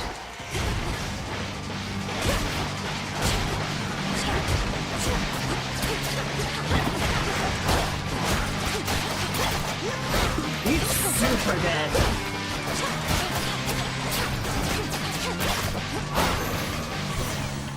Get Your master will fare no better. Olympus, I accept this message. To faster your attacks may inflict days. Your casts expand until they expire. Yes, give me that plus the distance. Something. The satyrs and the vermin at their call once lurked to the upper reaches Those of the fool underworld, that raises fools. making profane preparations for the Titan Lord's return. Well, you know they say the pomegranate doesn't fall far from Those the tree. satyrs belong here more than they know. Got it. What is that? Shade rods. Ew. Okay, I have 1,700 gold. I don't need more gold. Sup, guys?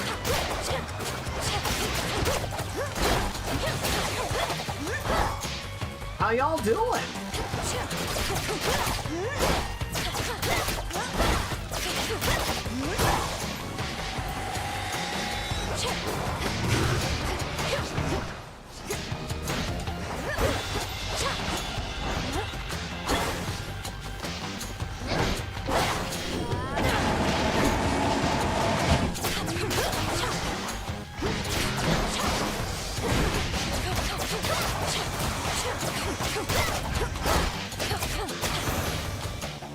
One armor left. Double pomegranate. Or triple pomegranate. Traitors. One. Two. Oh, you got me.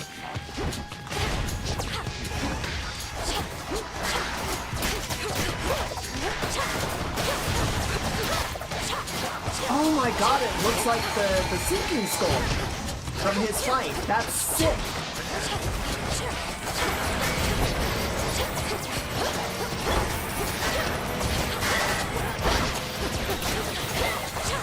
That's such a cool detail. I love that.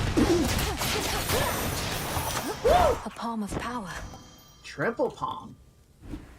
Fast inflict weak.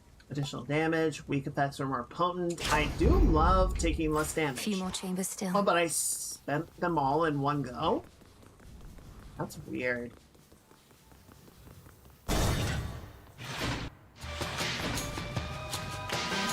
Hoplites.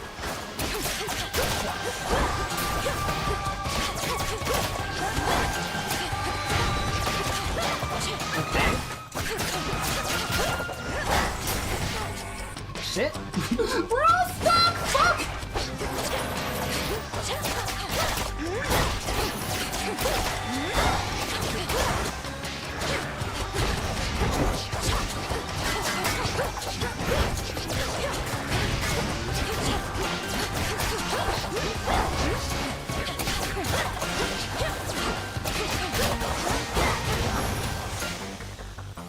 Alright, not bad, not bad. One last chamber. Not gonna have a lot of armor going into this though, which is unfortunate.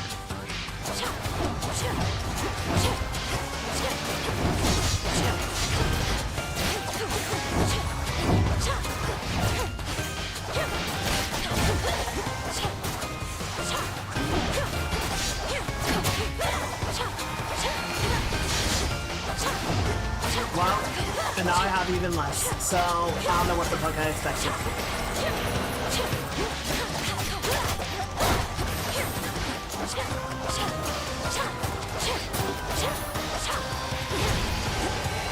We're almost there.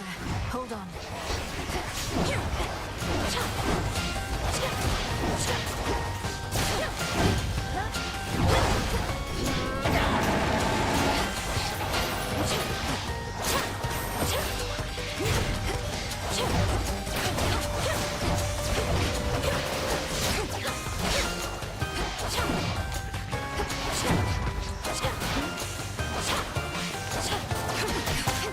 There we go. That was a lot of dudes.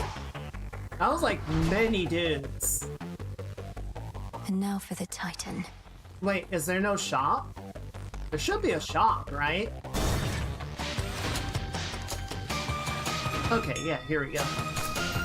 I was gonna be very concerned. Okay, so that's 850, 1300. Okay, yeah, I'm good. Let's get everything. Hear me, on my authority. Weak afflicted foes take more damage. Perfect.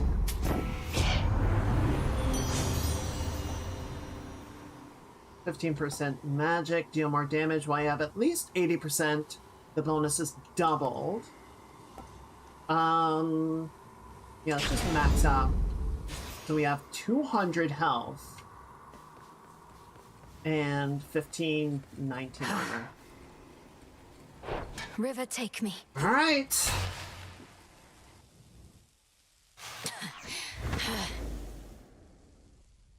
Looking for someone? No, I think I found it. You slipped through my fingers before.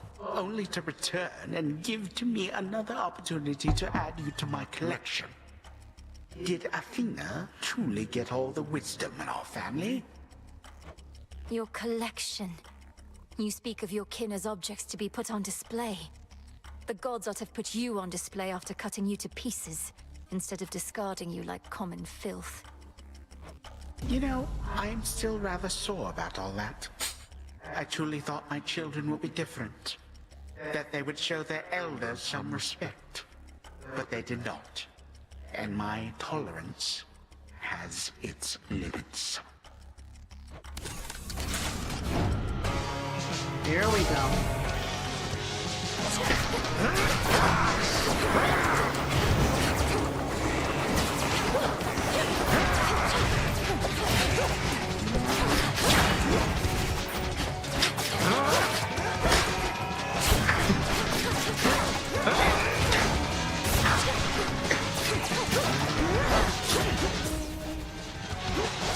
Well, that was my shield.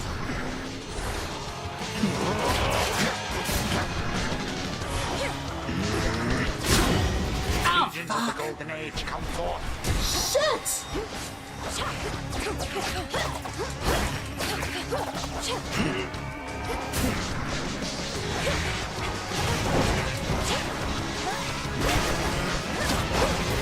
Ow! Fuck me! Oh, I'm in trouble. It was going well.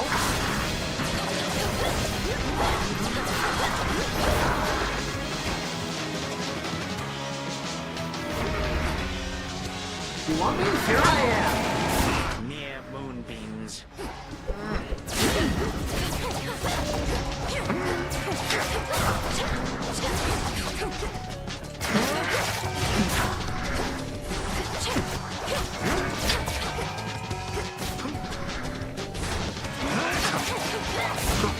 God damn it!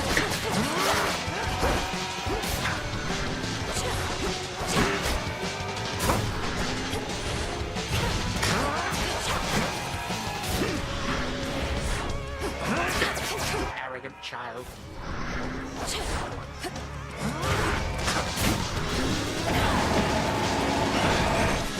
Okay, phase two. Good.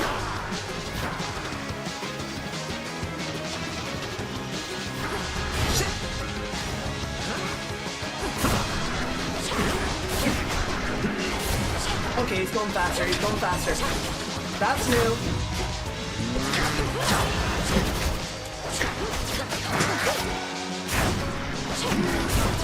Okay, did twice. Did 3 times.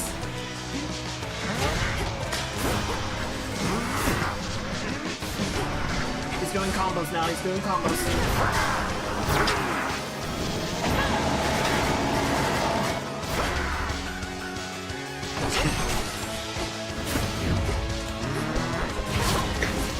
Shit. Another then. Oh, I'm stuck.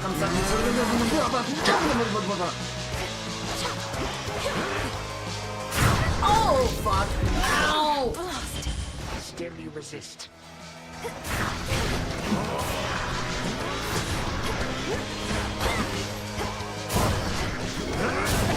Shit! Not yet. No, I'm good.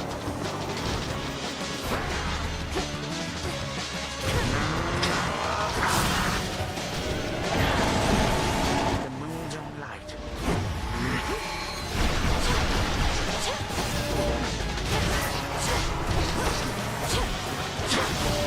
I'm gonna die.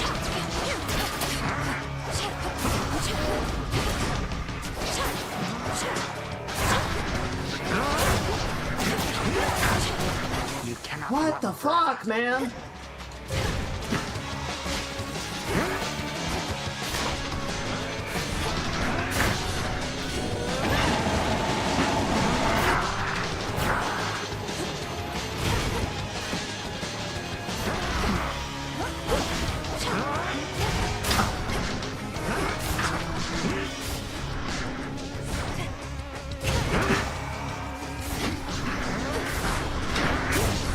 Shit! predictable result. Yet you persist. Oh my god! You struggle ceaselessly, but to what end? For my family. No, I could have beaten him. That was close. I got pretty close there. Not gonna lie. Like, I think I had him down to around a quarter or so. For a second go on him, I feel that was pretty good. I think that was a pretty good attempt. I'll take that. What happened? I got my ass beat. What do you think happened? I found him, headmistress. My father. Kronos has him locked away in Tartarus. But I couldn't save him. He asked I leave him be. Truly? How utterly predictable of Kronos to gloat in such a way. I regret that your reunion with Lord Hades thus transpired. Though I am gladdened you discovered him. How does he fare? I'm glad he at least remembered us. I was worried they were gonna do that whole, like, wiped memory thing, and I'm like, no. I really wouldn't know. He seemed sound of mind and body, and he knew me soon enough. Gave me what blessing he could still bestow. What can we do? If he asked you leave him be, then 'tis evidence he wishes to remain unseen. Use full discretion and be brief should you encounter him again. And I shall see about ensuring Kronos remains ignorant of your newfound connection. By your leave. How are you going to do that? Exactly.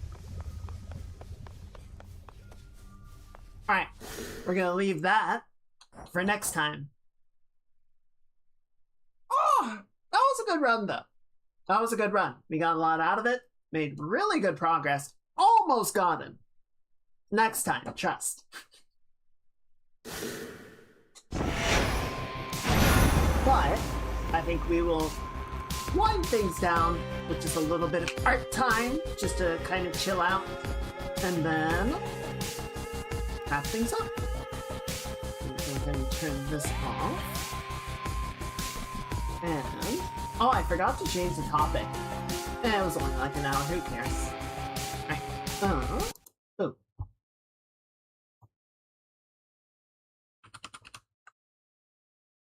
Where's my pen? There you are. Alright, so I think we'll save the background for Saturday. So let's just put a little work into Ivy.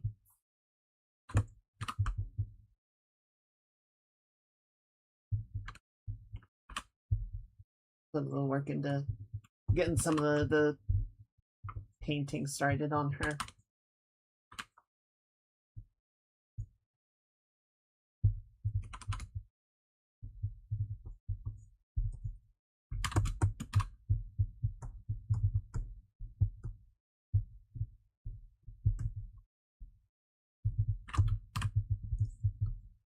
Man, they really...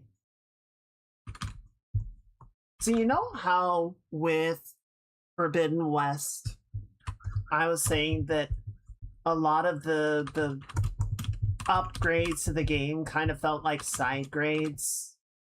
You know, it was sort of adding new wrinkles to the gameplay from Zero Dawn because it's a sequel, and a sequel has to be more and bigger and better than its predecessor, and so they just like added more shit, even though in a lot of cases it kind of just felt like it made it more complicated. It didn't necessarily make it better, right? Like all my issues with the talent tree, the additional weapons. There were some weapons in Forbidden West I never used. I just like never used that entire weapon type because it's like, I don't really care about this. Hades 2 so far feels much better. Like the changes from the first game feel much more well considered, methodical. it feels like a very logical improvement over the first game while still being very familiar. You know, some stuff has changed. Like, okay, so now we have bones instead of shit, what was the currency that the wretched broker took in the first game? I don't remember. You know, we've got ash instead of the shadows. You know, so instead of like perpetual upgrades from the Mirror of Night, you've got the Arcana, and you can choose what upgrades you want to take with you.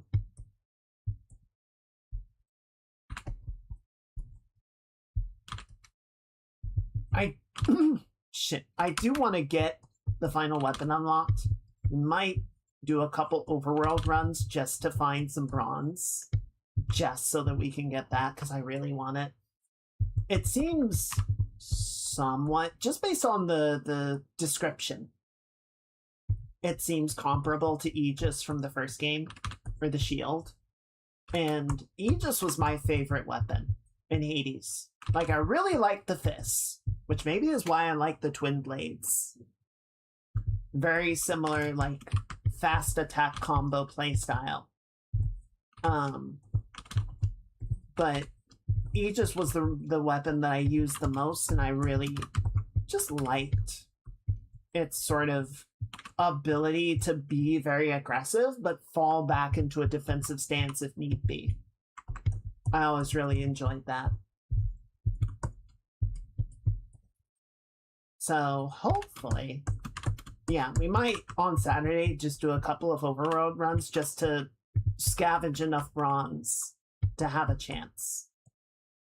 Just to unlock it. And I think there were a couple of other things in like the cauldron or whatnot that needed bronze as well, so we might look into that a little bit.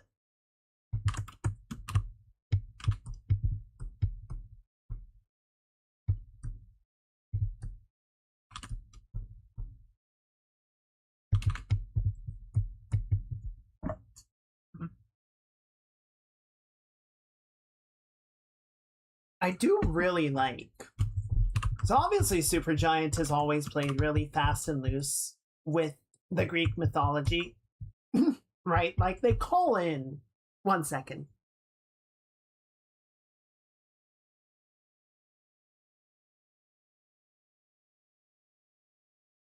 Excuse me, I had something in my throat, hard to talk around. Anyway, they had something, or you know, they always play kind of fast and loose with mythology. Like all of the characters, you know, they really sort of give the personalities that they want to, and the exact relationship of some of the characters varies a little bit, and so on and so forth. But I'm completely okay with that, because it's not their job, nor is it their stated intention to be like, this is how it was, right? This is the...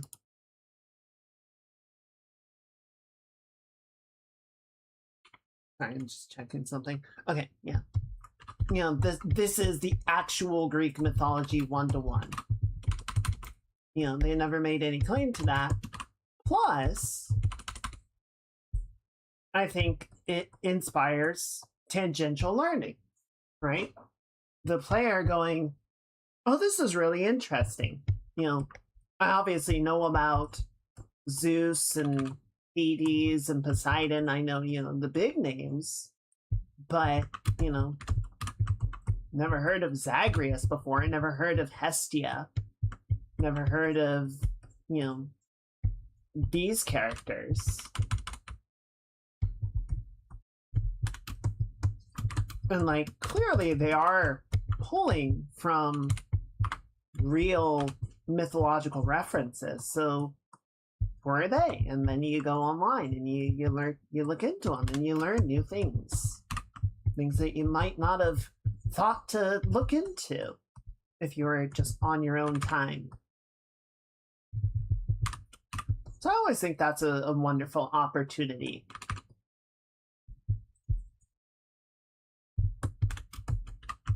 And, you know, sort of a similar way of like, okay, well, you know, I know this, and this about this character, and that doesn't seem to be happening for, you know, like Arachne. Why does Arachne hate the gods so much? Why does she, you know, she's begrudgingly helping us, but is clearly, like, not really with it once she found out that we were in cahoots with them? Why is that? And then, you know, you can look into her myth and be like, oh my god. Them gods sure did love turning people into not people. That was like one of their favorite things to do.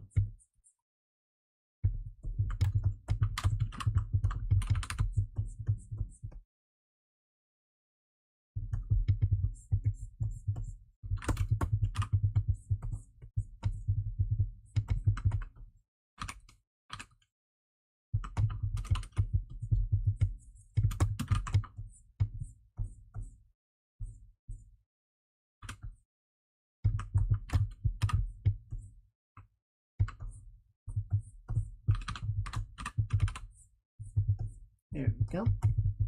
Excuse me. I think my voice is getting tired for the night.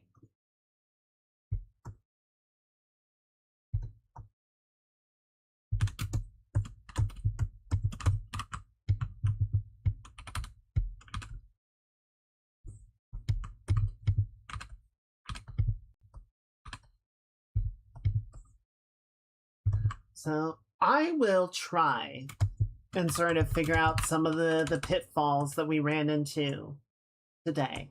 You know, the whole exporting out of Blender thing, I think, is just an issue. From what I could see, it was an issue with the version of AutoRig Pro that was installed. It just wasn't cooperating with the current version of Blender. So I'll look into that. I'll see if I can figure out what was happening there. Unreal.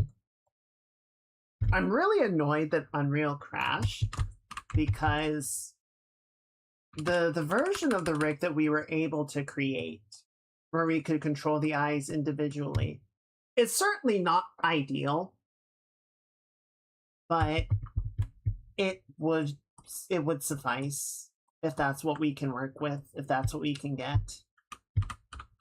But yeah, then it crashed and we lost all of it and it refused to work again. So we'll try that again another day.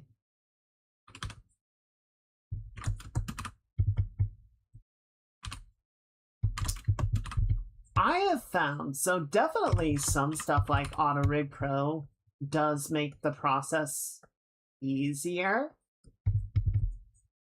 But I have, in my opinion, as someone that does not do a lot of 3D rigging or animation, I have found that the entire workflow has kind of remained remarkably opaque.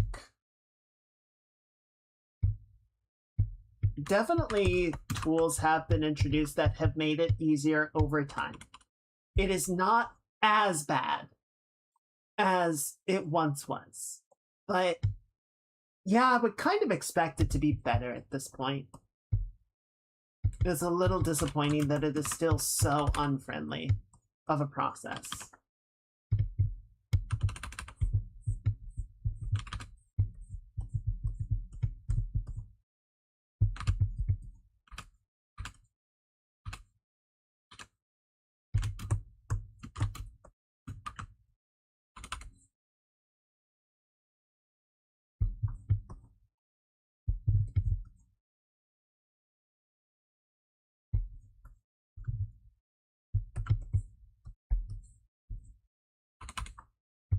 I'm not going to pretend that I'm good at it. I'm not well experienced in rigging, right? I'm definitely a tourist, but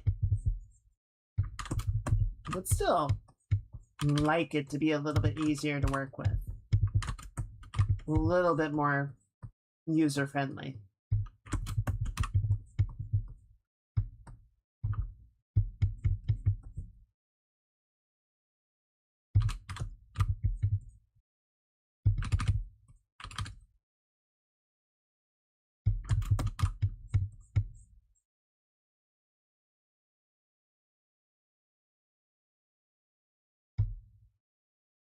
But just remember, chat, anytime you're playing your favorite game, this is the shit the devs have to put up with. So be sure to thank your devs.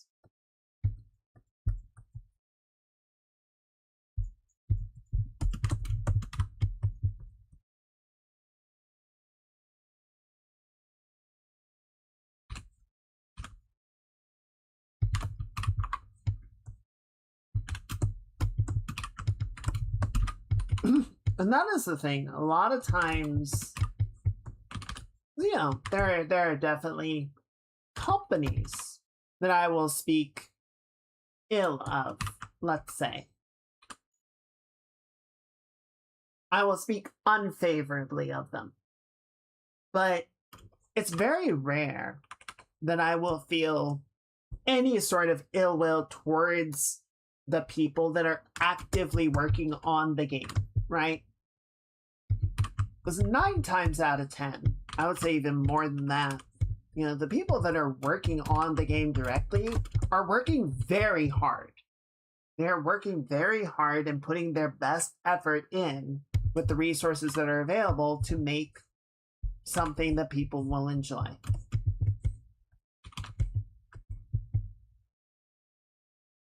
And yeah, the people that I take issue with, the people that I speak ill of, and I think the people that most people would be upset with if they knew the ins and outs of the process, are management, are the people that are making the business decisions,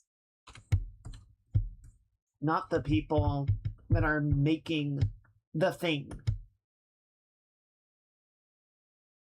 And yeah, there are definitely times, let's be fair, there are also times where the designers will make a decision that you as a player don't like. Or, you know, someone will introduce a new thing that breaks a bunch of how the game works and there's bugs everywhere, right? So the devs absolutely make mistakes and make bad moves. It does happen, right? And there were definitely times where I was working on something and a bug made it through.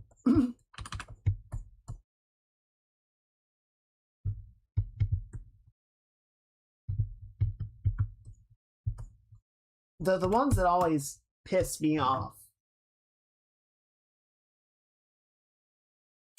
was when we would have like a discussion on, okay, you know, this particular helmet, let's say, looks a certain way, right?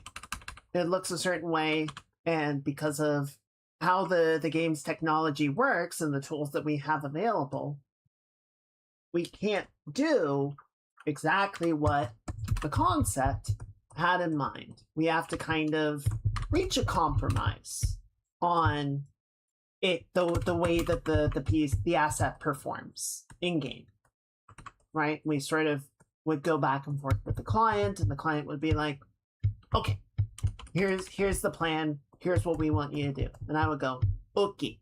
And I would go do that. And then they would sign off on it, and it would move through production, and it would move on to the game.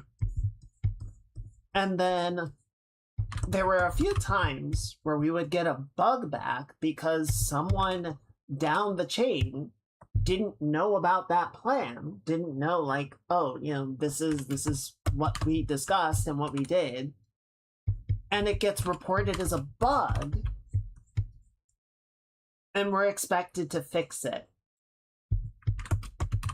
because they don't like it for this, and this reason. It's like, I understand that you don't like it, but this is what we can do. So if you don't like that, you should take it up with the systems design team.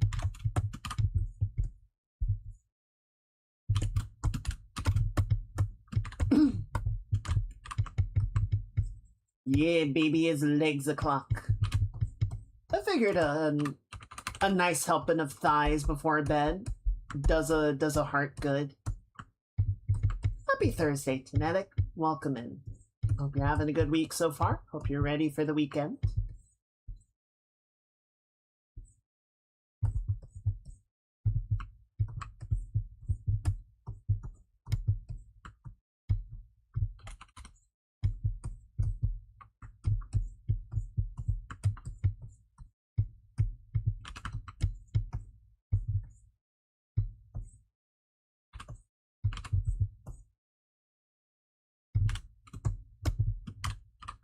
Yes. Good to hear. Is it because of the thighs?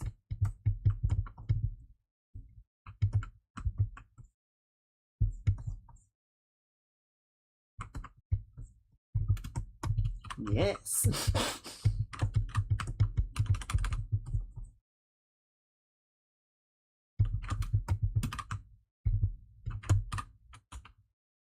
Trying to get the right gradation of tone through here.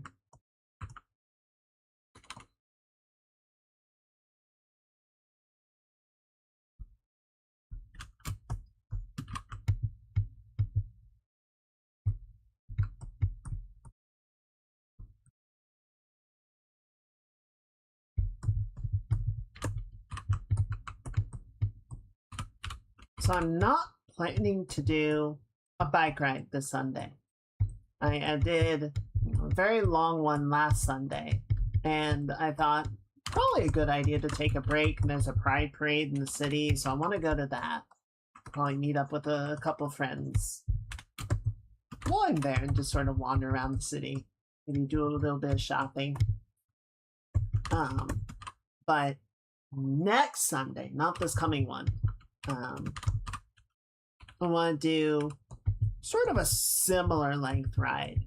There's a lighthouse sort of in the same direction, but I take a right instead of a left at one point. And I thought it would be cool to try and bike out to the lighthouse and check that out. I've not been out there before, so it'll be a new adventure.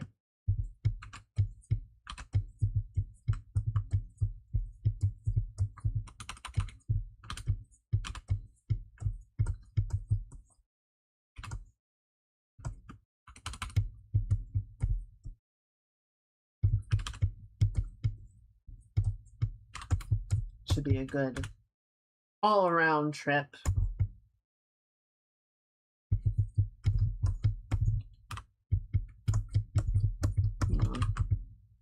For some reason, these shoes got very desaturated.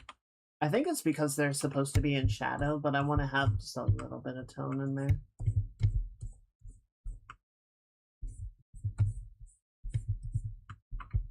And then, like in here, we can have the occluded darkest section.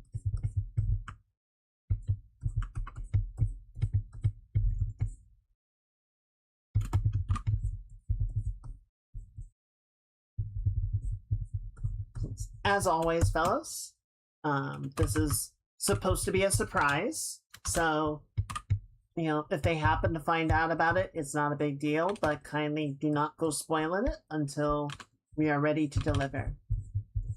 Until I've had a chance to give it to them.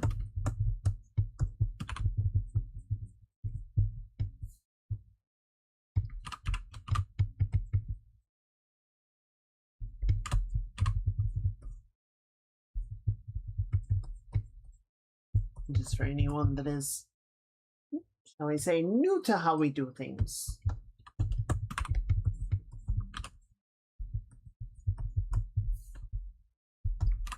There you go. Wrong there. Or no, right there. Wrong brush. There you go.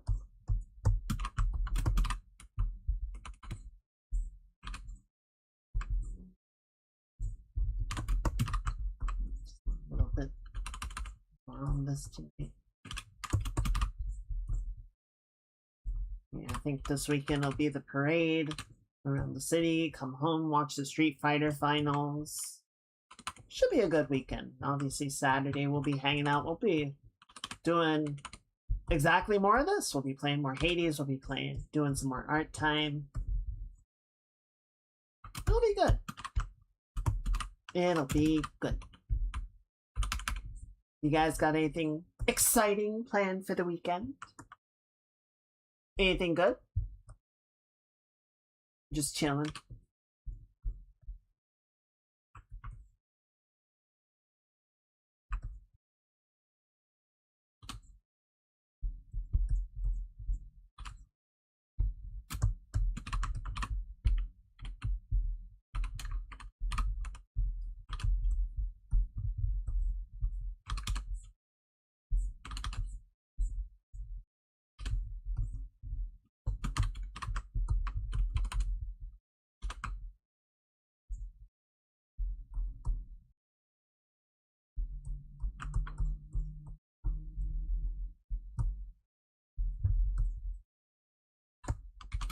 Probably gonna rain, so chilling sounds good to me.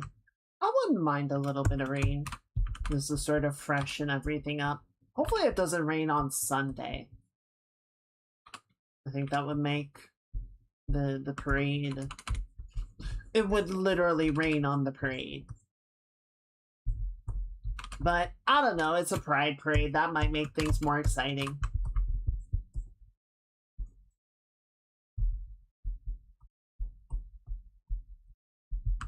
Although, if it did rain on the parade, and then the storm broke, and there was a rainbow over the pride parade, I mean, that would be pretty spot on.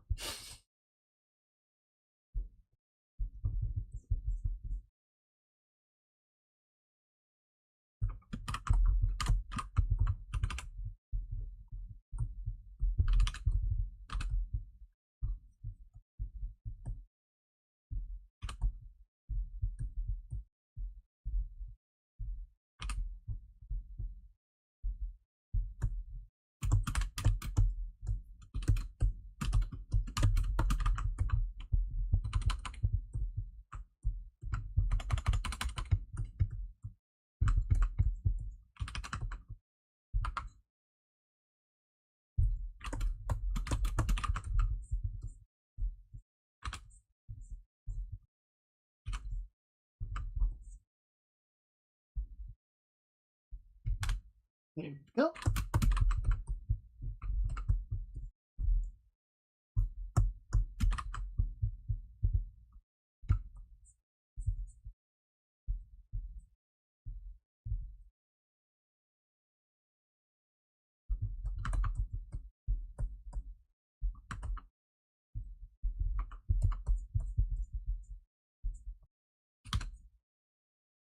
And I feel at times like there are definitely ways that I could have gone about developing pages that would have been a lot easier. And maybe I should have done those things. But at this point, kind of like I don't want to walk away from the challenge. I really want to figure it out. As much as it gets frustrating at times, as much as we struggle through it in some areas, I still really want to understand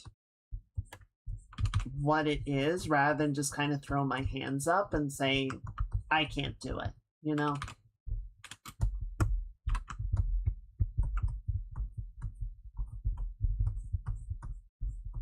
I feel like I can. I just need to figure it out.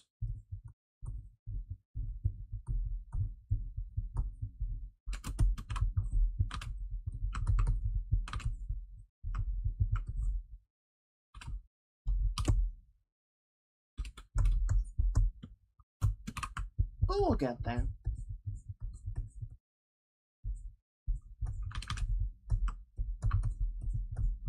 Hopefully it won't cost me $1 billion to make.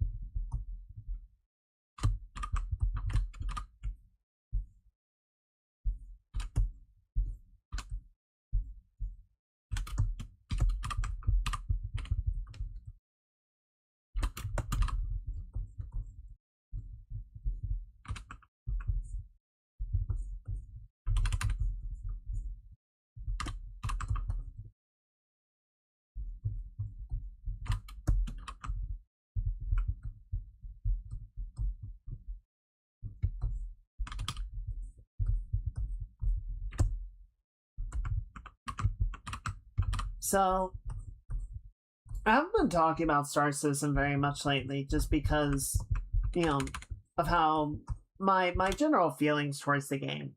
But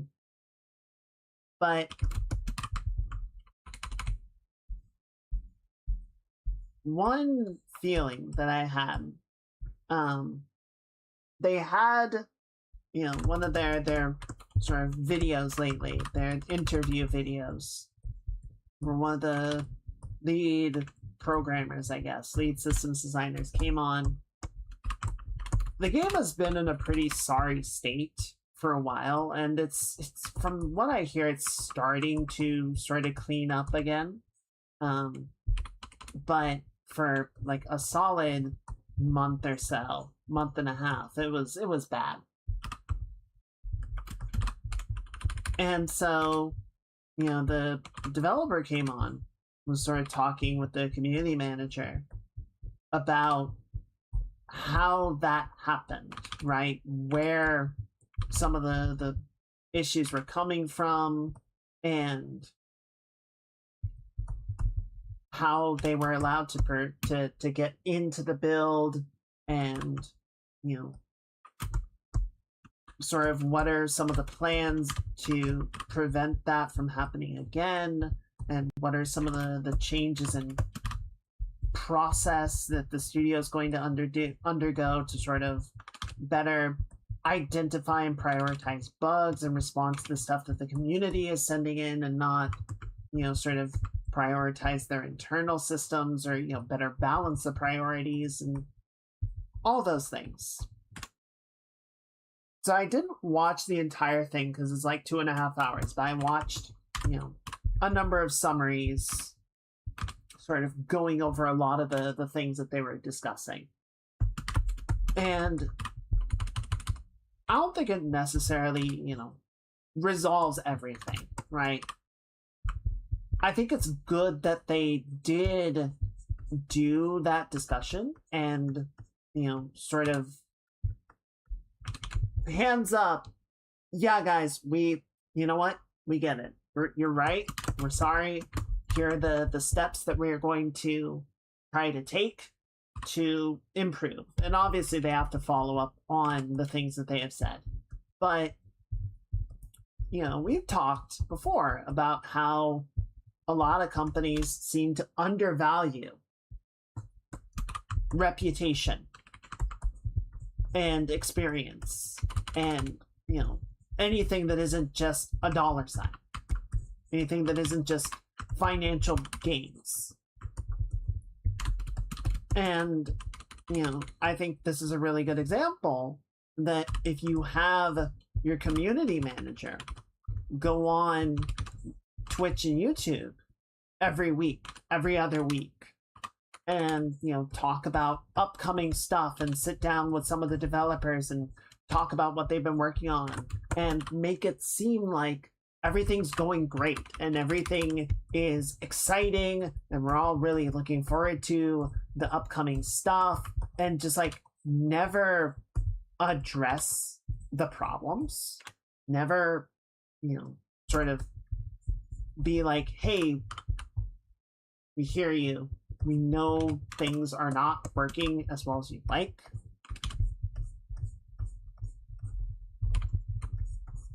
It makes it really hard to trust what they say, right? Because at that point, you're like, well,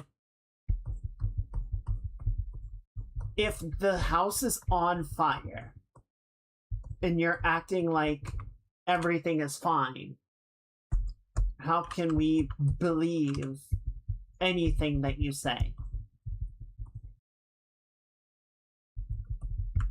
Right? Like, especially the community team, the PR team really needs to build a solid rapport with the community such that the community can trust them. And when they say things, the community goes, okay, well, that's what they said, and they've been honest with us in the past, so I'm inclined to believe them.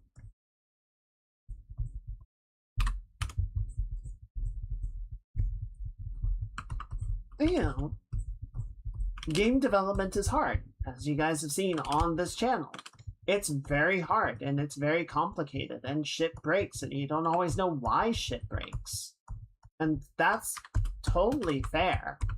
I don't hold that against them or anything.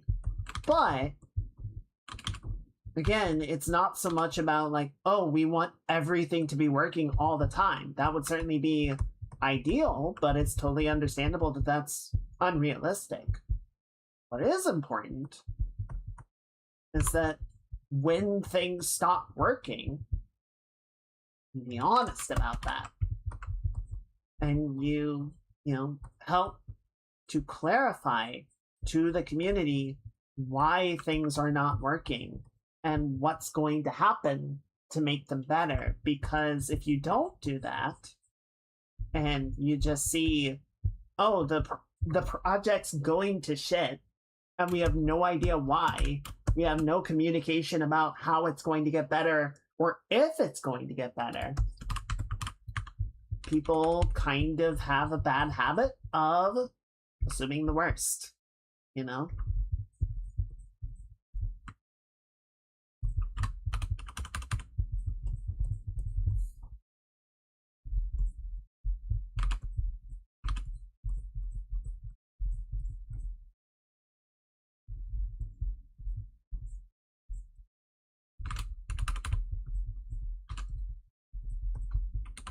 Alrighty, fellas. It is 11 o'clock here, so I'm just gonna finish up this thought really quickly, and then I think we're gonna have to go ahead and call it a night.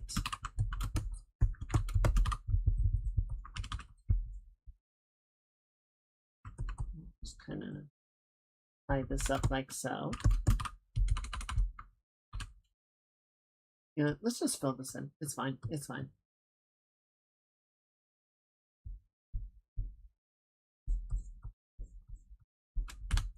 We can refine it more later. I think the dress is coming along, huh? The leg looks pretty good. Alrighty. So yeah, we will pick that up again on Saturday. But thank you everyone for hanging out tonight. I always really enjoy getting to do the streams. I'm sorry we didn't get more done with the game. I honestly felt like I had a task list that would be pretty manageable.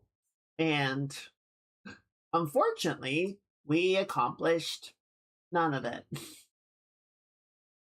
But I'll try and dig into it some more in the coming week and figure out sort of where things went wrong and how we can improve it. And we'll attack it again next week. Hopefully we'll figure something out.